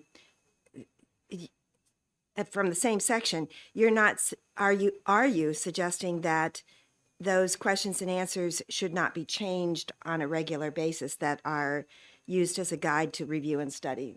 In other words, the study guide might change on a fairly regular basis. Are you suggesting otherwise?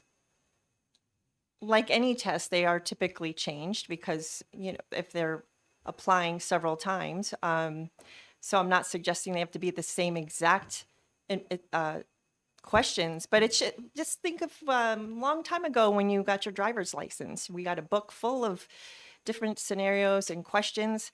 We weren't tested on all of them. I think there was maybe 40 on that, but there was a specific guide for that.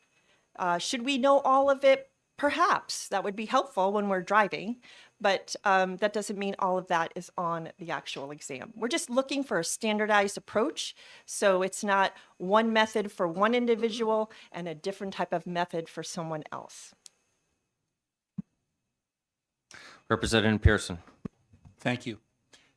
It says here in the B section that all written and oral examinations become a guide shall be administered by a fish and game officer who is also a licensed guide in New Hampshire. Mhm. How many fish and game officers are licensed guides? I don't believe any of them are, and that's why I have the amendment. I took that language out. Oh, I see. I'm sorry. That's My okay. apologies. Thank you. Representative DeVito. Thank you for taking my question. Have you ever been out hunting with a guide, a licensed guide here in New Hampshire? I have not. I am here representing constituents from several locations that have reached out to me. There are a couple that are here that are brave enough to be here. So, I've been reached out to by email and phone calls, and there's a lot of discussion about this bill. People that have been applying year after year after year, they'll pass that written test fine, and it comes to that oral examination that's provided currently by a guide who owns a guide business, and they typically fail, which then they fail to receive a license. So there's something that doesn't balance out there. We're just asking that Fish and Game take the responsibility of both portions of the exam. Representative Khan. Thank you, Mr. Chairman. Thank you, Representative, for taking my question. Representative, I'm just refreshing my memory. Didn't we discuss this bill at the last session? And was it your bill? Yes, actually it was. And so I have taken some constructive criticism and just kind of narrow it down to really what the issue is. I think it's very simple to make this adjustment. It won't cost Fish and Game additional funding. And I think it would be a fair assessment as to where the applicant stands. Representative Ouellette. Thank you, Mr. Chairman, and thank you for taking my question. What is the failure rate on the tests? That I can't give you because that information is not available to the public. Any other questions? Seeing none, thank you for your time. Thank you. Thank you all. The chair now recognizes David Poole, representing himself, I assume, because you didn't put a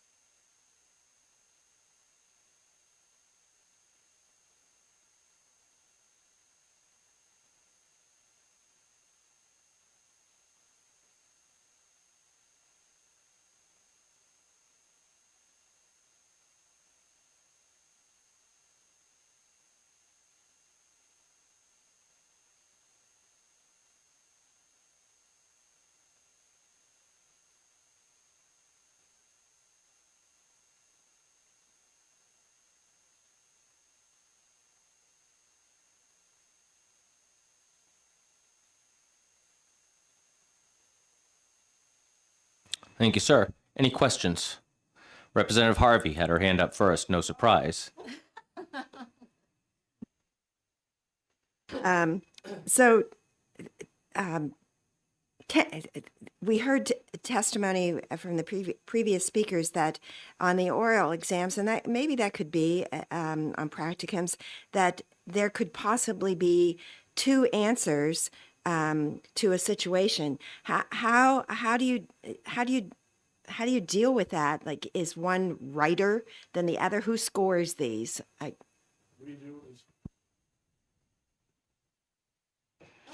Can you turn the mic on, by the way? We correct them as they take them or at the end, so we send them out. There are two sections of the test. As they complete one section, they're sent out, we correct that section. If they don't pass that section, we don't make them take the other section. So they need to leave and then take whatever section they didn't pass again. And they're corrected right then. Unlike oral boards that, for those of you that are in professions that you are subject to oral boards, my oral boards in the fire service, I was sat on the other side of the table for firefighters, and it was a question. And it said at the bottom of it, 30 points, period. Ours are actually divided up. So, for instance, I can give away one question. So, if your scenario, your person fell down and is not breathing and is not beating and is not moving, and you don't do CPR, you will not be a guide. Period.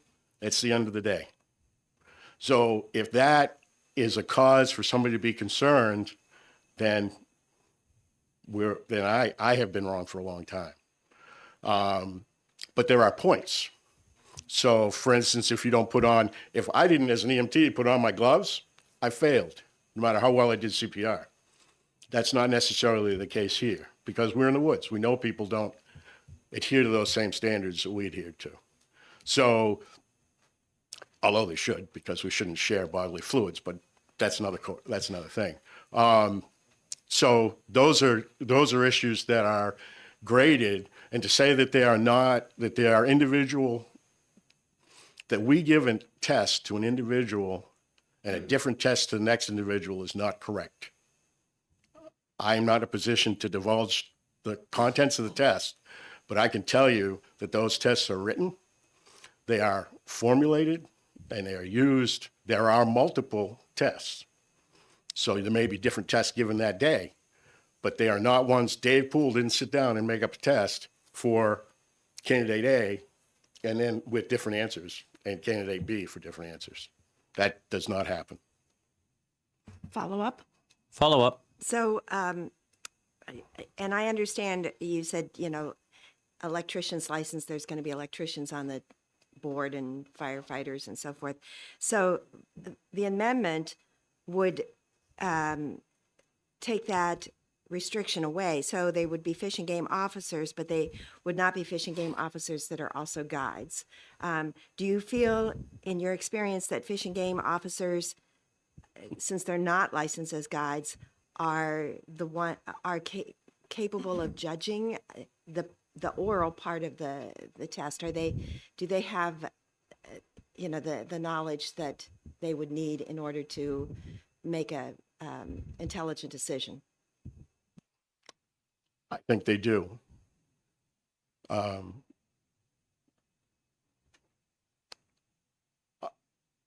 would say that as a guide, I come to it a little bit differently than an officer might, and I come to it as a service. If you'll indulge me for a moment, I'll give you an example of By all means. So in one of the tests that we now don't use, we won't use anymore, the individual was asked to navigate over frozen ice in the dark. We expect certain answers. The fact that I'm going to take out my compass and sit on an ATV and drive and expect to get a correct answer will never, ever pass the test for a whole bunch of reasons. However, we expect them to give us some, which you learned in Hunter Ed, by the way. None of this You learned this technique in hunter education in that 45 minutes. However, we had one individual that came and said, well, I would take a bearing on the stars. I know where the North Star is. I know where, and went right through the process. And the officer and I, we looked at each other and went, great answer. We didn't think of that, but we didn't tell him it was cloudy. So great answer. So that's an example of, it's not a, you don't do it, I'm going to say Dave's way or the way Fish and Game wants, that we don't accept the answer, but the answer has to have a correct outcome. Did that help? Yes, thank you. Representative Tudor.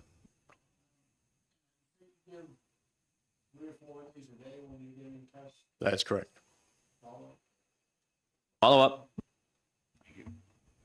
And you're using a different test on each person during the oral exam, I would imagine? Not necessarily, sir. It's a different test if you're fishing or hunting. And other than that, I would say unless an individual came in for a second time, so Fish and Game notes that, and they won't be given that same test again. So we could use different tests, but typically over the day, if they're all brand new people, we Use the same. Follow up? Follow up. So, who decides whether you said there's 2 or 3 of these? Who decides? there's always two. Always 2. So, does it take 2 to fail them or 1 to fail them or? I'm sorry. When he answers the question, who decides? You both?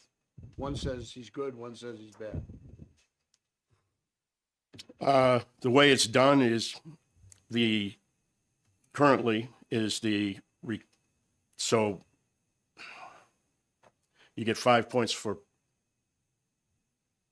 doing this activity. You get 5 points for doing this activity. The total is 20 points. So I might check off 2 of the 4, and the person I'm with checks off 3 of the 4. And when we send them out of the room, go, well, I only heard 2 of those answers. Well, I heard this person say, ... So in the end, our grading is very, very close, if not exactly the same. So I think, so it would take 2 of us to fail. I guess it takes 2 to pass or fail, but I have never been, and again, I've been involved in this institution, and I have not been in a circumstance where we had a situation that we disagreed adamantly. Ever. Thank you. Any further questions? Seeing none, thank you for your time today.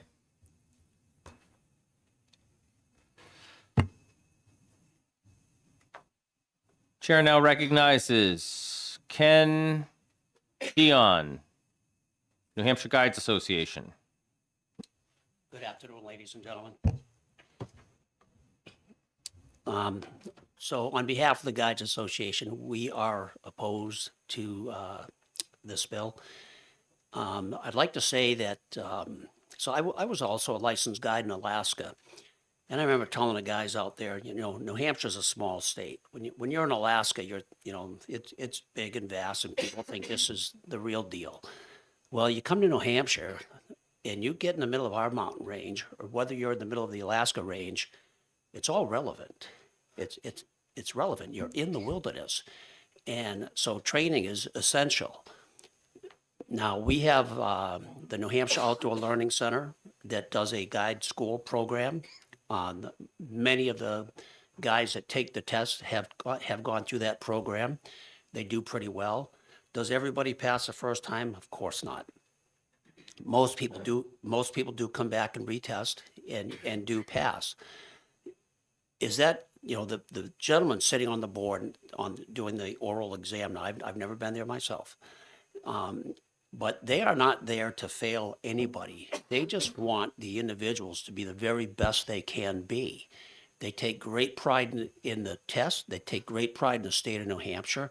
They just want these guys and gals to be the best they can be. So it's like no other exam. I mean, study guys, And as far as the oral exam is concerned, like Mr. Poole just stated, there's 2 or 3 people there.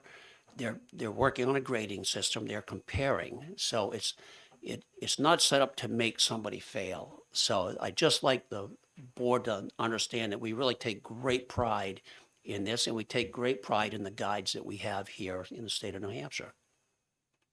Thank you. Any questions? Thank you for your time. Thank you very much. Chair now recognizes Captain Michael Eastman from the New Hampshire Fish and Game Department. Good afternoon, Chair Spillane and committee. Thank you for hearing me today. So I am here at the behest of the Fish and Game Commission, and they are opposed to this bill for several reasons. One of which is that the Section B of this bill speaks about a conservation officer who is a licensed guide being part of this oral board, or the only people on this oral board. So there always will be a conservation officer on this board. They're not a licensed guide. We do not have any conservation officers that are licensed guide. We had one, and he has since retired. Understand, we don't encourage our officers to be guides when they become conservation officers, because really it is a conflict of interest. To have a conservation officer driving around all week, and it's moose season's coming up, and they're going to guide for somebody, and they see a bull in an area, that's a bit of a and then they take that person who's paying them. That's a conflict of interest.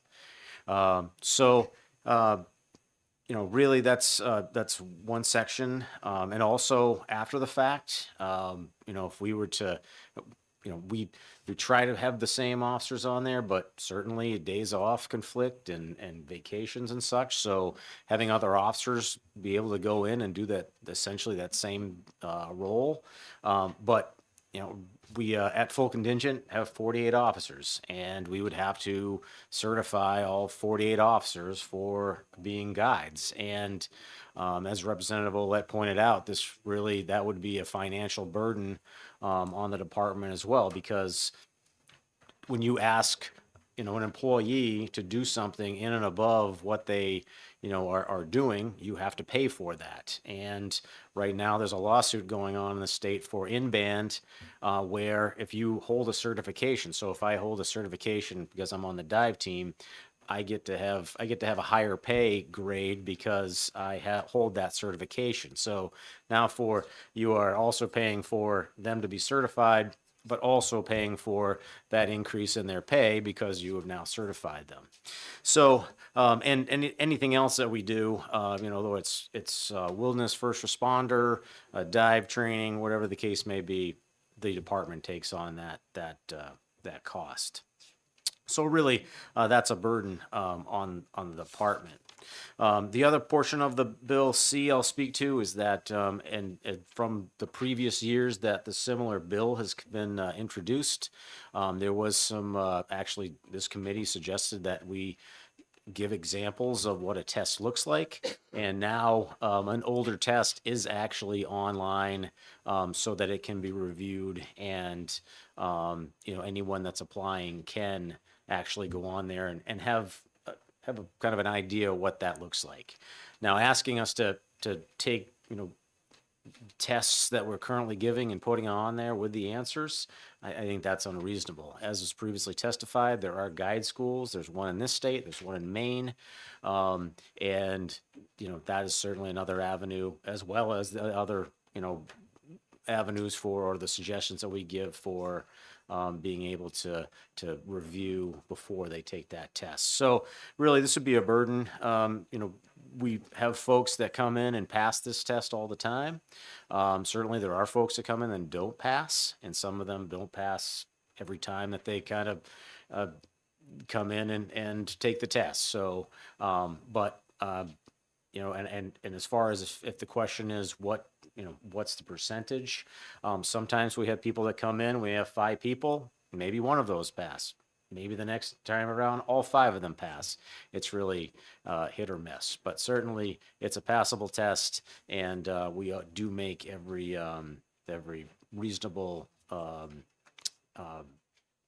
effort to make sure that they do pass. So, Representative Khan. Thank you, Mr. Chairman, and thank you for taking my question. Private sponsor stated that at the last session, the last term, when we discussed this bill or similar bill, there were some issues, and she took care of those issues. In this bill, what is the problem? Why we cannot go ahead with this point? How is going to be the right bill? that's a great question. I don't know what the right answer is. Like I said, the process we already have is not unlike other states around us. I know Maine has a similar process where they have a written test and an oral board. And I don't know what issues they have over there, but really, like I said, it's a professional test. We don't make it easy for a reason. We don't want people to take money and take people out onto the waters and into the woods. And then, I can think of one instance before we had a really, stringent test like this, where a guy did take a 70 and an 80-year-old client out into the woods for a moose hunt and then said, "Oh, I have some personal issues," and left them there. We certainly can't have people doing that, and that's why this test is as stringent, and we have folks from the guiding community that are a part of it. Follow up. How many guides we give license a year, or just say a year? Unfortunately, I don't have that answer for you. I can certainly get it and forward it to the committee. One more follow-up. Thank you, Mr. Chairman. This is just like a comment. I'm not very happy that your 2 members who take the test, should be 3 or 5, I didn't know that before. Just I want to express my thank you. Representative Harvey. Okay, so I'm getting more and more confused. Usually when I read a bill, I can see, oh, that's so different from, what's happening, but I'm having trouble seeing the difference with this. So Section A doesn't change, except for the pronoun. Section B simply says that the test would be administered by a fish and game officer, not a licensed guide, correct? With the amendment.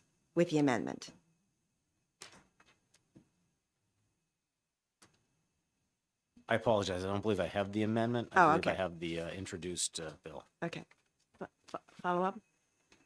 Follow up. Okay, and Section C, I'm trying to figure out why that's necessary, because you already put tests online, both the written test and the oral test,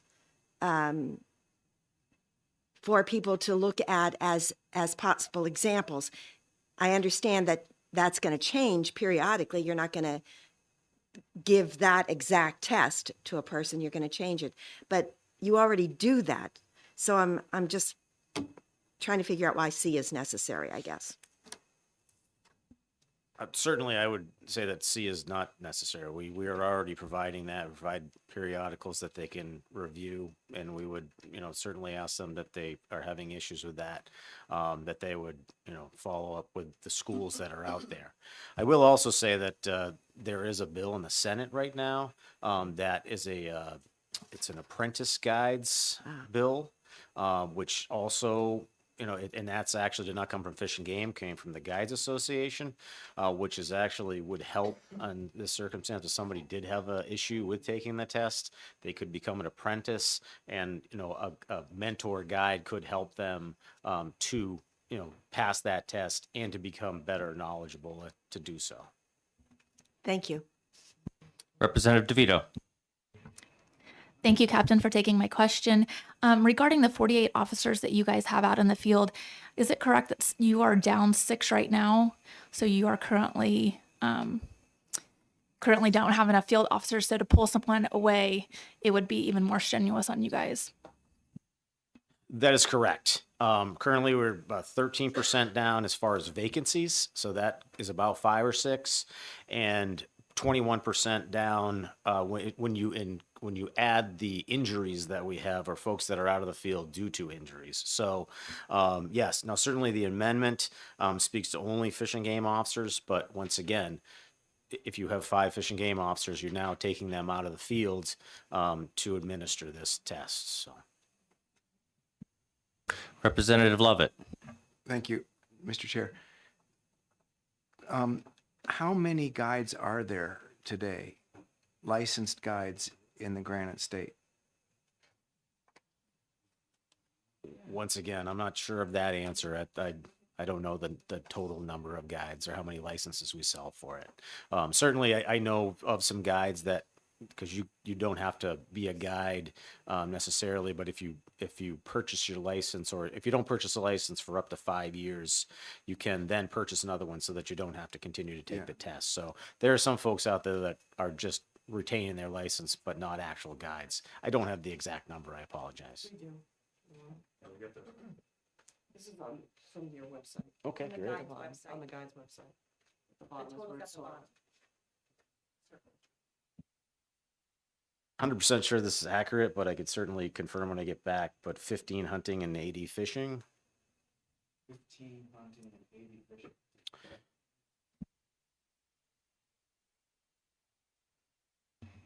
Any other questions? Seeing none, thank you for your time today. Thank you. The chair now recognizes Jody Pesson.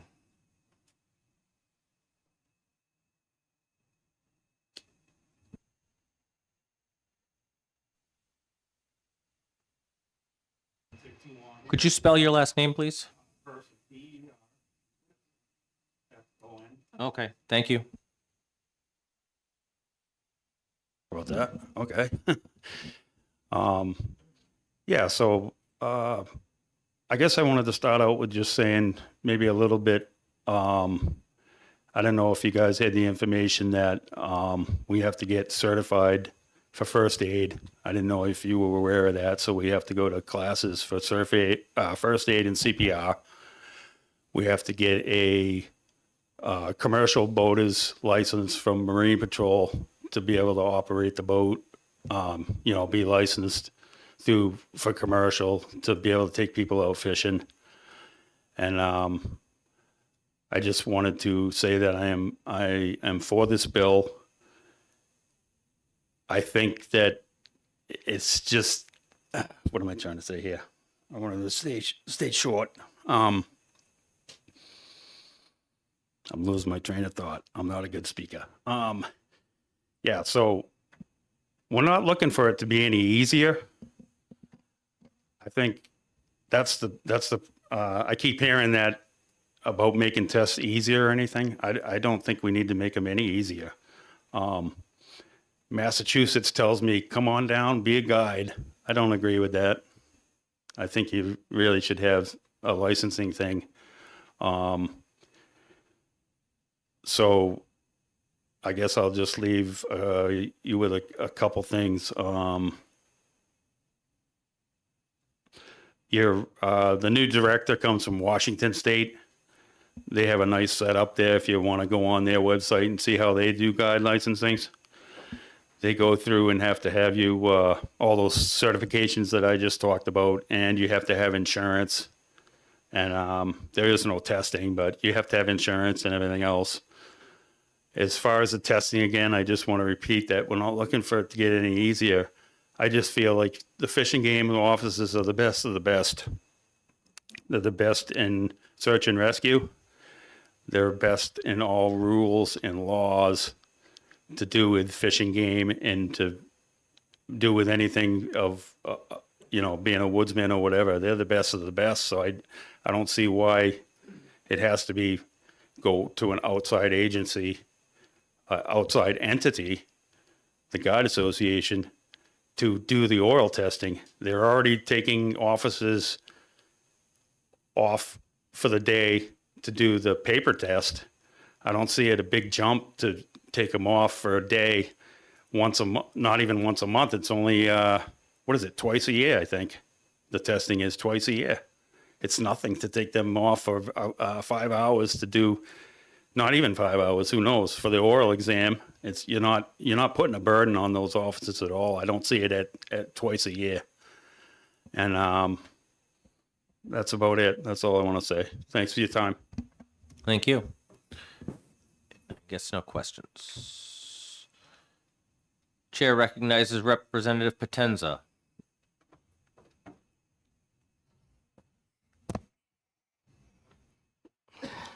Thank you, Mr. Chair. For the record, my name is Representative Kelly Potenza, Stratford District 19, Rochester Wards 1, 2, 3, 4, and 6. I just came out in support of this bill. I came out in support of a similar bill last year.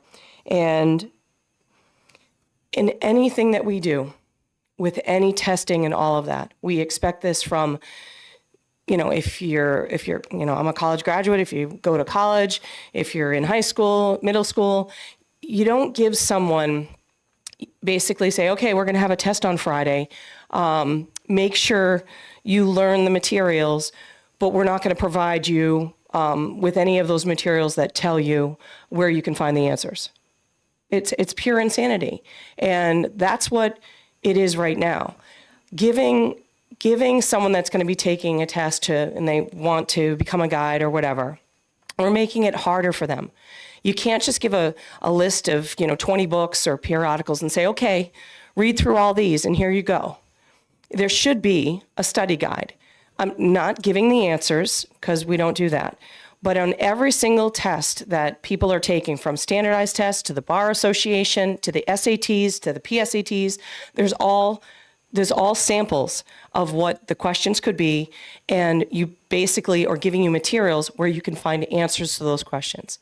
So I think we are setting the bar ridiculously high, for one thing. And I think at the outside entity piece is important as well, that we remove that and keep it within Fish and Game. There's some people here that I see, that I recognize, that have tried feverishly to get a license, and they've come up with this, and that's, and they came to, of course, their representatives to help fix this problem. It shouldn't be must to ask. We want everyone involved in working with our environment. It's a good, of course, revenue generator for our state, travel and tourism, all of that. So we're not going to put unqualified people out.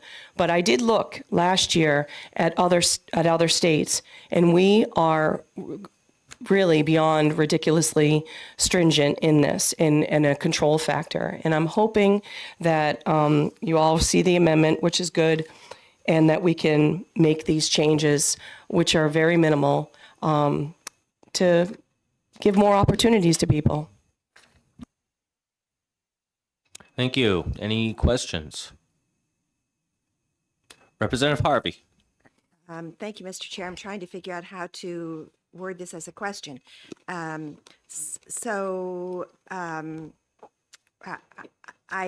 hear you say that we're not providing the materials that are needed in order for candidates to learn what they need to learn to be on the test. And that's not what's done in schools. I sort of remember a curriculum review, but you even said that they're given, up to 20 books, that there's a guide school and so forth. So I feel, are you contradicting yourself a little bit?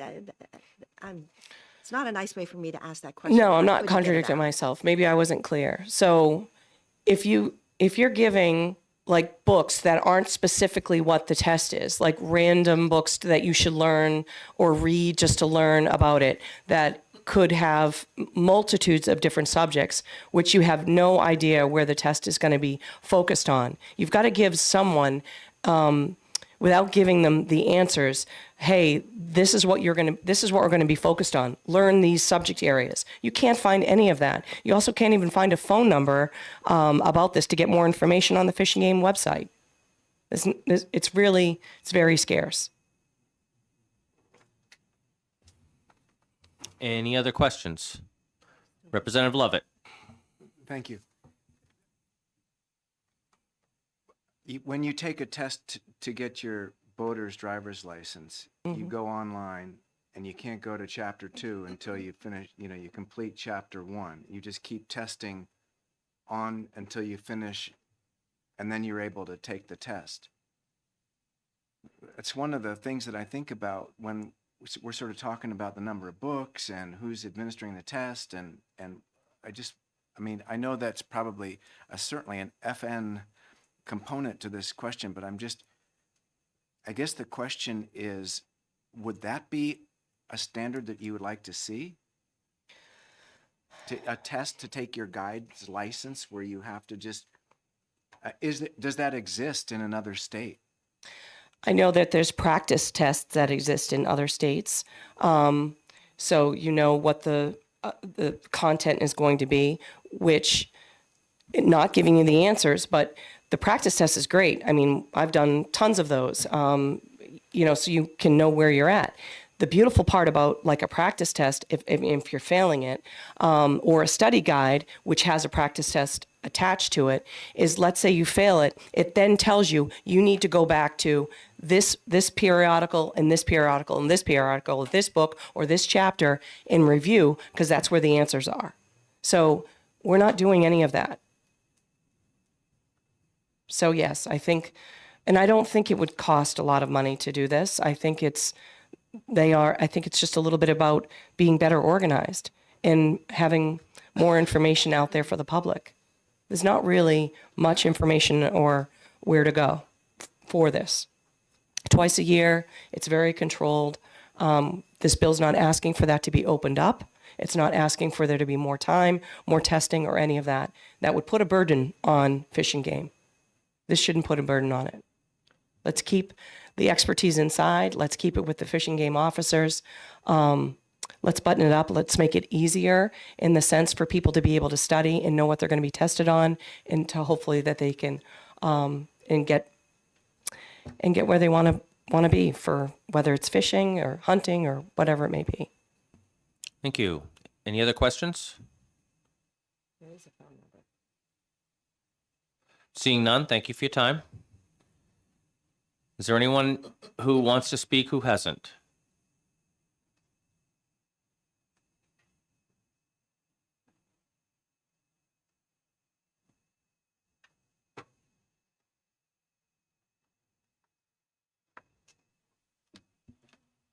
Hello, I'm Glenn Burnham, and my concern about the oral exam is the fact is that they don't give you the answers to these questions. So they go through this scenario with you, and then they tell you you pass or fail. Well, wouldn't it be good for the people taking it to at least give them a verbal explanation of what happened, what was wrong with that scenario, what was wrong with that answer? They don't have to write it down, but I also think that being a guide, it would only be in their best benefit, knowing the answers, that their spouses, their friends, anybody around them would be familiar with the answers. Whereas the person that doesn't have a friend as a guide is, out in the dark. He doesn't know where to ask these questions. If you're not giving him an answer to your question, how can you solve it? Go back to the 20 books again? I think a little more clarity. And then that way we don't feel like there's a conflict of interest with a guide versus a Fish and Game officer. That's all. Thank you. Anybody have any questions? Seeing none, thank you so much for your time today. Thank you, sir. Seeing no more cards, is there anybody else in the audience who has yet to speak and would like to? Seeing none, I now close the hearing on HB 579.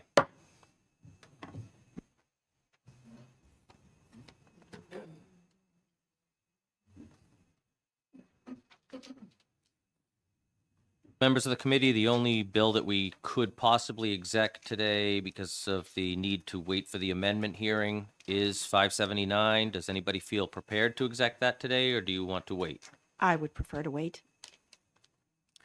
Having one member decide that they would prefer to wait, I would think, li- I yeah. would like to vote. You'd like to vote today? I would, yes. Okay. All right, so we've got two that would like to go ahead and exec and one that wanted to wait. I'd like to get a consensus of the committee so we can actually get a decent handle on whether we should or not. So I'll do it by a raise of hands. Point of order, just if we're going to exec this bill, can we have discussion about it We will during the exec. first, rather than just calling for the vote? Yeah, it would be a discussion during exec session. Okay. So, how many of you would like to exec this now, today? And how many would like to wait? Looks like exec it today wins. So I will open the exec session on 579.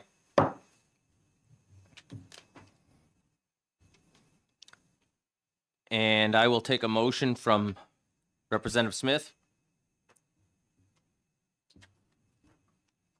Thank you, Mr. Chair. I make a motion to ITL HB 579. And I have a second from Sarah. I second that.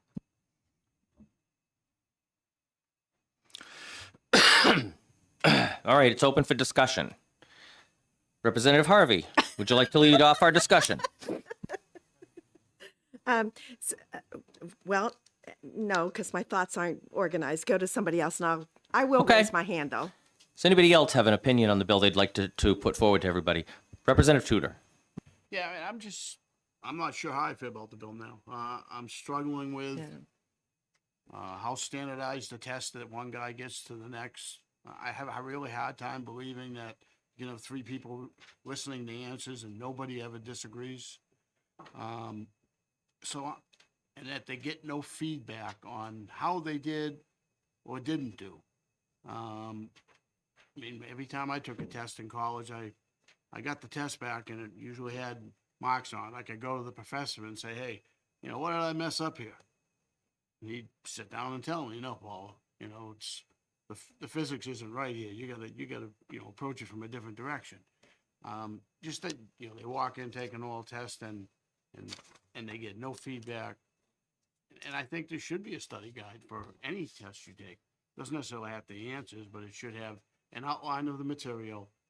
And then, we can have practice tests or not have practice tests. I don't need to practice test if I have a guide that tells me, these are the topics and the areas that I need to concentrate that are in 50 pages of the 500 you gave me. So, yeah, I'm really struggling with how I'm going to vote on this. Representative DeVito. So my husband is a licensed guide, not just in New Hampshire, but also Maine, which is supposedly the hardest guide license to obtain in the United States. He failed it 3 times, but I sat there and watched him study in between both of his jobs to ensure that he did pass. It's not easy, and that's on purpose, because you're in charge of other people's lives. You're responsible for them whenever you're out there guiding them. And guides take that seriously. If this was a test that was easy, I don't know that I would want to go with a guide, and I wouldn't even respect it. Right now, it is highly respected in the format that it is. And my husband would come home whenever he failed and be so upset. On the oral, he did complain about that. But the guys that were sitting there talking to him and testing him, they did walk him through what he messed up on, and he went back and studied. There is a guide service that you can be a part of, and he studied with that. It's a class, and he took that class. And so those things are out there for people that want them.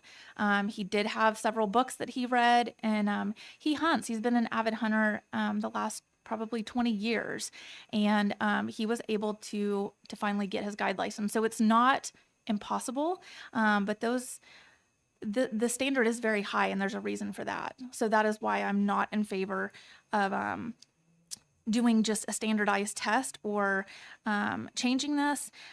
Also, I think it needs to be known, if you haven't taken a guide test, there are a million possibilities of things that could happen on the water and in the woods. There's not 10 things that they can put on a piece of paper and say, these are the 10 things that you're going to run into whenever you're out guiding someone. And so these are the things you need to study. That's why there's a lot of books, because there's all sorts of probabilities that could happen. Whenever they are testing you, out of the million, they may test you or talk to you about 10. So there's nothing that they can't put on a piece of paper, all of those, and say, hey, here's the 10 things that we're going to test you over. They're going to change that. I know that my husband, whenever he went in the 3 times, they were different tests all 3 times. So. Representative Harvey, Thank you, Mr. Chair. I've been waiting. You're very patient. So I agree. I'm leaning more and more towards the ITL. Thank you for your comments. Although I don't think that it was ever the intent of this bill or any of the speakers to do away with the oral part of the test. It was just a way to figure out a way that even the oral part could become more standardized. I liked the idea that on the oral part of the test, it's not pass-fail. You get so many points. There is a guide school, so you can take advantage of that. I heard lots of complaints about, well, you gave me 20 books to read, but I don't know, I got a lot of books to read when I was in college, and I didn't think any of them applied to the test. Right. And I do hear you say that, you know, it's hard to predict what things you're going to run up against out in the wilderness. It could be anything. So maybe 20 books is not even enough. I do like the idea of an apprenticeship, but we'll see that in a Senate bill. Yeah, when that comes. So I'm wondering, you know, there's not a lot of difference between what's going on now and what this bill is saying, except that the test would be given by a fish and game officer instead of a guide, because there are tests online. And the reason those tests are online is because last year when we saw this bill, we made that suggestion that we're going to leave things the way they are, but could you please put up some sort of online testing? I'm correct in that. And I was actually going to verify that today, but he made a comment about that before I even got to ask him. So my question, I guess, is if we ITL this bill, can we make a suggestion from the committee? I get the Fish and Game can do what they want, but can we make a suggestion from the committee that they go over the answers that people have gotten wrong in the oral section? I do think that's fair. You know, whenever I've missed something, somebody's told me, believe me, they love to tell me what I do wrong. So I'm wondering if we do ITL this, if we could just as a committee make the recommendation that in future oral tests, the tester goes over with the testee why your answer was not an acceptable answer. Is that a weird idea? Not at all.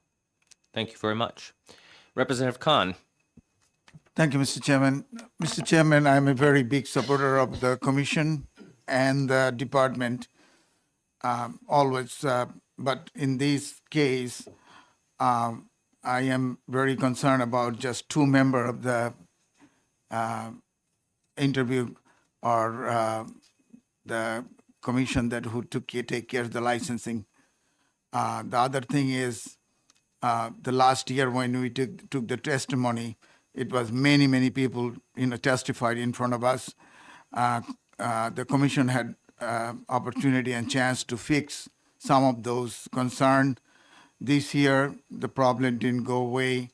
The prime sponsor is so passionate about it because of her district and the citizens of our state that she brought out a better bill. I am confused now how I'm going to vote. Thank you. Representative Fox.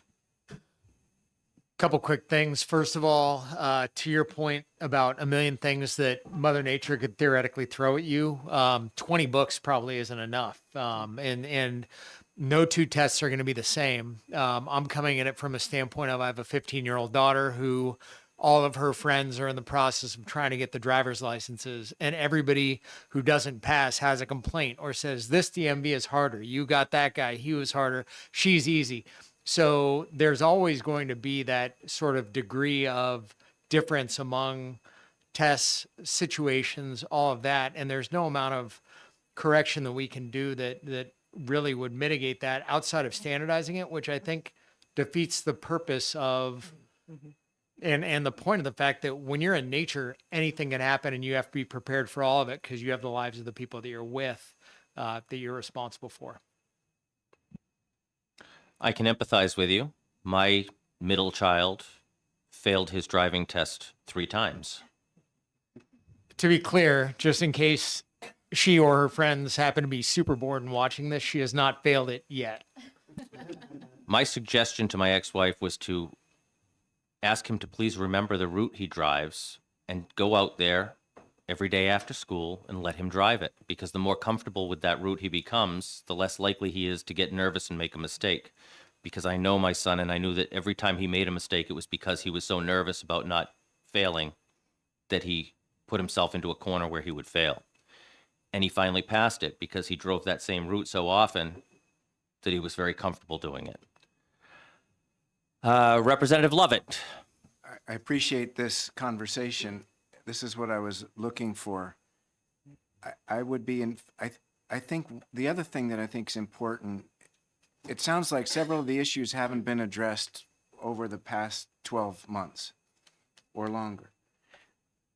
But we've also heard that Fish and Game doesn't have the people power, the manpower to take this responsibility on.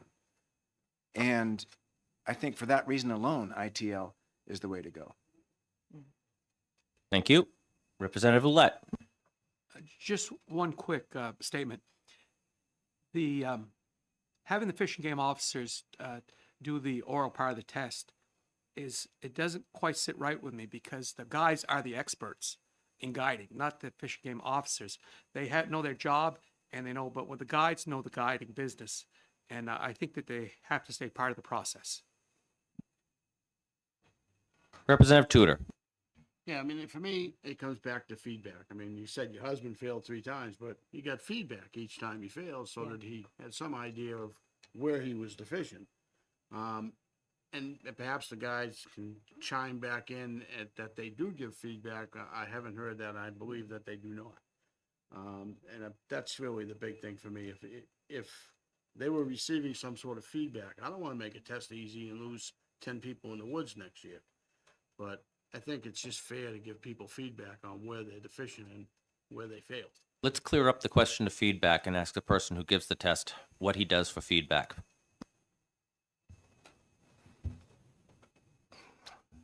Thank you. So when we started this process, we actually did give feedback, detailed feedback to the applicant. The problem is these tests are they're about a year in development. It takes us about a year to come up with the oral board, and it's to complete a test, run it through all of those verification stages. So as soon as we give the answers, the test is blown up. So if for instance I said, you have a scenario where trying not to give up a test. You got a hook in the ear. We haven't used this one for a long time. And I give you the correct answer to that. As soon as I tell you how to deal with it, I can never use that scenario again. So the test and the way the system works is the guide school, actually, it would be more suitably called a test preparation school, as well as a guide school. So they are really anxious to get folks through the process. So as soon as we gave them those answers, we found that the next person that came back actually challenged me because I didn't have the right person go get the wood the next time. So it is unfortunately, we don't give the answers. And in some cases, it's very difficult. I will say, to clarify a little bit with there's 20 books, and there's probably more, because one of them is a group of pamphlets that's probably 30, I think counted 37 of pamphlets. However, there is a sample test online, 2 sample tests, one of each of the 2 types of tests that's given. And I don't know what else. We tried to give feedback, detailed feedback, to get folks ready to pass, but it turned out that we had to make up new tests every single 6 months. 1 second. Did that get worse with the internet? I don't want to get into the business of folks that are involved in this process, but it's more immediate than that. Okay. We have given a test at 8, used the same test at 3, and miraculously, the people who took it at 3 passed. Wow. So, Representative Tudor, then Harvey. Yeah, and thank you, Mr. Chair. Thank you again for taking my question. I'm not looking for you to give me the answer, Right. but I'm looking for you to point out the area that he is deficient in. In other words, well, you failed crawling on the ice. Not that you failed, you didn't look at the stars, or you didn't have a rope behind you, or you didn't use a kayak to go out there. Okay. You took your four-wheeler, this is the area that you failed in, so that he go back and review that particular book or section of material and know that, okay, I got to strengthen myself here. So that's all I'm looking for. I'm not looking for you to say, if you failed 1 + 1 and you put 3, the answer is 2. Representative Harvey. And since we're discussing, I don't think this has to be a question, but I agree. There's ways to give feedback without giving the answer. For instance, you can make the recommendation, well, perhaps you need to go back and read book number 2 one more time. And that's even less of feedback than what you're suggesting. But as to this situation of, well, you've given feedback at 9 o'clock, and then the person that takes the test at 3 o'clock passes it, then you can simply say, if you want to know, what you need to study more of, come back at 5 and we'll go over your test with you. As an educator for 43 years, there's ways to get around everything that you're saying and still be fair to the person who is taking the test and give them feedback so that they can take the test 3 times or whatever. Representative DeVito. I wanted to clarify, my husband, whenever he said that he did receive feedback, one of the things that he did not pass on was the compass portion. And that was not one of his strong suits. He knew that going into it. And that is the part that he failed. So he knew. So I believe, from my understanding with my husband, if you fail a certain part, the test is over. So at that time, that's, you may suck at other things on the test as well, but that for sure you got to go back and study the compass. So that's what I meant. I just wanted to clarify. They did not give him the answers. They didn't write anything down. They didn't give him anything specific. It was just that portion. Any other discussion items? Representative Jacobs. Thank you. I feel like what I'm really hearing is that there's a big difference between a guide and a fish and game conservation officer. So I'm wondering, how different is the training of a fish and game officer from a guide? I would really expect that they'd really have some of the same skill sets, especially if fish and game officers are performing rescues. Isn't that? I'm just wondering what the differences are, because to me it seems like there should be a significant amount of overlap. Thank you. Colonel Jordan, would you like to step up and tell us what kind of training? So actually, I make them take the guys test. So that's how we tested this whole procedure. Is once we created these exams, I put them out to the field force and had them take them and scored them, so that we could make sure that we weren't producing something that wasn't going to be able to be passed. They are capable of being guides. I can encourage them not to be, because it's very easy to have a conflict there. if they're a paid guide on Saturday when they're on a day off and Friday they're working, because no matter how honest they are, they're going to be looking for places while they're working that they can guide in for the weekend. So we don't allow them to be guides. Where I would have a problem, I don't have the staff to put 5 officers, commit them to this guiding test. So, number one. And number two, I think it's important to have, and I think Representative Tudor mentioned, I think it's important to have a member of the Guides Association involved, because they're the ones actually doing it. Much like a fire department promotional board where you put firemen on that board. I think that's an important piece to that. So, and I wasn't here, and I apologize. I was downstairs beating the table on another very important bill to me. But I want to make sure you understand there's a ton of people that pass this. So we have some great successes with this. I realize not everybody does. There are people that struggle with it, but don't lose sight of the fact there's a ton of people that have passed this, and it's worked very well. So, and we've taken steps. The Guides Association put on that, has got that bill coming towards you for a guides apprentice license, which I think will help. It'll get guides out that want to take this test ahead of time to work with a guide, much like our hunter apprentice, which has worked really well. We put the test online based on our testimony from the last time this bill came. David helped us, and we did that. That's up online so people can see a good example. There are in-state resources. They're not cheap. They're schools that people can attend. I'm really thrilled to hear that the clerk's husband failed. That kind of was important to know before I got here. I apologize to him, and I hope he comes back. And you're absolutely right. Yeah, and and that's what happens a lot of times. You're absolutely right. When they fail a section, the test stops. And so they leave. I am convinced they leave with an idea of what went wrong. They may not know the exact question, but they know what area they're weak in. And I've never taken a test, frankly, when I left, that I didn't know what I needed to bone up on.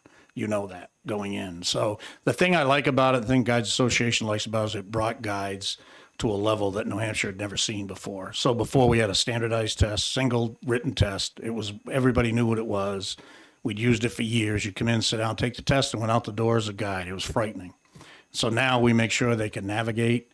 They have some first aid skills. They can operate on the water. It's just more responsible, I think. And one last thing I want to leave you with. At 34 years of doing this, I've never done a rescue mission in search of a guide or his client in the state of New Hampshire. I think that's commendable. That tells me that our guides are pretty good at what they do. We've never had one, and I think this program will only help to enhance that for future generations. So, thank you. Thank you. Representative Durkin? Well, first of all, I raised my hand because I was feeling left out because everybody's been speaking. I hadn't had a chance yet, so here's my chance. I've spent enough time in the woods and on the water to know that you don't become a guide by reading a couple books, that you need to put your time in the woods or on the water. Yes, sir. And I think that I will be voting against this because who better to administer a test than somebody who has spent the time, put the time in, and is an expert at what they do. Right.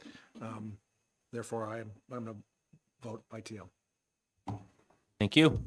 Any other comments for the exec session, or should we move on to the vote? All right. The clerk will call the roll. Sorry about that. Chairman Splain, Yes. Yes. Vice Chairman Ouellette, Yes. Representative Khan, Yes. Representative Smith, Yes. Representative Tudor, Yes. Representative Murphy, Yes. Representative Durkin. Yes. Clerk votes yes. Representative Harvey, Yes.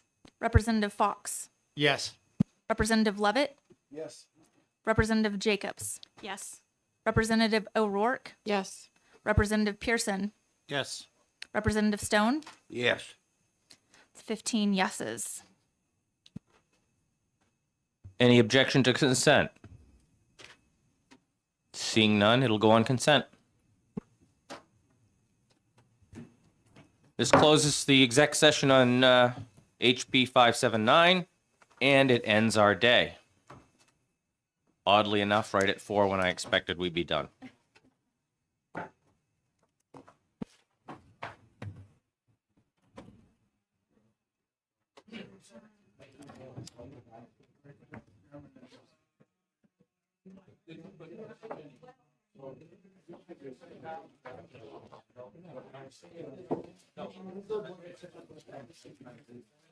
Wow.